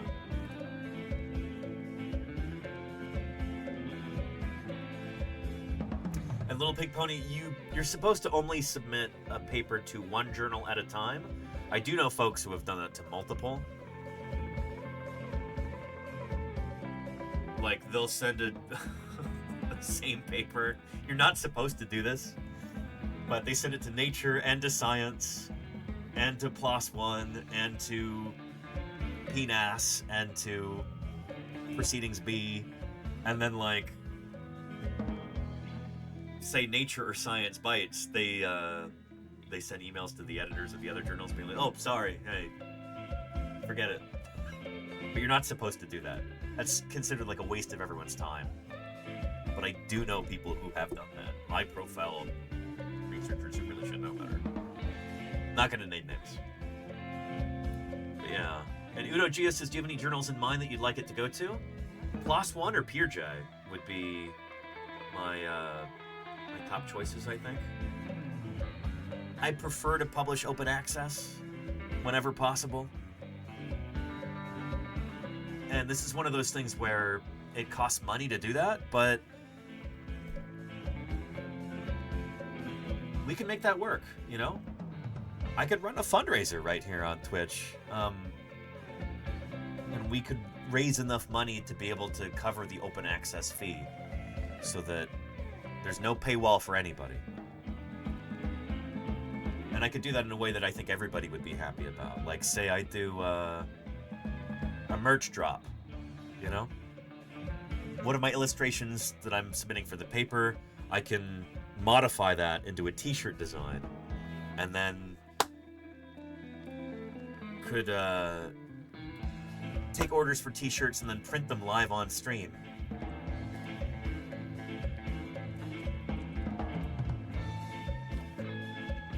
Yeah, back in 2021, I did a t-shirt printing stream. Although I still think that this is back in my old apartment. I set up the screen press in my bathroom. Oh, yeah. Very nice. Oh, man, just the right amount of kind of scuffedness. Oh, that's excellent. This is what we were looking for. This is what we were looking for. Oh, I like that a lot. That's very, very good.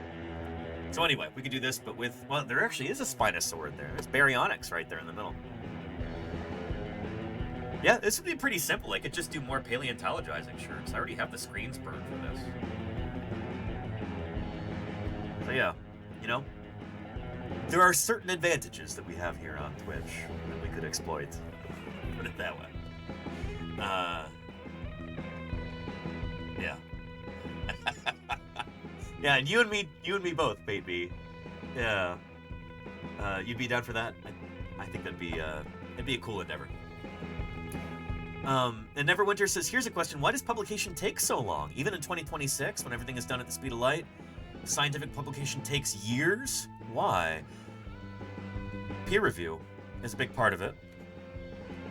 And paleontology can take a particularly long time. Like, if we have a new dinosaur that's discovered, like this Spinosaurid. It was first discovered back in 2019, and then they had to do more fundraising and bring a crew together and go back out into the field in 2022 and excavate it there. And then you've got to prep the fossils, you've got to remove all the rock from them in the laboratory, got to make sure they're ready for study, you've got to photograph them, illustrate them, get your team together and write up the paper, compare it to similar fossils. Like, it's going to take years in nearly every instance. And then it has to be submitted for publication. The peer review process is one of these things that many of us have very strong opinions about in the sciences.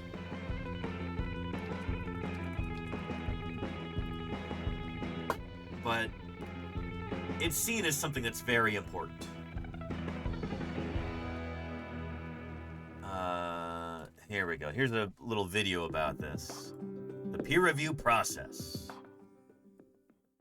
If you've published research before, you're probably already familiar with the peer review process. But in case you haven't, or have never thought much about why the peer review process is set up the way it is, here's a refresher. Yep. So here's a refresher for you, chat. I'm sure you all have submitted scientific papers before to different journals. But maybe the trauma of that, you've blocked it out. So here's a refresher for all of you at home. Journal does things a little differently, but when an author sends in a manuscript for publication, it usually undergoes a quick screening to make sure it's ready for review. Yep. Then the editor-in-chief decides whether the So that administrative screening at the beginning is like, is this real science or is this like a crank trying to like just kind of sneak something in here? Because we get a lot of that, you know? Is this like a young earth creationist who's trying to like submit nonsense research into a scientific journal? Like, that sort of thing. Usually administrative screening doesn't take very long. It's just, you know, does this look halfway legit or does it not? And then you get the editor-in-chief review. Yeah. paper is a good fit for the journal. So this is just, is this relevant to the purview of this journal?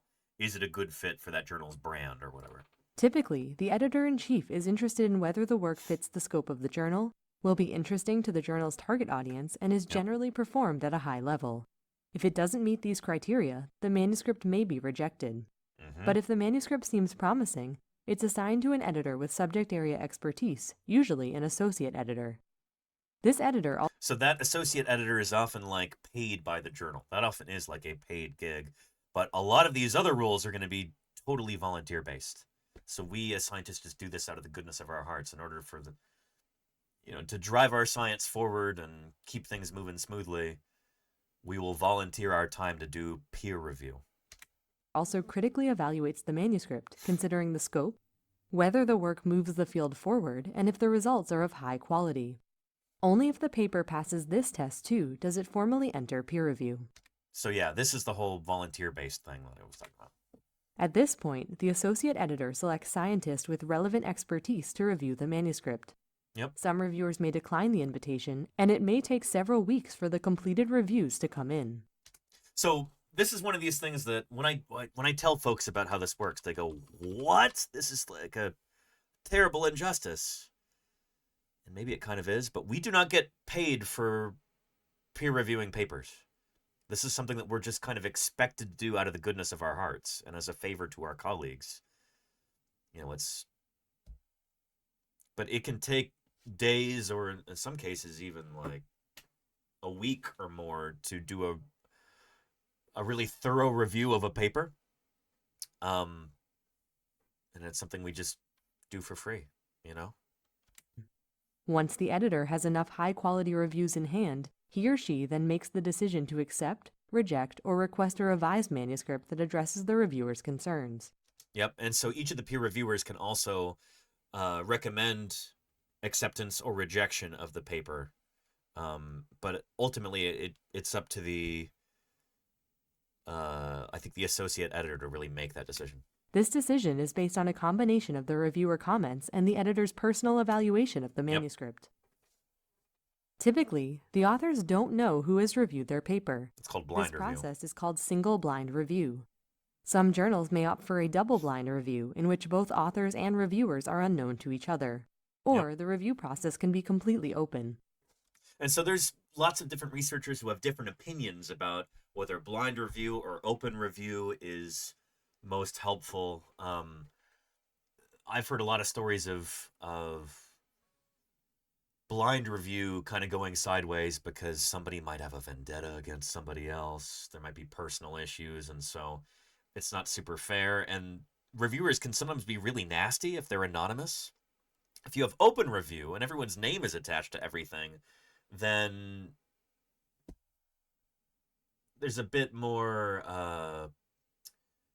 accountability.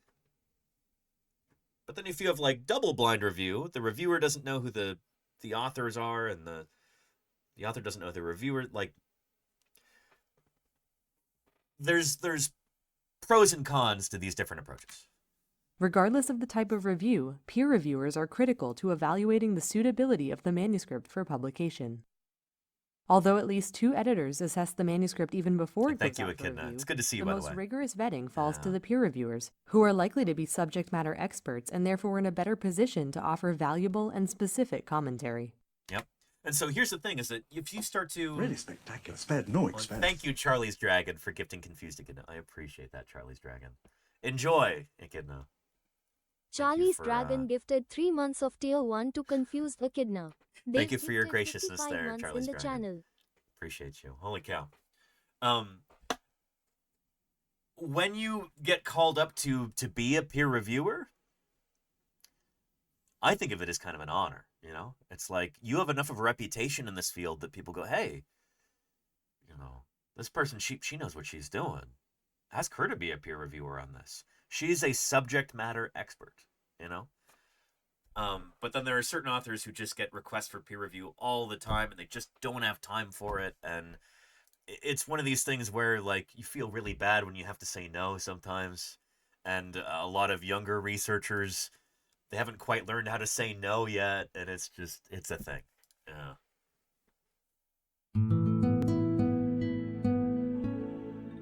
Anywho, that was the end of the video, I guess. Cool. Here's a link there. So it'd be cool to be able to kind of walk the whole audience through this process as I go through with it. And honestly, that's the sort of thing where I if I wanted to put a little extra work, that could be worth a publication in and of itself. How do you document the process of scientific publication to a general audience via live stream? That could be a neat paper in and of itself. If I would want to pursue that. That could be cool. That could be cool. Anyhow. Yeah. Anywho, with that said, it's already like 5:15. We gotta get into Thursday birthday here. And we totally forgot to do Metazua. Oh well. Next time. Yeah. And Spartan says a key point is that a good peer review involved a non-trivial amount of work by the reviewer. Even when they are experts, it's not just grading a paper. Absolutely, Spartan, yeah. Like, that's why I said it can take days or sometimes even like a week or more to write a high-quality review for a paper like that. And it's all unpaid work, you know? Someone who works for a university or for a museum or an institution like that, often that'll be part of their job description. So that'll fall under like the research part of their job. It's kind of expected that every once in a while you'll review a paper. And so if you're salaried, you know, you're getting paid to do that anyway, hopefully. But not every administrator understands that, and sometimes researchers get yelled at for doing reviews for their colleagues. It's like, well, it's not part of your job. Well, actually it is. It falls under the research umbrella in my job description. Anyway, but for somebody like me, you know, if I were asked to do a peer review, I make my living here doing live streams full time. I could decide to take a bit of a pay cut and cut out some streams or work in my free time to review a paper, but yeah. Maybe fortunately I haven't really been asked to do that very much yet. I get a few review requests every once in a while, but they're mostly from like predatory journals, MDPI stuff, Frontiers, and blah blah blah. So I usually just don't even respond. But yeah, once I get more publications out there, and my name finds its way throughout the literature a bit more, I will start getting more requests like that, and I'll have to make some decisions like, do I want to skip streaming on a given Thursday so that I can work on this review instead? Oh yeah. Yeah. Charlie's Dragon makes an excellent point here, as usual. Charlie's Dragon says, it seems the peer review system relies on scientists still being gentlemen naturalists, not people needing to make a living. Yes. Yeah. Spot on. It is kind of an antiquated system in a lot of ways. And there's different opinions on how we might modernize or improve that. But yeah. Anyhow. You could stream me reviewing it? I couldn't, His Mustang, because that's the thing, is it is under embargo until it gets published. So it's sort of a, yeah.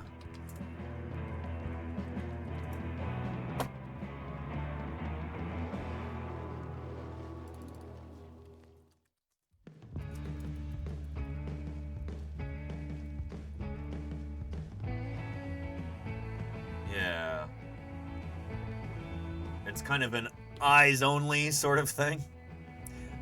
Like, it would be very bad form for me to show somebody's unpublished manuscript on stream, you know?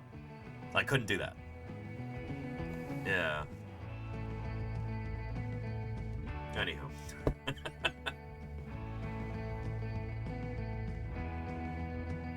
And you don't see stamps like this often enough anymore. You know?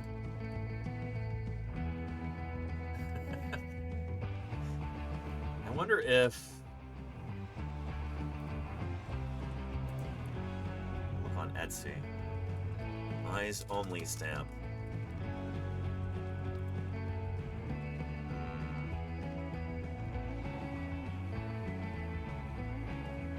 Looks like this is the closest I could find. A slightly different sentiment here. As opposed to this. Save it on everything. There you go, little big bunny. Yeah. Yeah.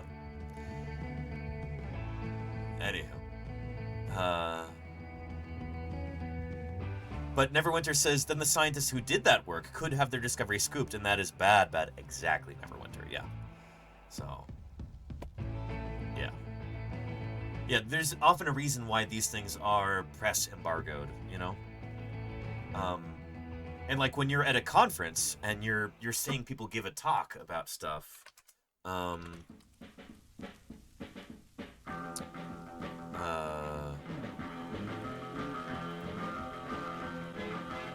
oftentimes people will put these on their poster slide, or on their posters, or on their talk slides, because they don't want people to share this sort of thing.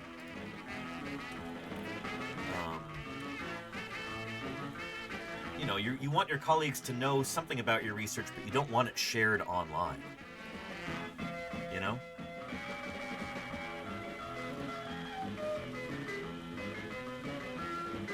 So yeah.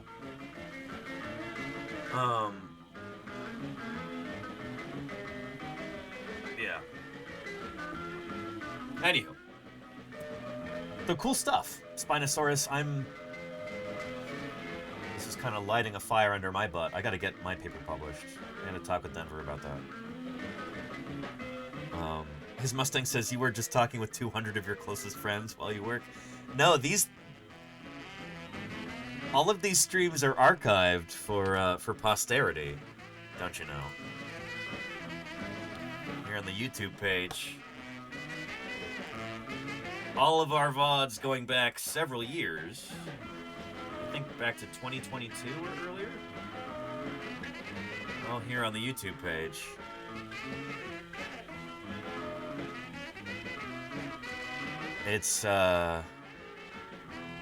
It's nice to have this kind of archive like this, but it does mean that every message that you type into the chatters, is visible to anybody on the internet who would like to look it up.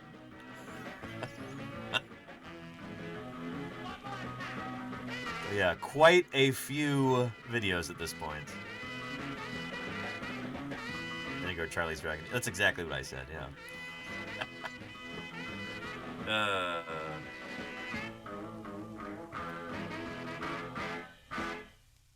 Except this year you remove chat from the feed that gets recorded? Wait, no? I mean, chat is up here. That's still showing up on the screen.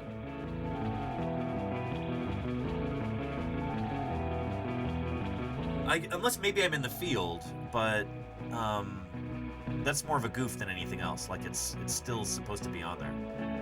Field streams. Okay, yeah. No, you're good, Claire. No worries.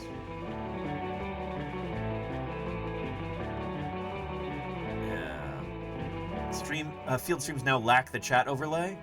Yeah, that's an oversight. I need to fix that. Yeah.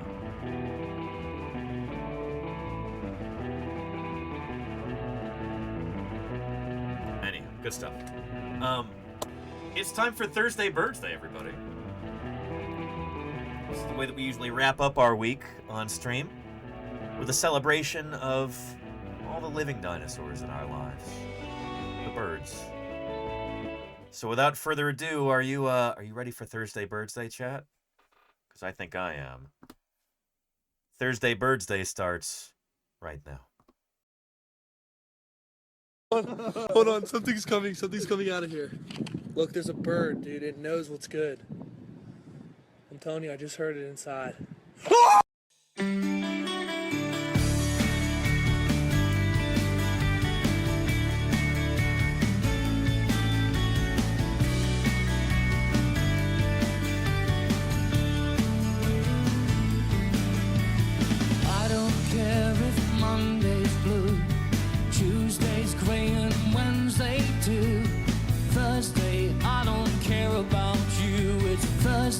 Thursday Birds Day.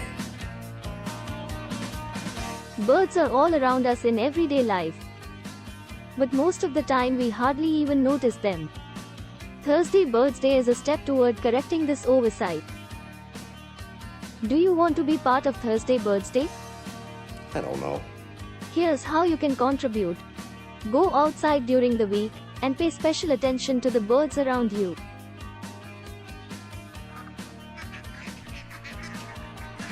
See if you can take a picture of a bird.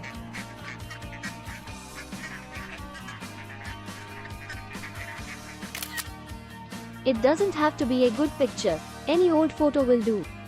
Upload the picture to the Discord, and we will discuss it on Thursday. Simple as that. Thursday Birds Day is an invitation to go outside and appreciate the grandeur of the natural world. It's a reminder that, since birds are theropods, dinosaurs still enrich our daily lives. It's great! And finally, it's a celebration of the amazing history of life on our planet. So, happy Thursday Birds Day! Happy Thursday Birds Day, everybody. Let's get into it. It's been, I think 2 weeks since we've done a Thursday Birds Day. Last Thursday, I was in Colorado. So we missed that one. We're going to have quite a backlog here. Let's dive in. First on the agenda, from Chaotic Kitten, February 10th. Shoot. Was walking through Killarney Park in Killarney, Ireland. Isn't there a Christmas song about that?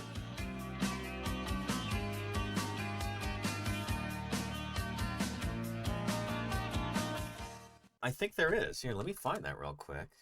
Like Bing Crosby or somebody?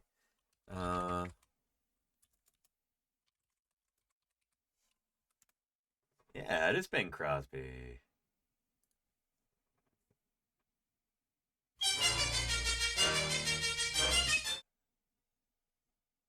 Yeah.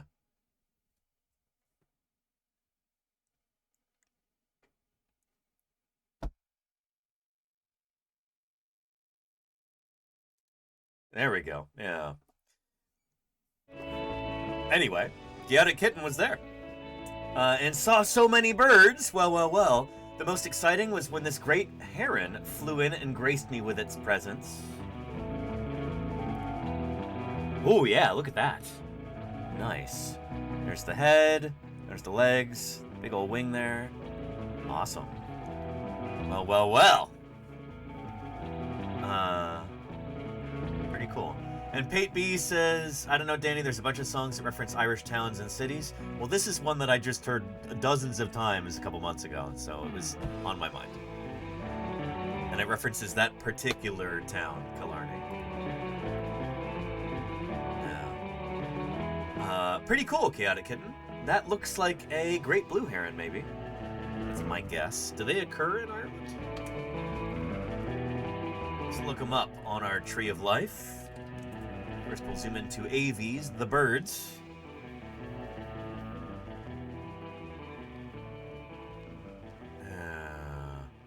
And Neverwinter says probably a gray heron since it's in Ireland. Okay. Thank you, Neverwinter. Let's look up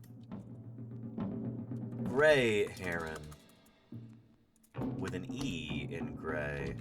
So I know that's how they spell it there in the British Isles.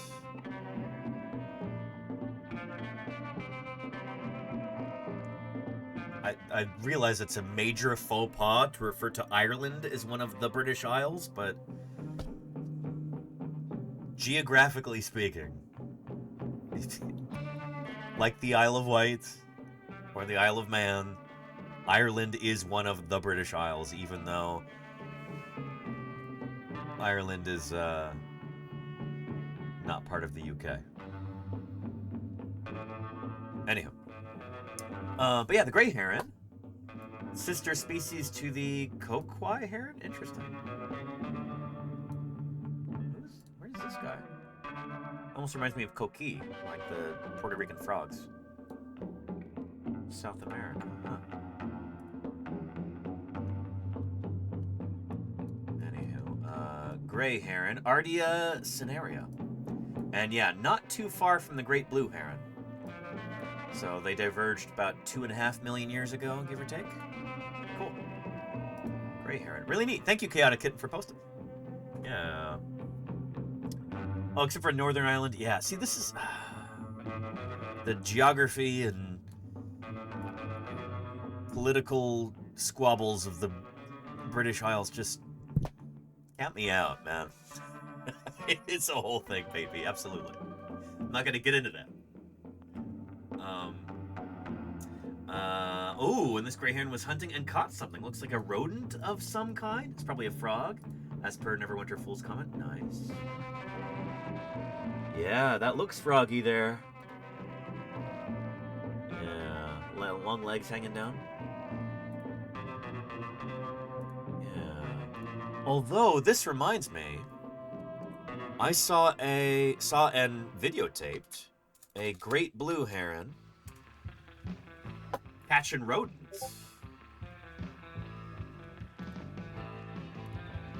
In a big open field in 2023, right?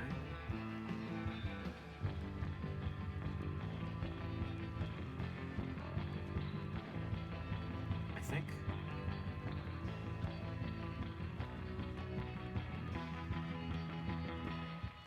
Oh, goodness. Yeah, this would have been right before I left for Seattle that time, right? Or no, maybe not. Shoot. Hang on.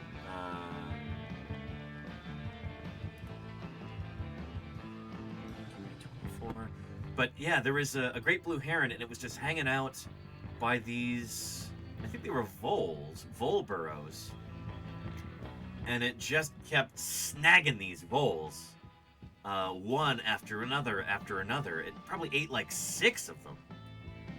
Like, this animal was a scourge on the local population. It was pretty impressive.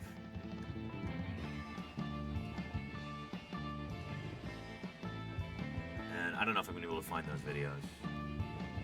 Shoot.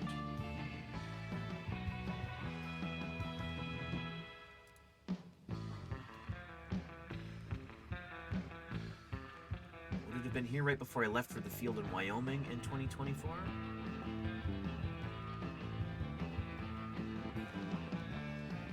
I suspect it was. Give me just a minute. If I don't find it in the next... There it is! Yeah. So here is a great blue heron hanging out in the middle of a field. Video's loading. And it just kept snagging these mammals. Wow! It ate like 6 of them. It just devastated this family of rodents. Yeah. And then...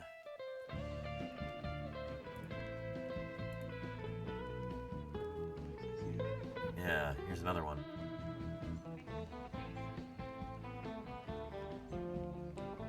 So, talking about spinosaurids earlier, even though these animals may have been specialized for eating fish, they could probably catch all kinds of different critters, opportunistically. In the same way that you don't think of herons as usually eating voles. But they do. It is not uncommon.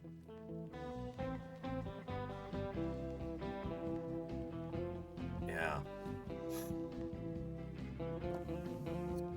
Dinosaurs still hunt mammals, exactly, Charlie's Dragon, yeah. Yeah. And bird that would eat anything? Probably how they survived the KPG event. Wombat hole? Good point. Yeah. Being able to, be flexible in your diet is a big advantage when times get tough. Pretty gruesome too? Yeah. Yeah. Mayor Space says it's not unusual to be eaten by a heron. Yeah, didn't Tom Jones have a song about that?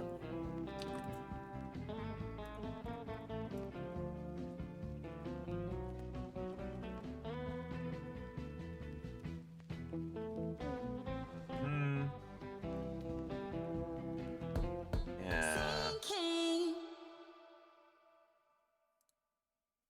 it is not unusual to be eaten by a heron.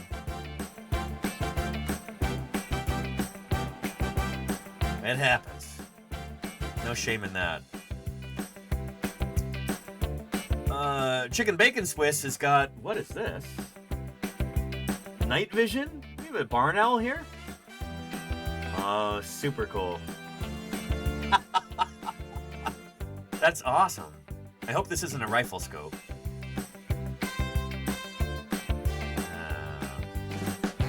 Nice.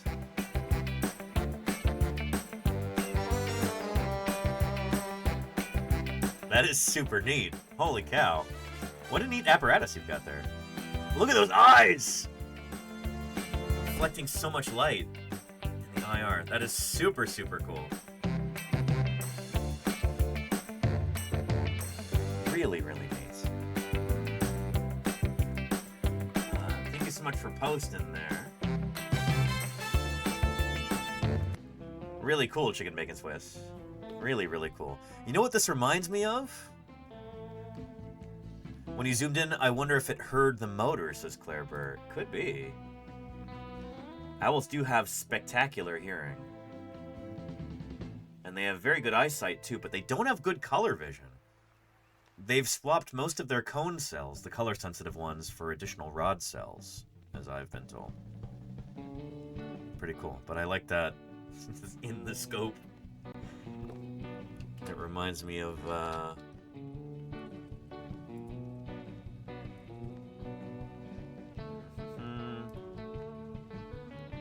reminds me of this. Yeah, Claire Bird knows what's up.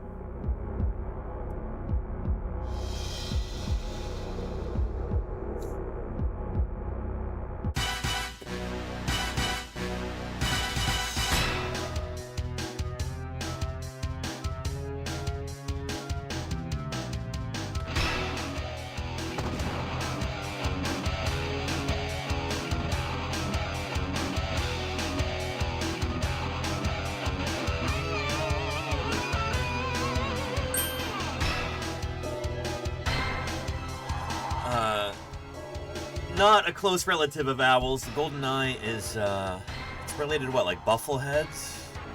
Other duck species like that?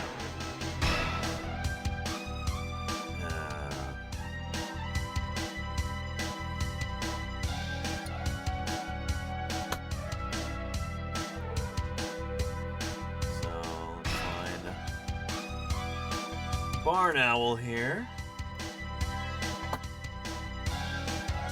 They're related to Streptorines, right? Hawks, eagles, and etc. Yeah, birds of prey, toucans, and more. And then our goldeneye, genus Bucephala. They're over here.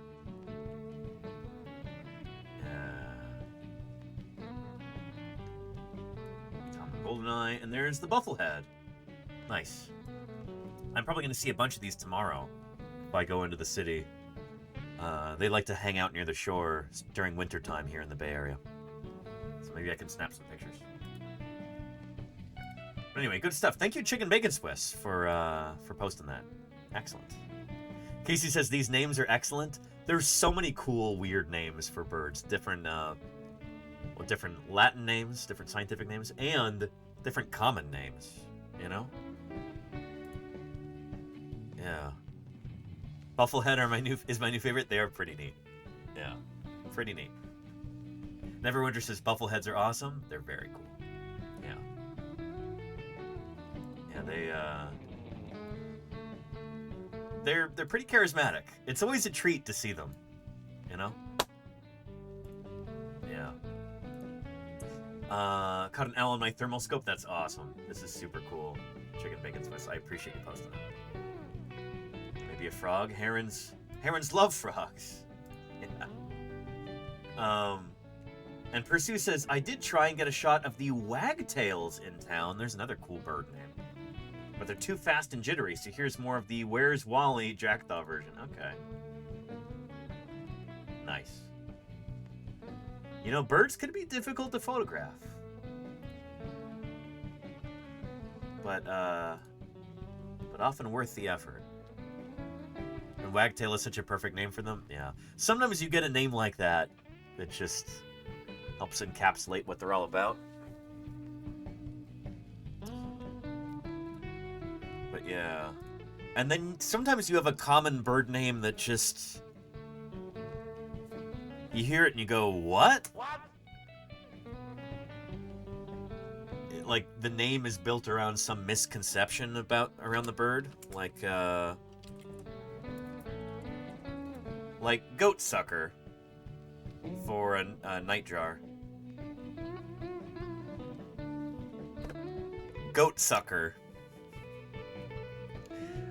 It was once thought that they would steal the milk from goats. I think that's where that term comes from.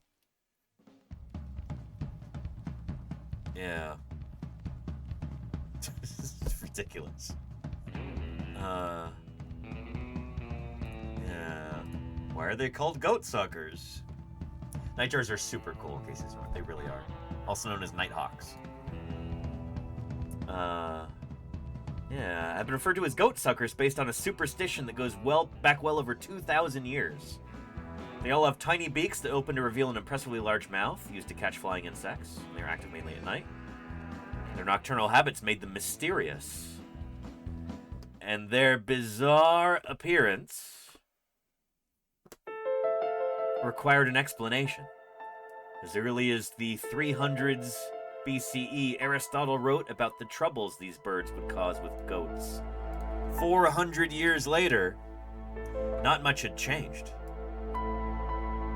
And in 77 CE, Pliny passed along the prevailing wisdom. The caprimulgi, so-called of milking goats, are like the bigger kind of owls, thrush.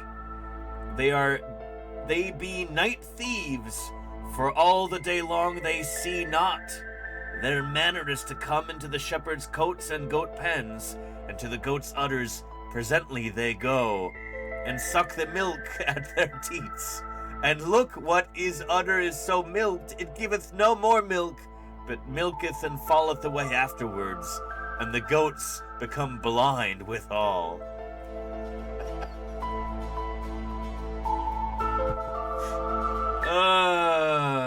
Anyway, nightjars, nighthawks, goat suckers, ridiculous.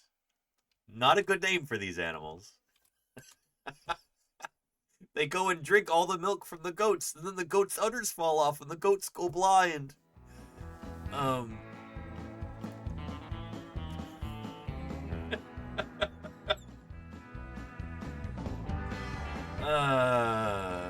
Yeah. Snow Denchi says someone out there writing stories to get the kids to finally shut the barn door at night. Yeah. And chupacabra birds, there you go, Goganek, yeah. Yeah. Chupacabra is Spanish for goat sucker. I wonder if... Do they get called chupacabras in Spanish?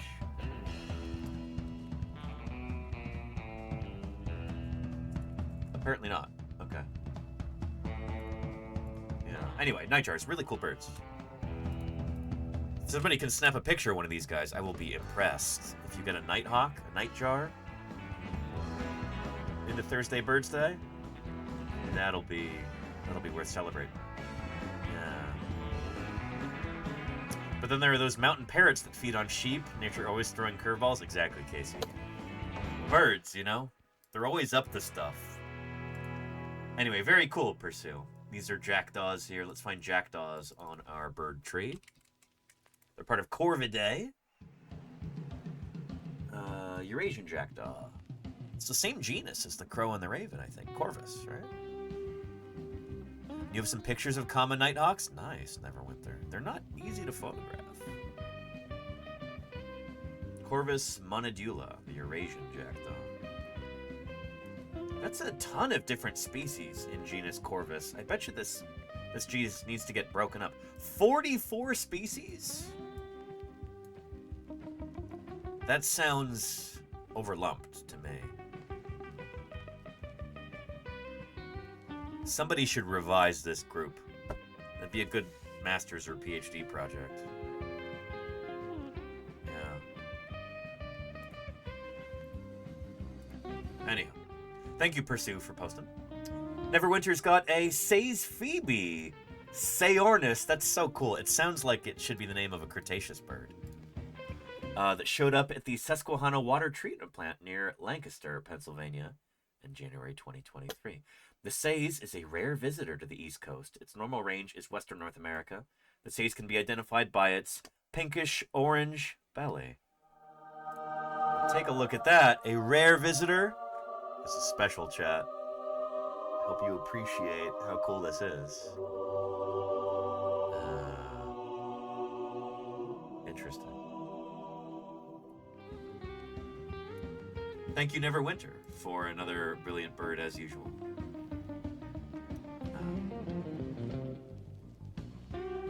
And Wikipedia jackdaws are already in another group. Coloius monodilla. Interesting, Cacklin's. Okay. Huh. Cool. Mr. 88 has got... Who are these? Oh, are these teals? Who are these critters? What's going on here? Some kind of fowl. It's a bit blurry. No worries, Neverwinter. It's cool to see such a rare bird in your region. This is some kind of ducko. Teals, shovelers, and more. I'm guessing it might be part of this clade. Let's see. Oh, they're mandarin ducks. Okay, thank you, Neverwinter.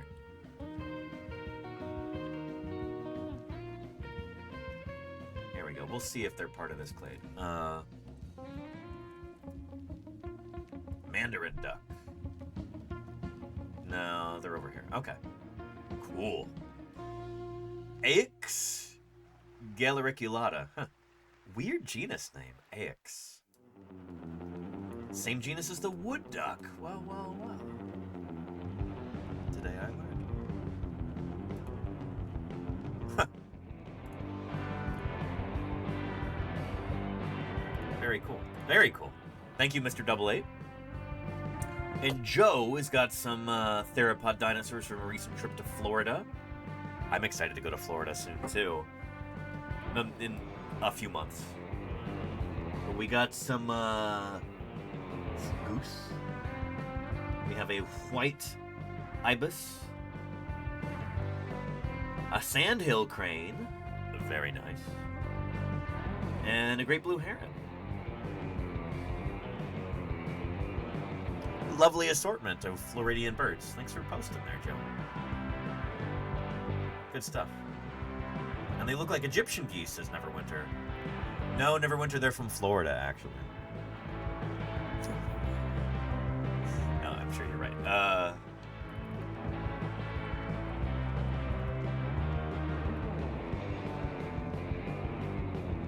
Yeah, nice. Egyptian goose.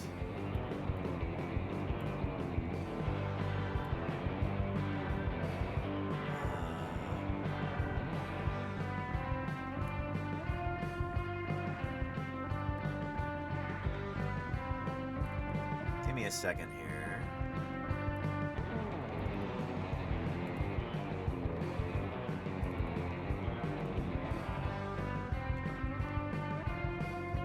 I don't have that song. Never mind. I think. The Bangles. No, I don't have Walk Like an Egyptian. Never mind. Oh well. Darkbite, how are you doing? Hello, hello. Welcome to Paleontologizing. It's good to have you here.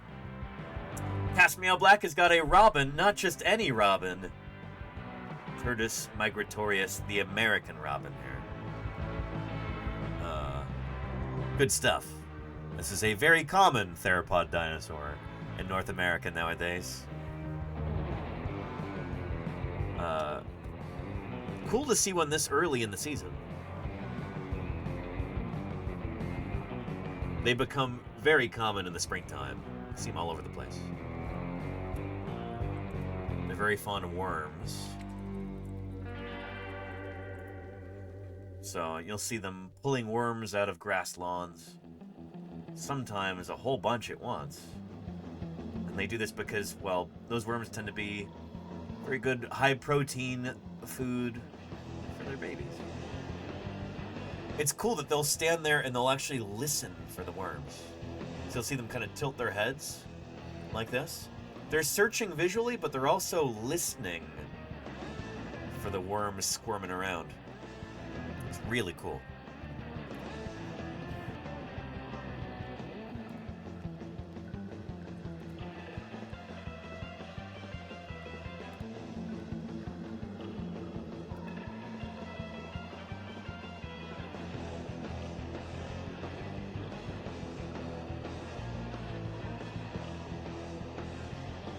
Yeah. Here's an American robin doing exactly that. We've got our own music, thank you.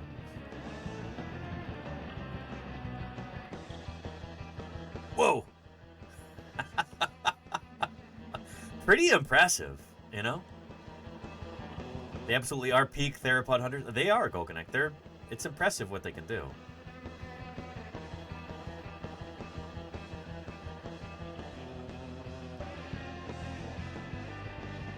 That worm is doing its very best to escape.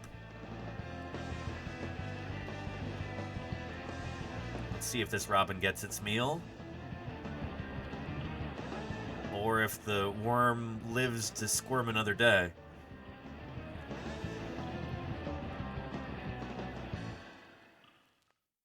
I don't know, it's not looking too good for the worm.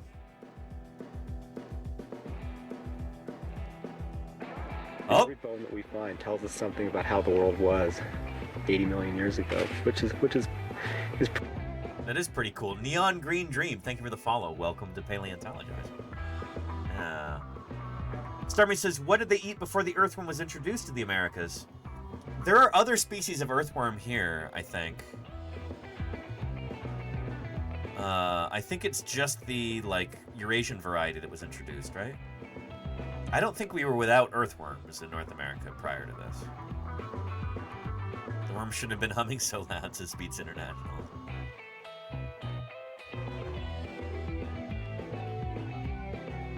I like how the robin... What are you doing hesitating before you eat that worm? What's going on?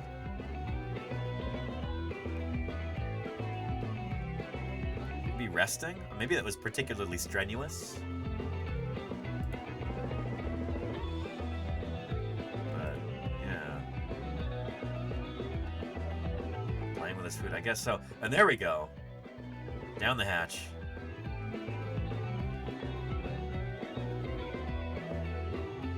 Yeah. Anyway, very cool. Cast Me on Black. The American robin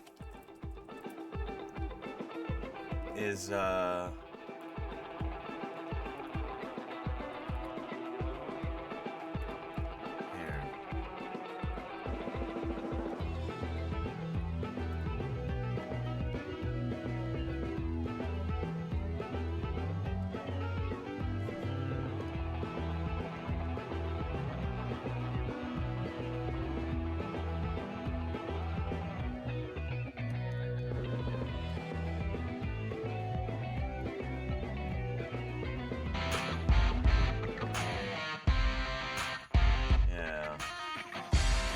American robin, Thursd migratorius.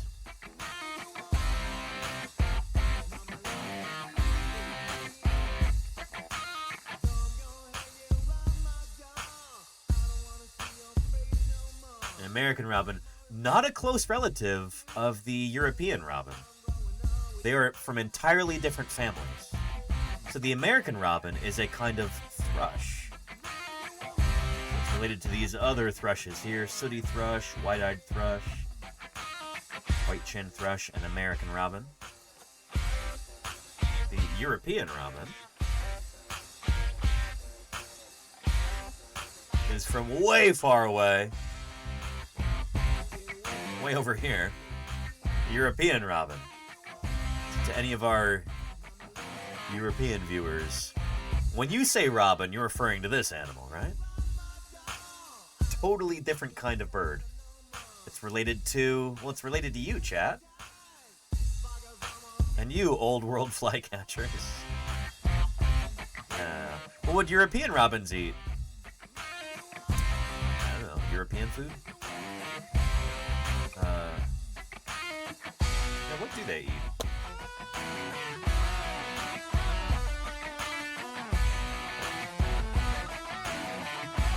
Behavior and ecology.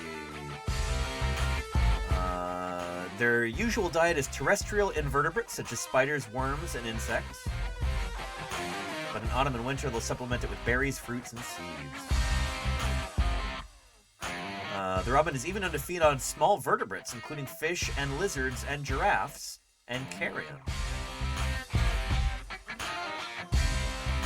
I was kidding about the giraffes part. That's not.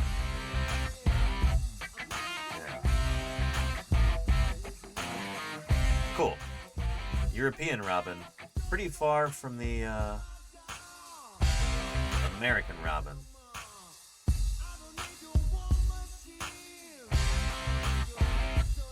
Right here. Who again is a kind of thrush. Good stuff, Casmiel Black. Thanks for giving us an opportunity to talk about this. Always fun, you know? Stormy says European robins eat insects mostly. There you go. But I guess they do also eat worms. But it does make me wonder,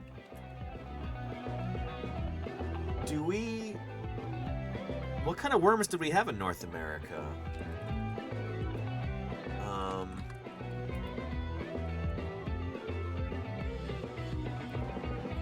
Yeah, invasive earthworms of North America. Around 3,000 species of earthworm known worldwide. That's impressive.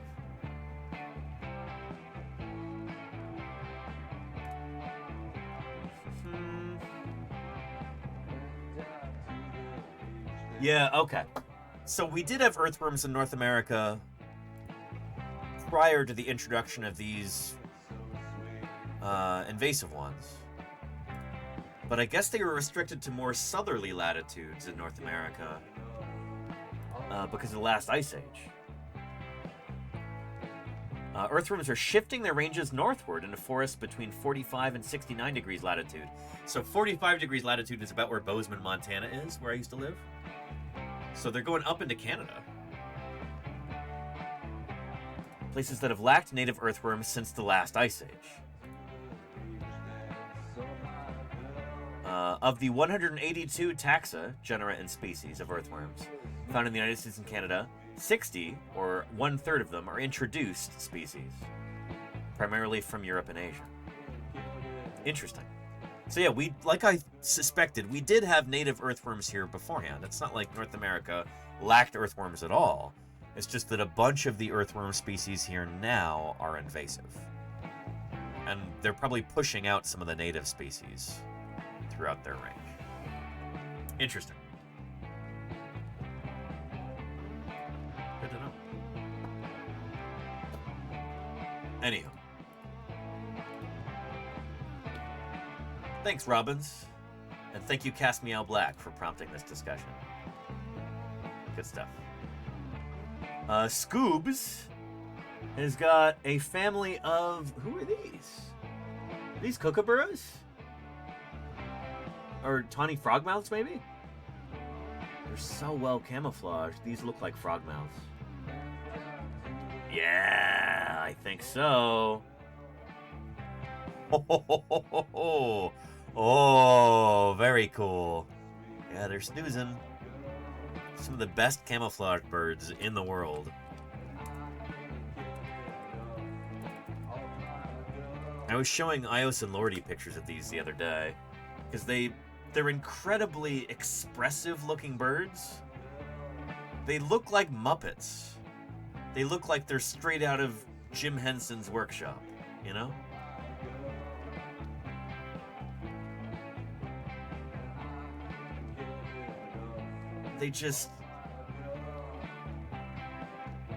They don't look real, almost. You know? They look like a Muppet. just a wide range of expressions.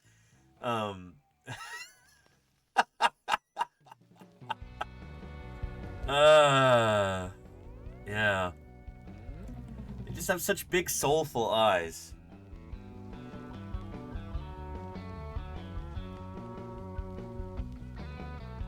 Yeah. They can look concerned or suspicious, befuddled, surprised, vengeful.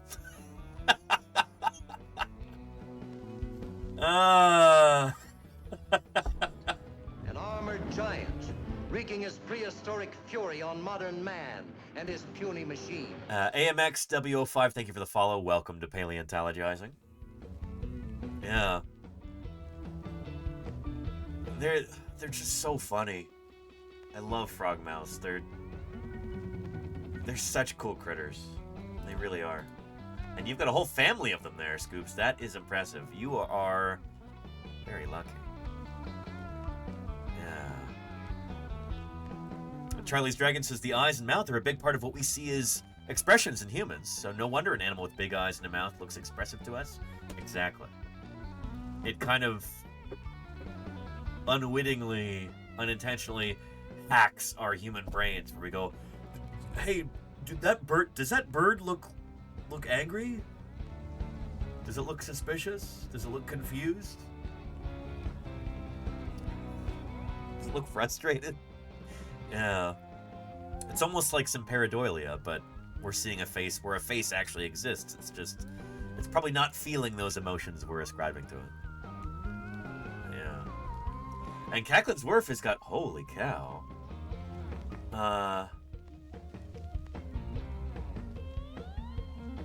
Cacklin's Wharf says, personally, I'm of the opinion that Valentine's Day is utterly unsuitable for love letters and the like, since the recipient has no way of knowing whether it's about the person or about the calendar. Fair. However, these two great crested grebes, Podiceps cristatus, were unburdened by such concepts and deliberations, and good on them. From De Nieuwe Meer, a lake on the edge of Amsterdam. Gorgeous photo here, look at that. Ah. Ho, ho, ho, ho. Beautiful.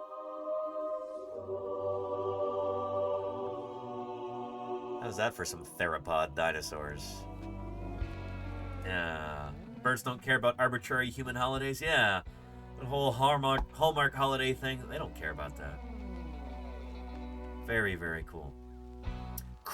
Great crested grebes. Goodness gracious, great crested grebes.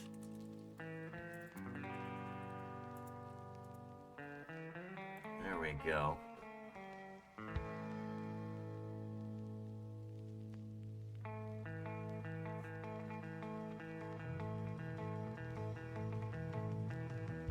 Nice.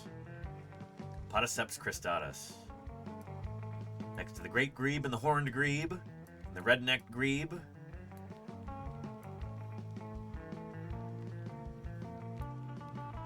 I think they'd probably prefer the term grebe of Appalachian extraction. But fine, you can go ahead and call them that, I guess. Whatever.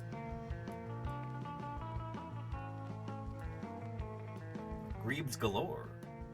So many grebes, who knew? Birders knew. I guess I didn't. Yeah. Which way, Western grebe? Anyway. Good stuff. Cacklin's Reserves, thank you so much for posting. Appreciate it.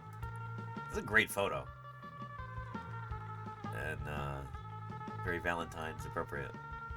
Sorry I didn't look at this until now. I'm a little late, but yeah. And Chaotic Time Traveler.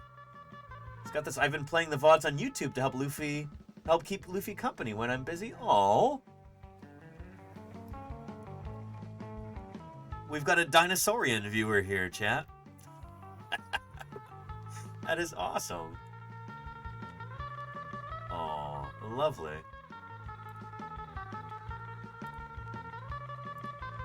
Oh, here, I gotta turn the sound on.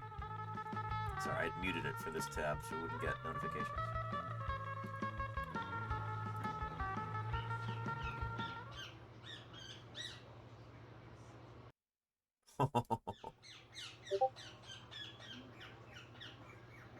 Nice.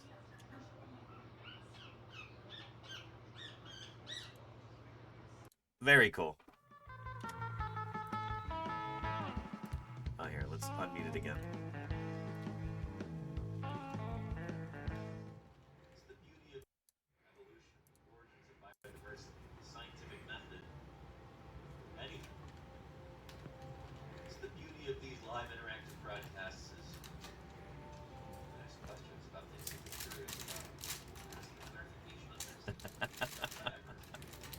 Nice.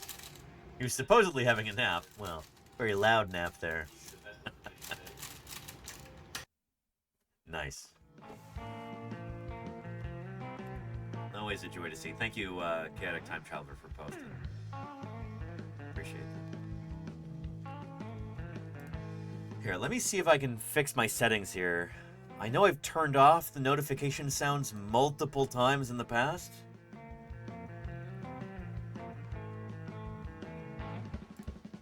New message, sound off. There we go. Okay. Hopefully that'll do it.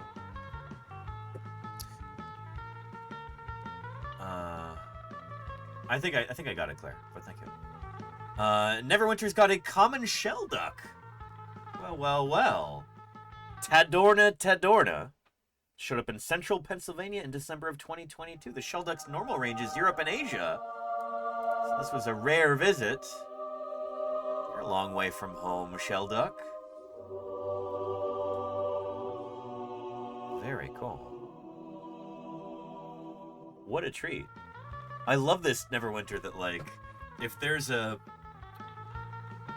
unusual bird in your area, like, you know about it and you go out and photograph it. Like, I think that's really cool, you know? Yeah. Strange bird singles in your area. This is usually a single one. We call these vagrant birds.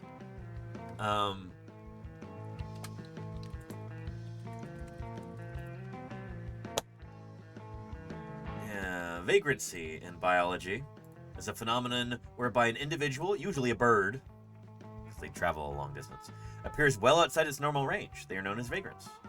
The term accidental is sometimes also used.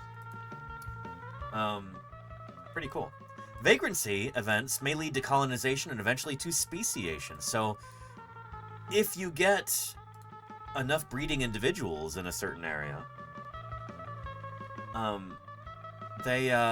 they might end up colonizing that spot and making that part of the range.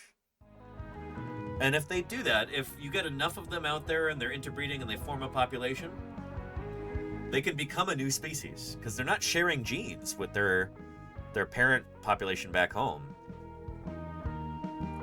They're pioneers. They're out in a new spot. They're doing their thing. They're reproducing. They can and will eventually become a new species if they survive. Really cool. Yeah. Bird magpie lark. Cool, Darkbite. Yeah. Yeah. I'm on a Discord for rare birds in Pennsylvania. Nice, Neverwinter. Nice. So you got the inside scoop there. That's cool.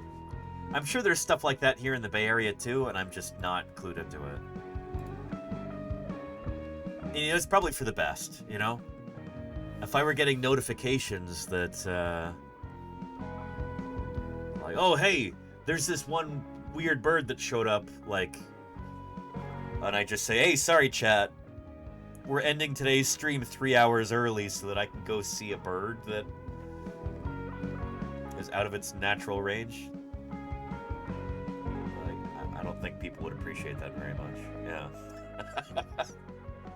So fair enough that I don't do that. But that being said, I did get to see a vagrant bird out on the Farallon Islands a few months ago. That was incredibly cool.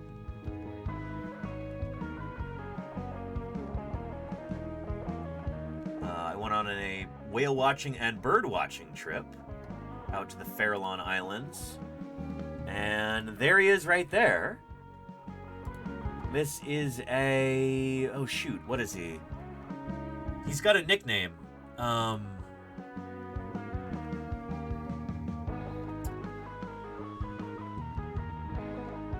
He's from the Atlantic Ocean. It's thought that this is the only member of his species in the entire Pacific. Oh, goodness. Let's see.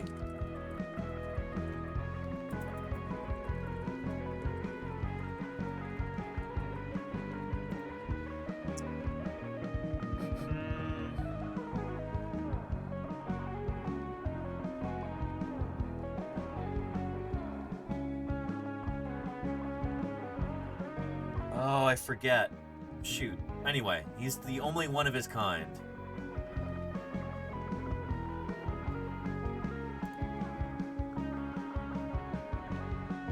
It'll be here.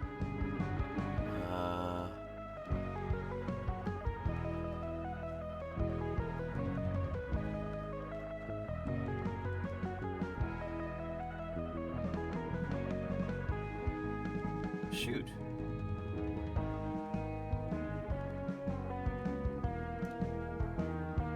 I forget. Anyway. I'm sure we'll talk about this again, and I'll remember it at some point. This won't be the last of that bird. Anywho, cool stuff. Vagrant here. Neverwinter, thanks for posting. Chaotic Time Traveler. Oh, he's so green. He was falling asleep. Bigger gaps between the teeth and the back. You know, that's the lighting. It's making it green. And other features. These highlight the extraordinary... Oh, yeah. Nice. Thank you, Chaotic Time Traveler, for posting. Green banana, yeah. And it was a northern gannet. Yeah, Neverwinter, that's totally it.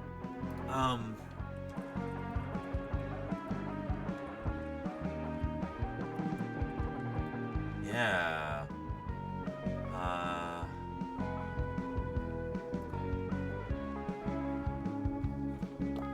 Here we go.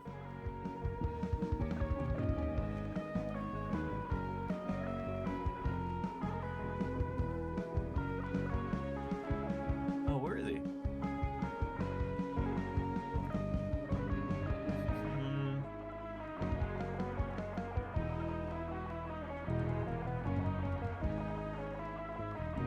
He's got a nickname. What did people call him?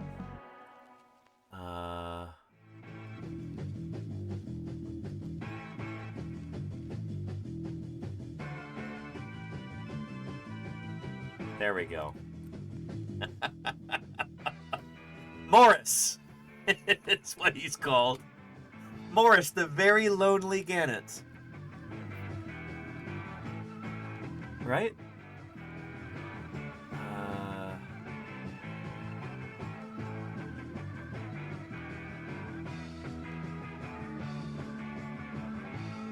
Yeah.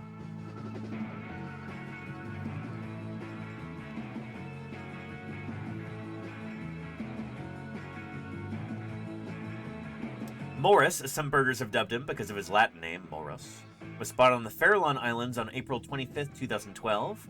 In 2014 and 2015, he spent the breeding season on Alcatraz with the Brandt's cormorants. According to Michael Pearson, the park ranger at Alcatraz, he is assumed to be a male because he has been seen displaying to the Brandt's cormorants. The cormorants are not fond of him because he takes up valuable breeding space. Poor Morris.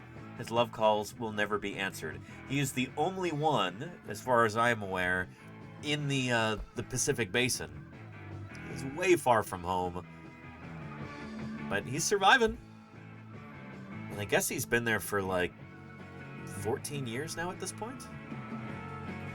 Yeah. Here's a link if you want to read more about this. He might even be on the t-shirt. Lordy got me a t-shirt with the featuring the Farallon Islands for Christmas. Let me see if he's on there. Let me grab this real quick.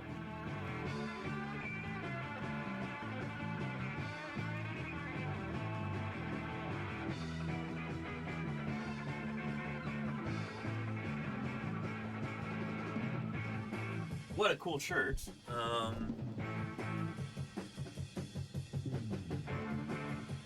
don't think he's on here, actually.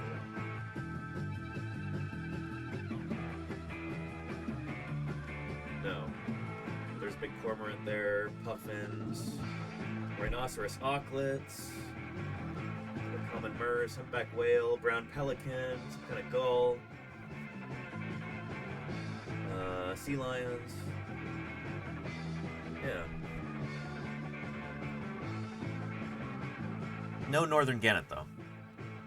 But yeah, it is a cool shirt, isn't it, Charlie Train? Yeah. Yeah. And you're wearing your matching one right now. Very cool, Lordy. Thank you again for getting me that shirt. It was very thoughtful. What a great Christmas gift. Yeah. Shoot, it's late. Let me continue here. We got to get through the rest of our birds. Thank you, Chaotic Time Traveler, for showing us green banana Luffy. And Lenina says, some unscrupulous person left their giant carrot on the side of the road, but these wonderful vultures came in to clean it up. Lovely little herbivores. Very nice, Lenina. Nature's cleanup crew, as they're often called. And these are not turkey vultures, those are black vultures. You know what, you probably get both species out there in Texas, don't you? We only get turkey vultures here in the Bay Area, as far as I know.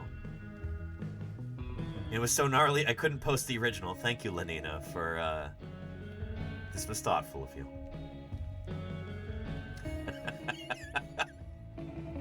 Yeah.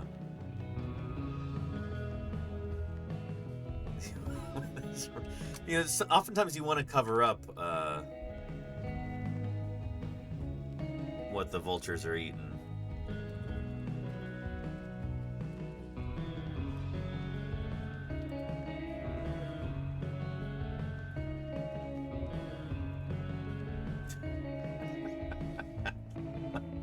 Like in this famous Far Side cartoon.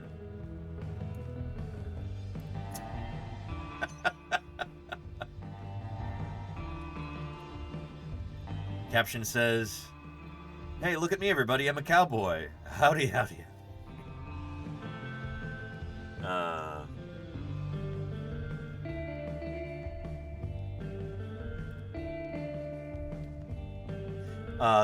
The one on the left, had his foot on the carcass and was tucking in. Nice, Lenina, yeah. Good for him.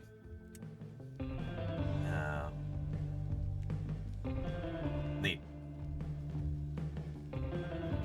Vulture culture. Interesting, Pepe. Huh. Cool. And what bone is this? I bet you, Pepe, if they know what they're doing over there, they probably have this already.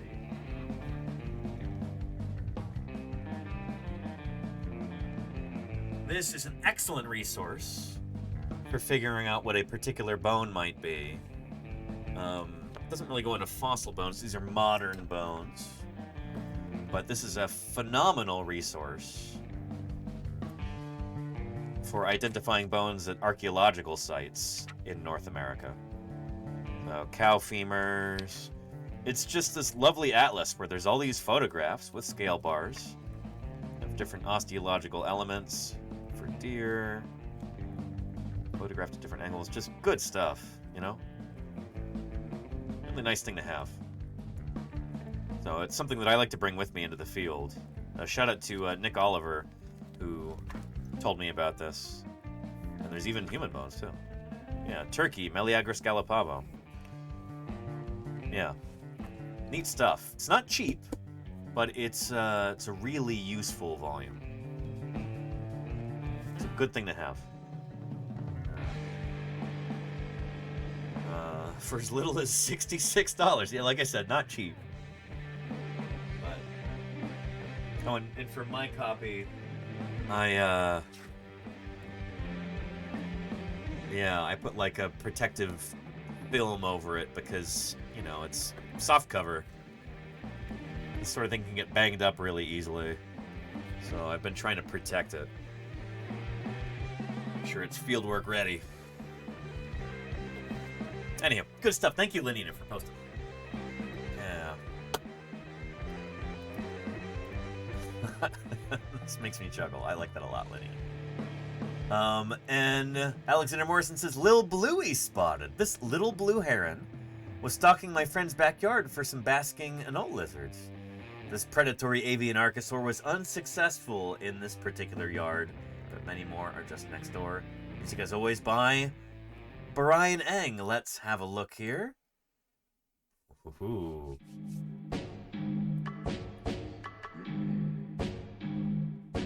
Nice.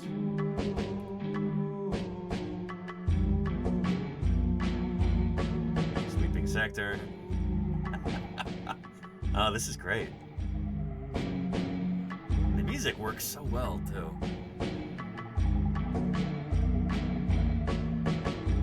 Scanning.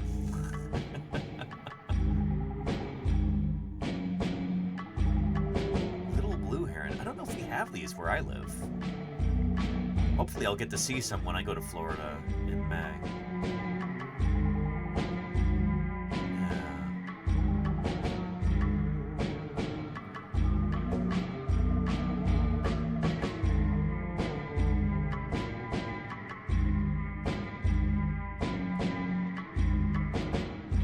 Exiting area, there you go. Good stuff. Thank you, Alexander Morrison. If anybody wants to go subscribe to Alexander Morrison on YouTube, here is a link to that video. Good stuff.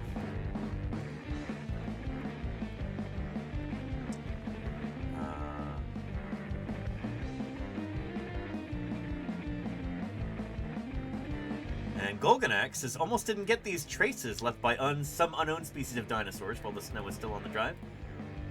Nice, Golganak. I love some good theropod ichnology. Dinosaur tracks. Right there where Golganak lives. Golganak, be careful out there. There's theropod dinosaurs walking around. Pretty cool. And did we miss a handful of submissions before Chaotic Kittens at the beginning? I should check Mayor of Space. There's a chance we did.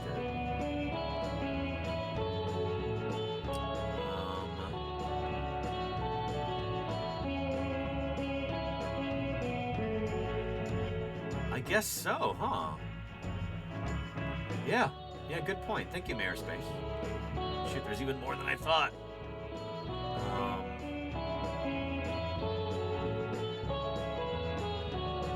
The bronze wing from our last Thursday Birds Day. Remember Salamander's narration here. Mayor of Space has got violet-backed starlings at the Toledo Zoo Aviary.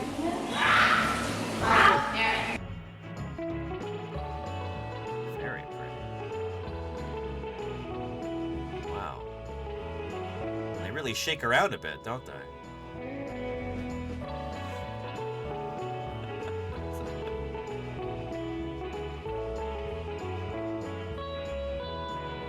They've had a little too much caffeine.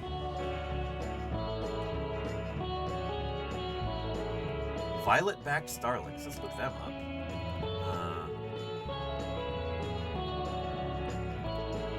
So, presumably, they're related to the European starling. Let's see if we can find them. Because the search didn't work for some reason. Starlings.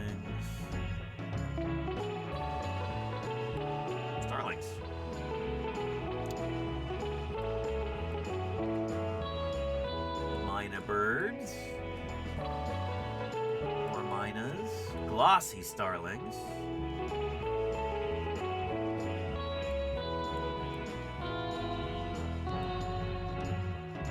Rusty-winged, long-tailed, singing, Asian glossy Santo starling.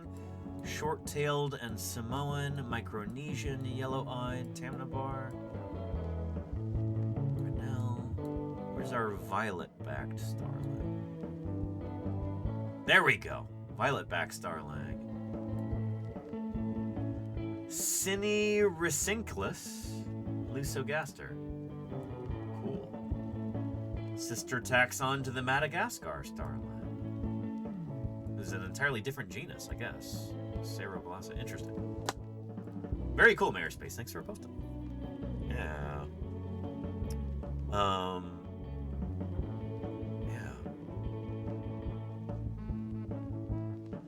Anywho, and First Anomaly says, I think it should be likely that dinosaurs also evolved on another planet somewhere in the vast universe and maybe did not go extinct. Well, they didn't go extinct on this planet. We've got thousands of species of them still around today. We call them birds. But we know for a fact that dinosaurs did not evolve on any other planets, because if they did, they, by definition, wouldn't be dinosaurs. Dinosaurs aren't called dinosaurs based on what they look like or what their vibe is. They have to have evolved from that first dinosaur species here on Earth in order to be a dinosaur. So even if there were creatures that evolved to look exactly the same on some planet in some distant galaxy, they would not be dinosaurs by definition. Does that make sense? So yeah.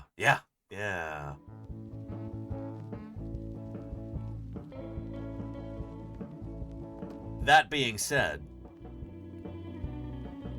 there is a book that I had when I was a kid that hypothesized that dinosaurs didn't go extinct. This is before I realized that birds were dinosaurs. But they just left. Let's see if I can find that real quick. Where is that book?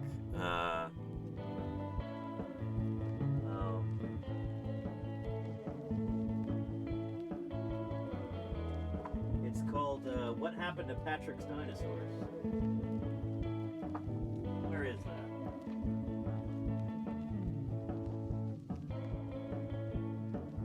I know I have a copy of it. I purchased it not too long ago for just such an eventuality that I'd be talking about it on stream. And it's a slim enough book that it's easy to lose. Shoot. I'll just find you a picture online.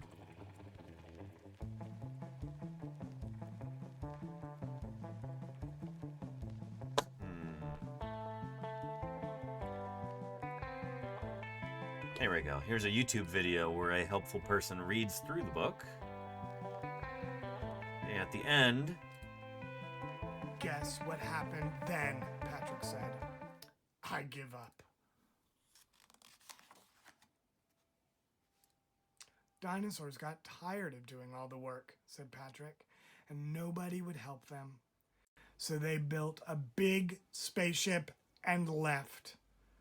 Dinosaurs couldn't fit in a spaceship, said Hank. Then how could they leave? Asked Patrick. Good question. I didn't say they left, Hank said. But they did, said Patrick. And they never came back.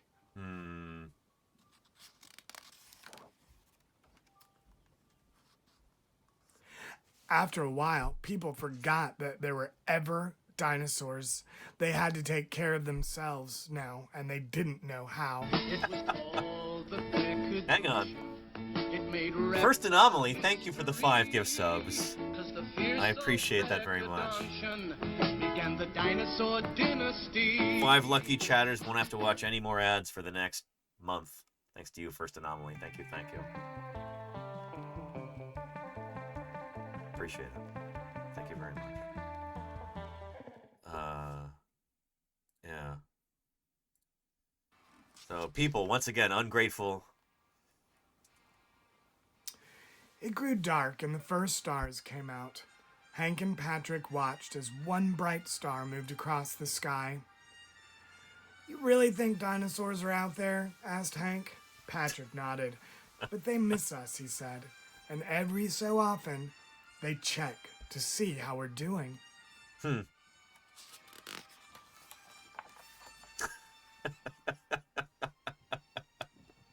Lovely, yeah. The book is called What Happened to Patrick's Dinosaurs? Spoiler alert, they left. Yeah. Anyway. I'm happy that your stream still exists. I'm happy you still exist, First Anomaly. Thank you for the support. I appreciate you. Anyway, good stuff. Man, we still have so many more birds to go through. This one's about sounds. Cacklin's Wharf has got a bunch of different bird sounds. Cacklin's Wharf, I'm going to skip this one if it's okay. But I will give everyone a link if they would like to watch your lovely video here. Walking through the Netherlands. It's going to be very chill. Some people are going to enjoy this. So I've got the link for you there in the chat. And then, there we go. There's Alexander Morrison's blue heron. A hawk in your front yard the other day. Very cool salamander. Middletown, Rhode Island. Anyone have any idea what it could be? Oh boy. If it's a juvenile, that's going to be tricky. I bet you Neverwinter has got some ideas. Sharp-shinned hawk. Pigby creative guesses. Mizart Rules has got some gulls here. Lovely watercolor. Nice Mizart Rules. Very cool. Thank you for posting. Oh, gouache painting. Nice. Oh, gouache. Gouache. Gouache painting. Sorry. Yeah. Dinosaur Dave has got Australian magpies doing their thing. My neighbour's sprinkler. Nice. Oh, they're so cool and fun. Currently, not related 60 degrees. to North American magpies or European magpies. Celsius, that is. Nice. Yeah, it's summertime down there in Australia. Nice, Dinosaur Dave. Thank you for posting. Having the time of its life. Going from the sprinkler to the ground and back again, running around and fluffing itself. Nice. And Neverwinter says, I think Redtail is correct. A vague V shape and the mottled feathers on its back. Nice, Neverwinter. I knew you'd have an answer. Chaotic Kitten has got... Oh yeah, Killarney. Cool. Alright, we're back on track. Let's go to where we were. See if we can finish this out. Salamander says, more new lifer birds. Well, well, well. Then I know what to do with on my trip to Florida. Excellent, Salamander. I think these guys take the cake. Bubo virginianus, who is some kind of hawk. I know Jamaicensis is the red tail. Virginianus. Ran into some other birders who said this is the first they've seen of the babies outside of the nesting box. What a time to have visited. Walking, but also looking. Whoop. Not often you get to see. Shoot. Walking, but also looking.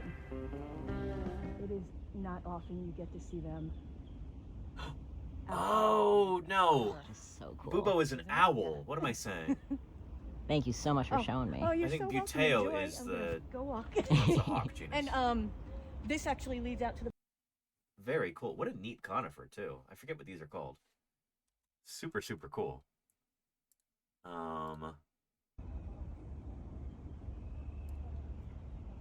That must be the nest box there. Oh, ho, ho, look at those owls. Beautiful. Not sure if there's cussing in the videos. Okay, thank you. I will turn the volume down. Thank you, Salamander. Yeah. Nice. Yeah, those owls can be pretty foul-mouthed sometimes, so I appreciate the warning, Salamander. YOLO, you obviously love owls. There you go, Linusir, yeah. Yeah.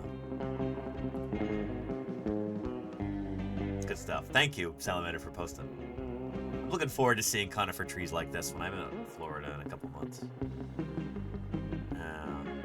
And Chaotic Kitten's got the hunting heron. Hopefully it uploaded okay. Ooh. Yeah, that looks froggy. I think it is a frog there. R.I.P. that frog. You know, but like we said earlier, it's not unusual to get eaten by a heron. Like a wise man once sang in a popular song. good stuff. Yeah. Longleaf or lollipop. Cool, Aerospace. Thank you. Yeah. And Dino Nerds. Well, hello. Welcome to Paleontologizing. Used to go by Danny Loves Dinosaurs. Oh, right. Yeah. Welcome back, fellow Danny. Good to have you here. Thanks for joining us again. Welcome, Dino Nerds. Good to see you. All right, and is that? It always sneaks up on me. That's the last one. Well, with that, Thursday Birds Day comes to a conclusion. Thank you, everybody who posted these wonderful living dinosaurs here. I enjoyed that a lot, and I hope you did too. Always wonderful to celebrate the modern diversity of theropod dinosaurs. Dinosaurs are indeed not extinct. We have how many species today? Over 9,000! Pretty astonishing. Probably about 10,000 or more. But good stuff. Anyway, with that, I really have to wrap things up here. So, let's begin our wrap-up procedure. Hope to see everybody again on Monday for some more paleontologizing. Here's our credits. Big thank you to everybody being named in our credits. Restarts like that.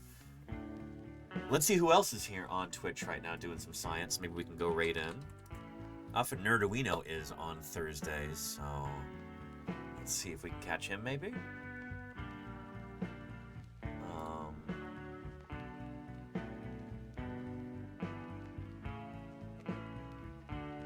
Yep. Page is taking forever to load. Yeah, Nerduino is doing some science and technology. Excellent.